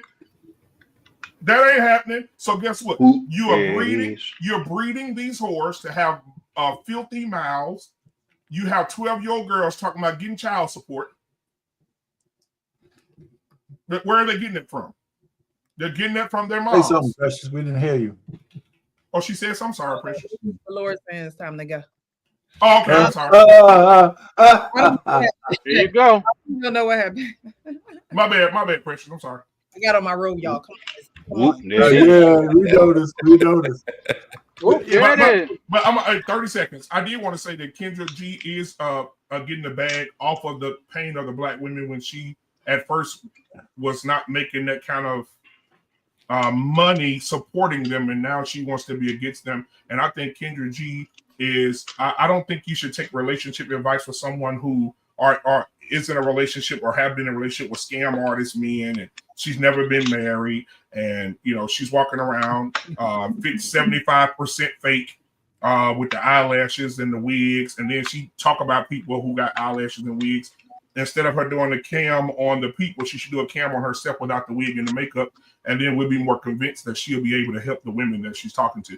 Other than that, when she can take that wig off and wipe all that makeup off her face and not look like a wide receiver for the San Francisco 49ers, then people will probably start listening to her. Other than that, no. Facts. Well, all right. Shout out to BMU. Next topic. Nah, we ain't getting into another. Good night. The next topic is good night. I just wanted to say that shout out to BMU for coming up here and saying exactly what the fuck I just said, bro. And nobody, and listen, BMU, you know what's crazy? No, not one person said, oh, so you mean absolutely? There's absolutely not 100% of no woman. No, nobody said shit. You know why? Because you said it. Listen, I never said that 100% of nobody said anything. I never said that nothing was absolute. I never said that. I don't speak in absolutes. I speak in the majorities, and I was just speaking in the majority of how it is when you're coming up as a young man. I was not speaking about a 40-year-old man or 50-year-old man saying that you cannot find a woman. I was talking about the young men who are out here right now struggling to find a woman, trying to figure out the woman that is for them.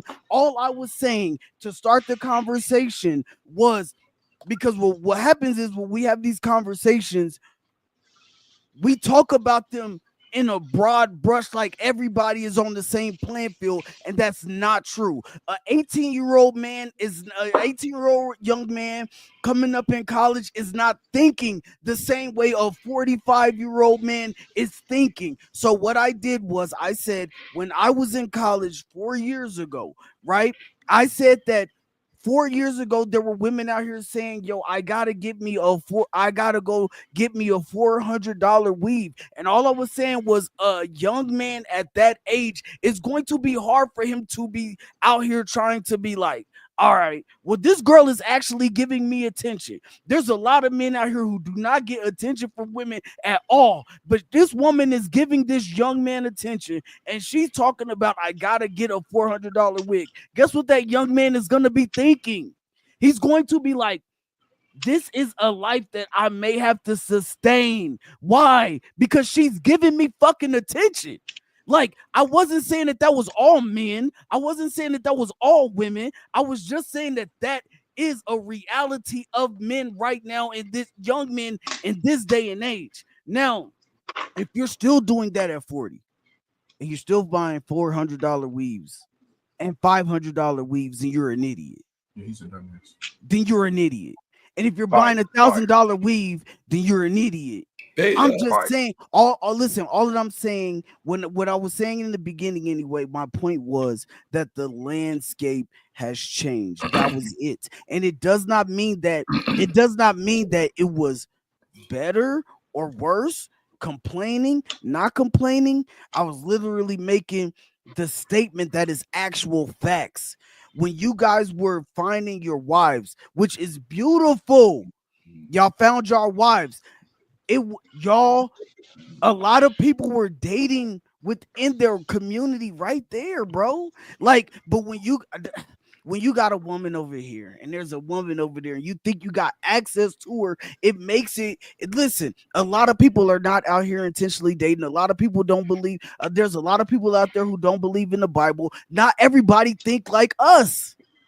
Like, and so that's why I said, bro, you got to open your mind. And I understand when we're on a panel, a lot of people on here are going to be like, well, I believe in the Bible, so that's the people that I'm talking to. I get it. But there's a lot of people in the chat who maybe don't. So at the end of the day, real life shit happens every day. And so when people are out here they may or may not be intentional. They may be intentional. And yes, all you got to do is find one. So I'm happy. You feel me? But I'm just saying, all you got to do is find one. All I'm saying is, difference is when you're a young man coming up, it may just be a little bit harder for you right now based off of what's going on, social media being so prevalent. You talking about the type of women that we got out here put into the forefront. You know what I'm saying? And like the sexy reds, the glow realists, they're put at the front. Like, I don't know if y'all know, but like even when people think about Beyonce, that's why I said that her most popular song is all the single women. Like, that's all that I was saying, bro. I was Graduation from marriage and shit. I was not trying to say nothing crazy. Like, I don't even Precious, let me say this last thing and I'm done. I had my son on the barbershop show on my network, and I had him come up, and I think JT was there and Coach Berg was there, and my son came up. And I told my son, tell your story. And my son said he went on a date with a young lady. I met her parents. I met her. She's a nice little sweet little girl, pretty. And they're 17. They going out on the date, right? My son texted me and said, Dad, I got a question. What am I supposed to do? Now, my son got a job. She told him, you can kiss me. She said, but I know that I want to do something else. My son said, what you trying to do? She said, I want to give you some head. She's 17. She said, my son said, what? She said, yeah. She said, give me $20, I'll give you some head. Or if you want to she said, now, if you want to hit me from the back or have sex with me, it's going to be 40. Huh? She's 17. JT, did I not have my son on the show? My 17-year-old son, right here, showing the text message. She said, if you want some head, $20. If you want to hit me from the back or have sex with me, it's going to be $40 to $60, depending on where we at. In high school. He in high school. Come on, man. Wow. And see, that's what was being spoken about when I was saying earlier. We don't know what's going on. It is different, and we got to acknowledge. No, it's not. Okay, never mind. All right. Okay, hold on. Reason why, listen. Let's go. Okay. What BMU just stated is something that's been going on for a long time. When I was in high school, women were doing the same thing. Young girl, why you think? Hold on. I'm sure it wasn't coming from the good girls. They asking you for money. Yes. They asking you for money. Okay. Yes. I'm in your generation, and they wasn't asking for money directly like that. Did you take them You out? probably had a specific type of woman that asked for that, but I'm sure the girl that BMU took out was a regular regular. And most of y'all mamas was teenagers when y'all was born. You sitting there getting ready to imply because you spent she was money, giving it up they for asking free. you for money. No, she asked for money. Transactional, like a prostitute will ask for money. They didn't do that. Stop playing. In high school, no, bro. Not Stop even when I was in high playing. school. Stop lying. So if she didn't fuck with you, she wasn't gonna deal with you like that. Back then. Mm-hmm. I'm talking about Again, and are you acknowledging that's a difference? What don't you understand about that? That's different. I'm saying that. I'm talking about the act. They was doing it. No, we ain't talking about the act. Don't let it go over your head. We ain't talking about the act. We're talking about how you got to the act. Ferg, no, we're not talking about the act. We're talking about the intention. Coach. Yeah. The transaction. It was not like that in high school, bro. She wasn't gonna deal with you or go out with you if she didn't like you. If she didn't like your aesthetics, she wasn't gonna go out with you. She wasn't gonna waste your time and talk about, oh, we in the parking lot at the drive-in movie and I'm gonna give you head, but give me $40, man. Right, Females won't even that bowl like that. And I graduated and keep in mind, BMU's son is an athlete and he's tall. You know, and he ain't no dark and handsome. So this wasn't for her to do that and say that to him. It's crazy. It is a huge difference. But it is a huge difference. But I had to investigate from her mom. I had to investigate though, right? Because my daughter is 16, right? So I got stair steppers, right? I ain't have cable, right? So my 16-year-old daughter, on the flip side, I said, "Do you know these girls?" She said, "Yeah." She said, "Dad, don't nobody do nothing for free." She said these girls be having sex for concession money. They be having sex before they get on the bus to go to their basketball games. They giving head. They doing this, and that. She said this is normal. She said this is what they do. That's all in the BMU. music. That's BMU. not only from parents, Coach Ferg. I think you're being disingenuous with that. That's BMU. music, I'm even in society. The parents let them listen the to the imagery. music too. They have access to social I media. mean- Don't think like, oh, just because kids have a phone that they ain't listening, that they're not on TikTok. White school, White school, to your mamas, white school, the mamas. I just watched a TikTok video. The mama sitting in the room. She said, Right. Baby, The only avenue is not. And is Coach not Ferg, the to your 5-year-old point. girl, hold on, here's real quick. The 5-year-old girl come in, and the 5-year-old girl is singing what? Yeah, you scared of this pussy. Yeah, you scared of this pussy. And so Coach Ferg, that's music. right? And so Coach Ferg, like, why aren't you listening? yeah. That's music. To your point, there's reasons why we like what he's describing are the reasons why, but we didn't have that, and we can't sit here and act like we did. Can I? And then I just got to say one last thing before we get. Y'all ain't had that. Y'all had great grandma in the house. Before grandma in the real house. Precious get up out of here. This is what I was. The other day I was watching. I seen a TikTok come through, and I was gonna react to it. It was a mama walking up the steps into the room, and there was a young boy laying in the bed with his girlfriend, and the mama was like, "Girl, get up. You need to go downstairs and fix him something to eat." My grandma, they were underneath the fucking cup. My grandma would never. My grandma would never let another woman, let a young girl, because listen, and BM, you said your son is a tall athlete. And listen, I was a short two fucking sport athlete in school getting scholarship offers, and guess what? My grandma told me, she said, they gonna try to trap you, boy. And my grandma would never let me be up in the bed underneath the covers, walking up the steps talking about some, hey, get downstairs and fix him some leftover spaghetti. Damn. Come on, man. My mama told me that bitch can come over here, but she go past that living room, I'm gonna beat her ass. Shit. My mama told me if she go past the living room, I'm gonna beat her ass. Brenda. Well, we ain't had it back in the day, and I told my son that if I catch her in here with her legs up, they're gonna be letting you down. Listen, don't. Ain't nobody be fucking in my house with me. So don't do that. We're not gonna do that. And I had that conversation with my son often. I mean, you know, when it get hard, just what church that you need, but you're not gonna do none of that. Salute to the crack era, man. This is where we are, man. Hey, but you know what? This where we at. Hey, Coach Bird, this where we at. Hey, no, the older guys. I mean, hey, Precious got a robe on. Let's go. All right, it's time to go. You started it. You started it, Precious. It's your fault.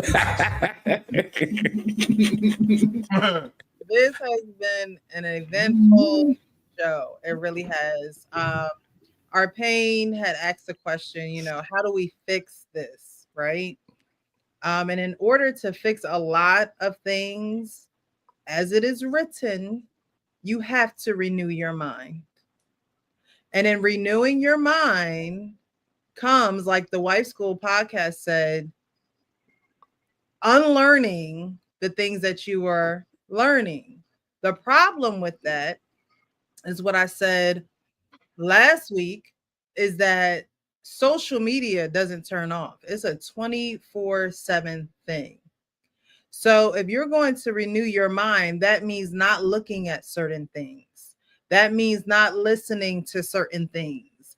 That means gravitating to what you actually want out of life and not the fantasy or, you know, the BBLs or the Instagram models or the things that you can never get, right? You're just lusting and wanting those things, knowing damn well you ain't gonna get it. However, it's going to keep you back in life because you're not being real with yourself, so you could be real with others. And over time, you not being real with yourself is going to show.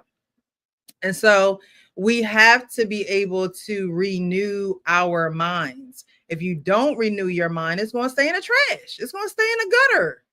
That's where it's going to stay. And BMU, as far as that story that you told, that's exactly where the kids are now. Okay, I manage kids. All right.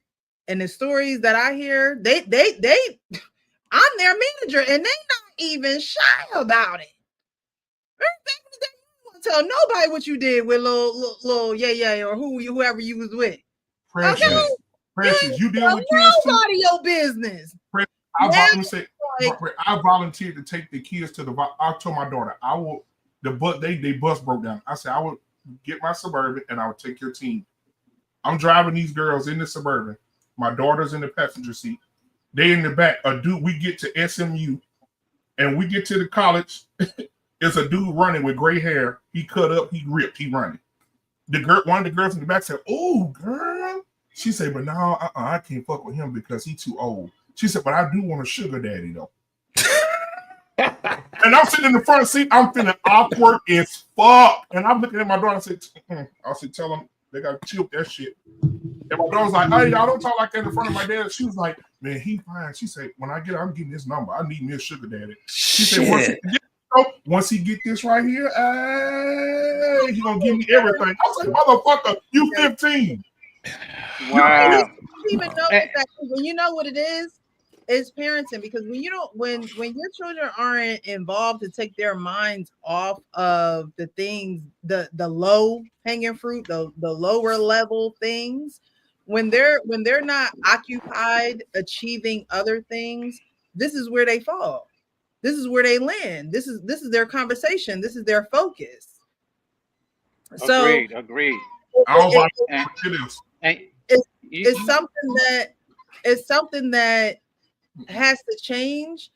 So for one, it's a parenting problem, right? Because when I was growing up, my parents had parental guards on the TV, on AOL. We couldn't go certain places. There was sneaking in and out the house. The alarm was on at all times. That last button on that remote was my friend. When she came in the room. People ask me today, "You see this movie?" And it's like, nah, I haven't. I was conditioned very young that my eyes weren't going to see certain things. And as I grew older, it was like, I don't feel like I'm missing nothing. And if I'm missing it, I'm just missing it. But that's not the attitude that parents have today with their kids. Therefore, their kids are open to just like social media is open 24 hours a day. That's what's being fed into their mental. It's being fed into their mental. And they find other avenues. Okay, TikTok going away. All right, I'm on this new app. This kid mentioned a app the other day at my job. I'm like, what's that? Something I've never heard of before. Oh, well, they shut TikTok down. So now we jumping over here. And so it's the fear of missing out, that FOMO. Oh, if I'm not having sex. One girl told me that another girl said to her that you got to have sex before you go to college. I mean, you got to do that. Damn. These are the conversations that the young children are having. They have no fear. That was another thing growing up. There was a healthy amount of fear. Okay, when I saw my mom white Nissan Stanza pull up to the school, I was like, "I'm in trouble." Do that again, right? Like there was a fear, but now you got parents trying to be friends to their children. Go deeper, Precious. They're not trying to. And you have law. And they got mothers who's trying to fuck the same boys their daughters dating. Yeah. We ain't talking about that. Yeah, and you have laws that protect a lot of it. I just want y'all to destruct this whole "he's too nice." I never understood that since I was in middle school. He too nice. That shit was so weird to me. He too nice. That's a trauma response because they don't know a father that has actually given them strength, has actually given them love, has actually been there emotionally for them. A lot of men from back in the day, they didn't have, they had a very tough love type of attitude. It was I'ma just tell you, but I'm not going to spend those moments with you when you need a hug. I'm not going to necessarily reach out and talk to you. You just know what it is type of thing. And so then when they come to a man who is actually emotionally involved, it's like, oh my God, what do I do with this? He's too nice. He's opening doors. He's asking me how my day was, and there's a lot of people from back in the day that just did not tap into that and may sabotage it, Precious. Right. And And actually, it's good. Don't be afraid, guys. I'm not gonna say afraid, but don't be shocked when you walk up. I got the sound bite right here. When you walk up to the school in an elementary school, because I'm gonna send you this video, Precious. When you walk to elementary school and the girls are dancing, the little girls are dancing in a circle and the boys are watching, and you hear this.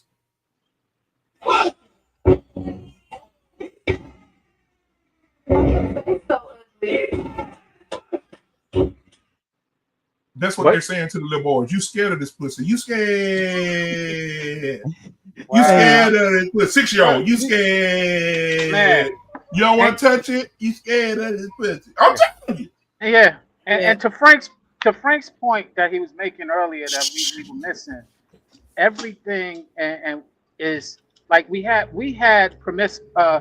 promiscuity. We had sexual, but now they got hyper promiscuity, hypersexual. Like we had an oven, now they got a microwave. We had Atari, now they got PS5.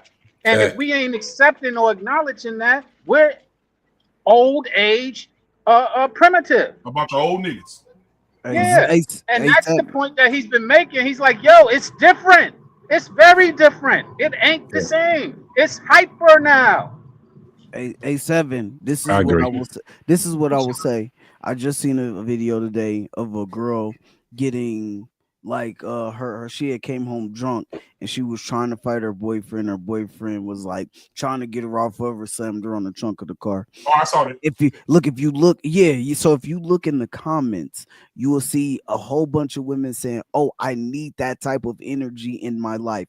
I need that type." So you're never gonna dispel the good guy, none of that. You know why? Because more times than not, most women have to go through their bad guy phase and then they get to the good guy at some point in time. But more times than not, they have to go through the bad guy phase. And it's not all women, but majority of women end up going through a bad guy phase. It was just a girl on the date night podcast raised in the suburbs talking about she dated bad boys and he was drinking and now he's an alcoholic. And then she said, I dated a drug dealer and didn't know that he was a drug dealer. Shorty, you knew. You was pulling up to the dope house. Like, you know what I'm saying? So listen, they all have to go through it at some point in time. And then after that, they find they settle down with a good guy. Well, 7, you in DFW, where you at in Dallas? What area? You don't mind saying? Around Fort Worth. Okay, close to Fort Worth. Let me say this. You see the new laws they passed in our area. The laws are, this is how bad it's gotten. If a woman puts her hands on you, you have every right to defend yourself at 100%. I've been to that. So I did that back in the day. Yeah, so in Dallas right now, if White School Podcast come up to me and spit in my face and assault me, I can beat the dog shit out of her and go home and sleep like a baby. I mean, but did you need the news to tell you that? But did you need the news to tell you that? No. I did not need the news to tell me that. But you remember back in the day, if the police pull up and a woman got a bruise, they ain't asking no question. Your ass going to jail. Oh yeah. I heard. Oh, yeah, I know that. You know what I'm saying? But now, if you can prove, they passed 2 laws. If you can prove that she hit you and you beat her ass, you're not going to jail. And they said now it's against the law for women to go on a man's phone. Yeah, it's a part of the Privacy Act. So if you go on your man's phone and see some titty pics or wallet, and you try to go to court and get alimony or child support by saying he unfit, they're gonna throw it out of court because it's no longer admissible in court. Your husband's records of this. What states? In some cases, it's over. I ain't never had a woman try me, especially a black woman. I ain't never had a woman try me. So I'm sure it's out there, but I tell them quickly. All right, you try it. So you go to court, somebody he went cheating, and right here, judge gonna say, man, we can't take that no more. Yeah, all right. Well, I get it though, man. All right, Precious, let's go. No more. But hey, Precious, please, Precious, if I gotta send you some Cash App tomorrow or Friday, please do the review on this latest episode. And it's gonna shock you of the woman on there and why they're not connecting with some of the good guys on there.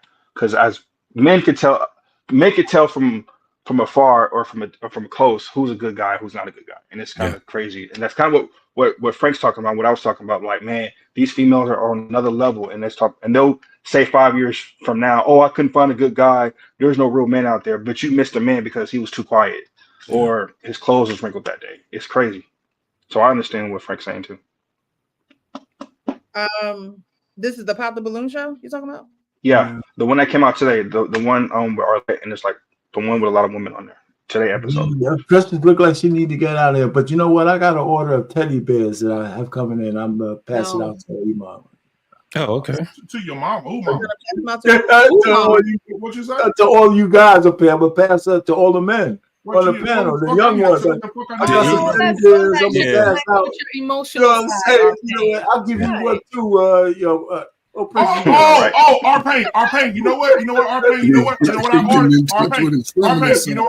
You know what, R-Pain? I ordered y'all some M&Ms with nuts because you niggas need some nuts because you are the same niggas who said happy wife, happy life and let your wife.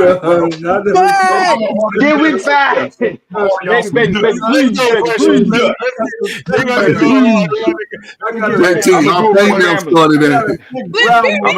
Some of y'all can't even find your socks without your wife, so don't even go there. Y'all can't find your socks without your wife. Get your nuts back, R-Pain. Happy wife, happy life. Get your nuts. Al Green shaking ass. I'll drink your bath water. I'll drink your bath water. They started that shit. Keep sweating ass niggas. Listen. We just said we'd drink your bath water. Y'all generation is actually drinking Y'all drinking that shit. Y'all drinking that shit. Licking. Hey, as long as she come back to me, it's okay. As long as she come back to me. Let her go to Vegas. Come on, as long as she come back to me. Crazy. It was in your windows, JT. It was in your windows when we were young. These motherfuckers are actually eating ass and toes. Y'all doing all that old nasty shit. You like you eating? What we talking about? Y'all eating ass. Just close it out, Precious, because these men ain't gonna go nowhere. They Hey, we seen Harlem Nights. Shooting whole toes off. You know what? Them boomers, when they but y'all actually doing it in real life. We show you a movie. You're lying. When the boomers y'all should be on IG. You're panicked. Don't panic. You're good. You're good, bro. You got this. This is gonna make a 6 shot, and it'll be cool. You know what? 6 shot? 6 shot. Yeah, I like 6 for the ground. For the ground? Yeah. For the tube? For the thumbnail. Oh, if it's for the thumbnail, bro. Do it, Mike. Just hop on in. No. Hey, I don't think I'm gonna float. You're gonna float. No. Get me out. I got you. No, get me out. I got you, bro. Hey, y'all didn't know. No. Please don't let me. No, you're good. Bro, you sure? No. I'm not. I've seen this a million times. You're good. Bro, please. I promise. You're good. You want me to get in with you? I'll get in with you. Hold on. Look. Hold me slowly until I float. Okay. Let go. You got the life jacket on, man. You're good. No. You're good. You're floating. You're good. No. Hold your breath. You're floating right now. Now hold on to the fish. He floats. There you go. No.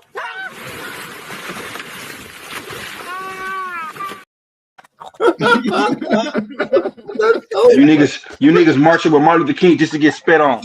Come on, man. Chicken. White people can't cook chicken, but you still want to go eat with them. Man, I got something for you, baby. We on our way out. We on our way out, damn it. You're gonna have to push the button. Let me sit on the same bus as you, looking at it, man. What's today? Thursday. Shameless plug. Friday. Hey guys, we having barbershop. We talking about men stop pussyfooting around and tell women the truth. That's what we talking about Friday. So we're coming on over to the barbershop. It's gonna be good. I wish I can go, man. Absolutely. Sorry. Shameless plug. We going. Happy anniversary. Happy anniversary, 7. Yeah. I'm married, man. Anniversary. Okay, boy. That's right. I'm married, man. There ain't no happy wife, happy life, is it? Nah. She actually told me, happy man, happy plan. She told me that. She told me that. Don't be like R-Pain losing your vocal cords and shit. Roseanne gonna do what Roseanne gonna do. Looking at R-Pain when he got married, he was like this. He go in there and bring me some water. Now it's I don't listen. I don't have to say shit. I had to. Hey, come home. Hey, you come home and have her bathwater ready. Looking at. At least he ain't go drink it. Y'all go drink it. Hey, I don't drink. Hey, They're gonna drink it for the gram. Now. It's strong. Hey, my girl was. Just go. Hey, Coach, my wife was driving from Austin to ass. Houston to come see me. Hey, Seven, what you know? Arcane transfer all this toxicity over to one of y'all channels. Let Precious go. Sucking toes and shit and getting it in the nose. There y'all go. A little nasty. Toe fetish. Movers don't take showers. They take showers once a week. It ain't worth it, y'all generation eating ass.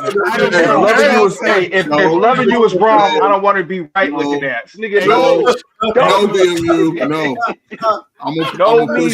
Arcane. It ain't nothing worse than drinking wrong. I don't want to be right. Ass. Yes, no, but y'all got something like loving you was wrong. I don't want to be right. Come on. JT eat ass. I know JT eat ass for sure. Hey. No, Precious is gonna have to do a lot of editing. You guys need to be respectful. I'm sorry. Jamal, you know I love you. We didn't start that eating ass. We didn't start that eating ass shit. It was them damn young ass women. Them women eating ass. There you go. White school know what we talking about.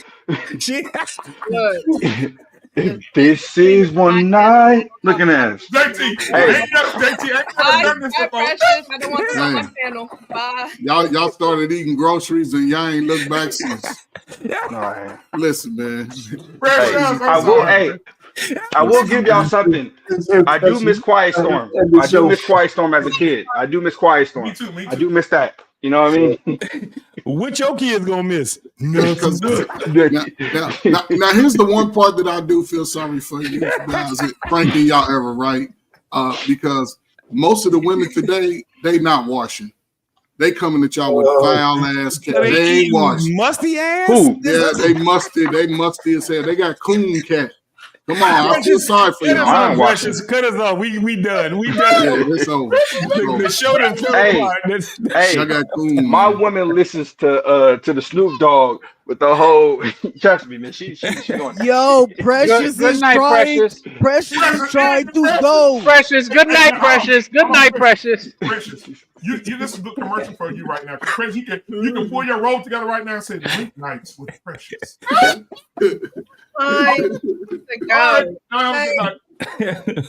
time to go. I'm so glad y'all can have fun over here, though. Arcane, absolutely. I love you, Arcane. That's my boy, Coach Bird, JT. Arcane, we love you, Arcane. We glad Frank came back. Guys, I'm still gonna order the teddy bears. I don't give a shit. It's all good. We'll take the teddy bears rather than the caveman stuff.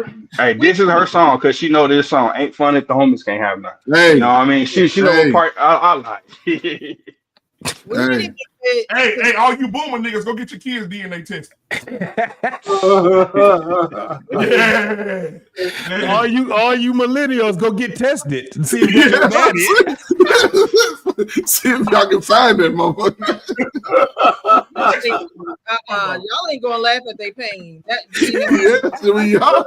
Y'all head below the belt. I went too far. I went too goddamn far. No. They want to walk with the big dogs. Damn it, you gonna take Gen X shit? We do that shit. We coming back. Man, you know what, man? It's always insane that the black community has been fucked up for a long time. Man. We've been messed up for How many of these old boomer women were whores? I don't know, but it's nothing compared to what the teenage girls y'all got now. They learn from their grandmamas. Yeah, but again, we were nasty. They hyper nasty. Right, it is. You right. You right, Shy. I love you, Precious. Have a good night, baby. Love you, sweetie. Good night. Yeah, with the girls. So you can be good night, y'all. Well, okay. All right, absolutely. Good night. See y'all. Peace out.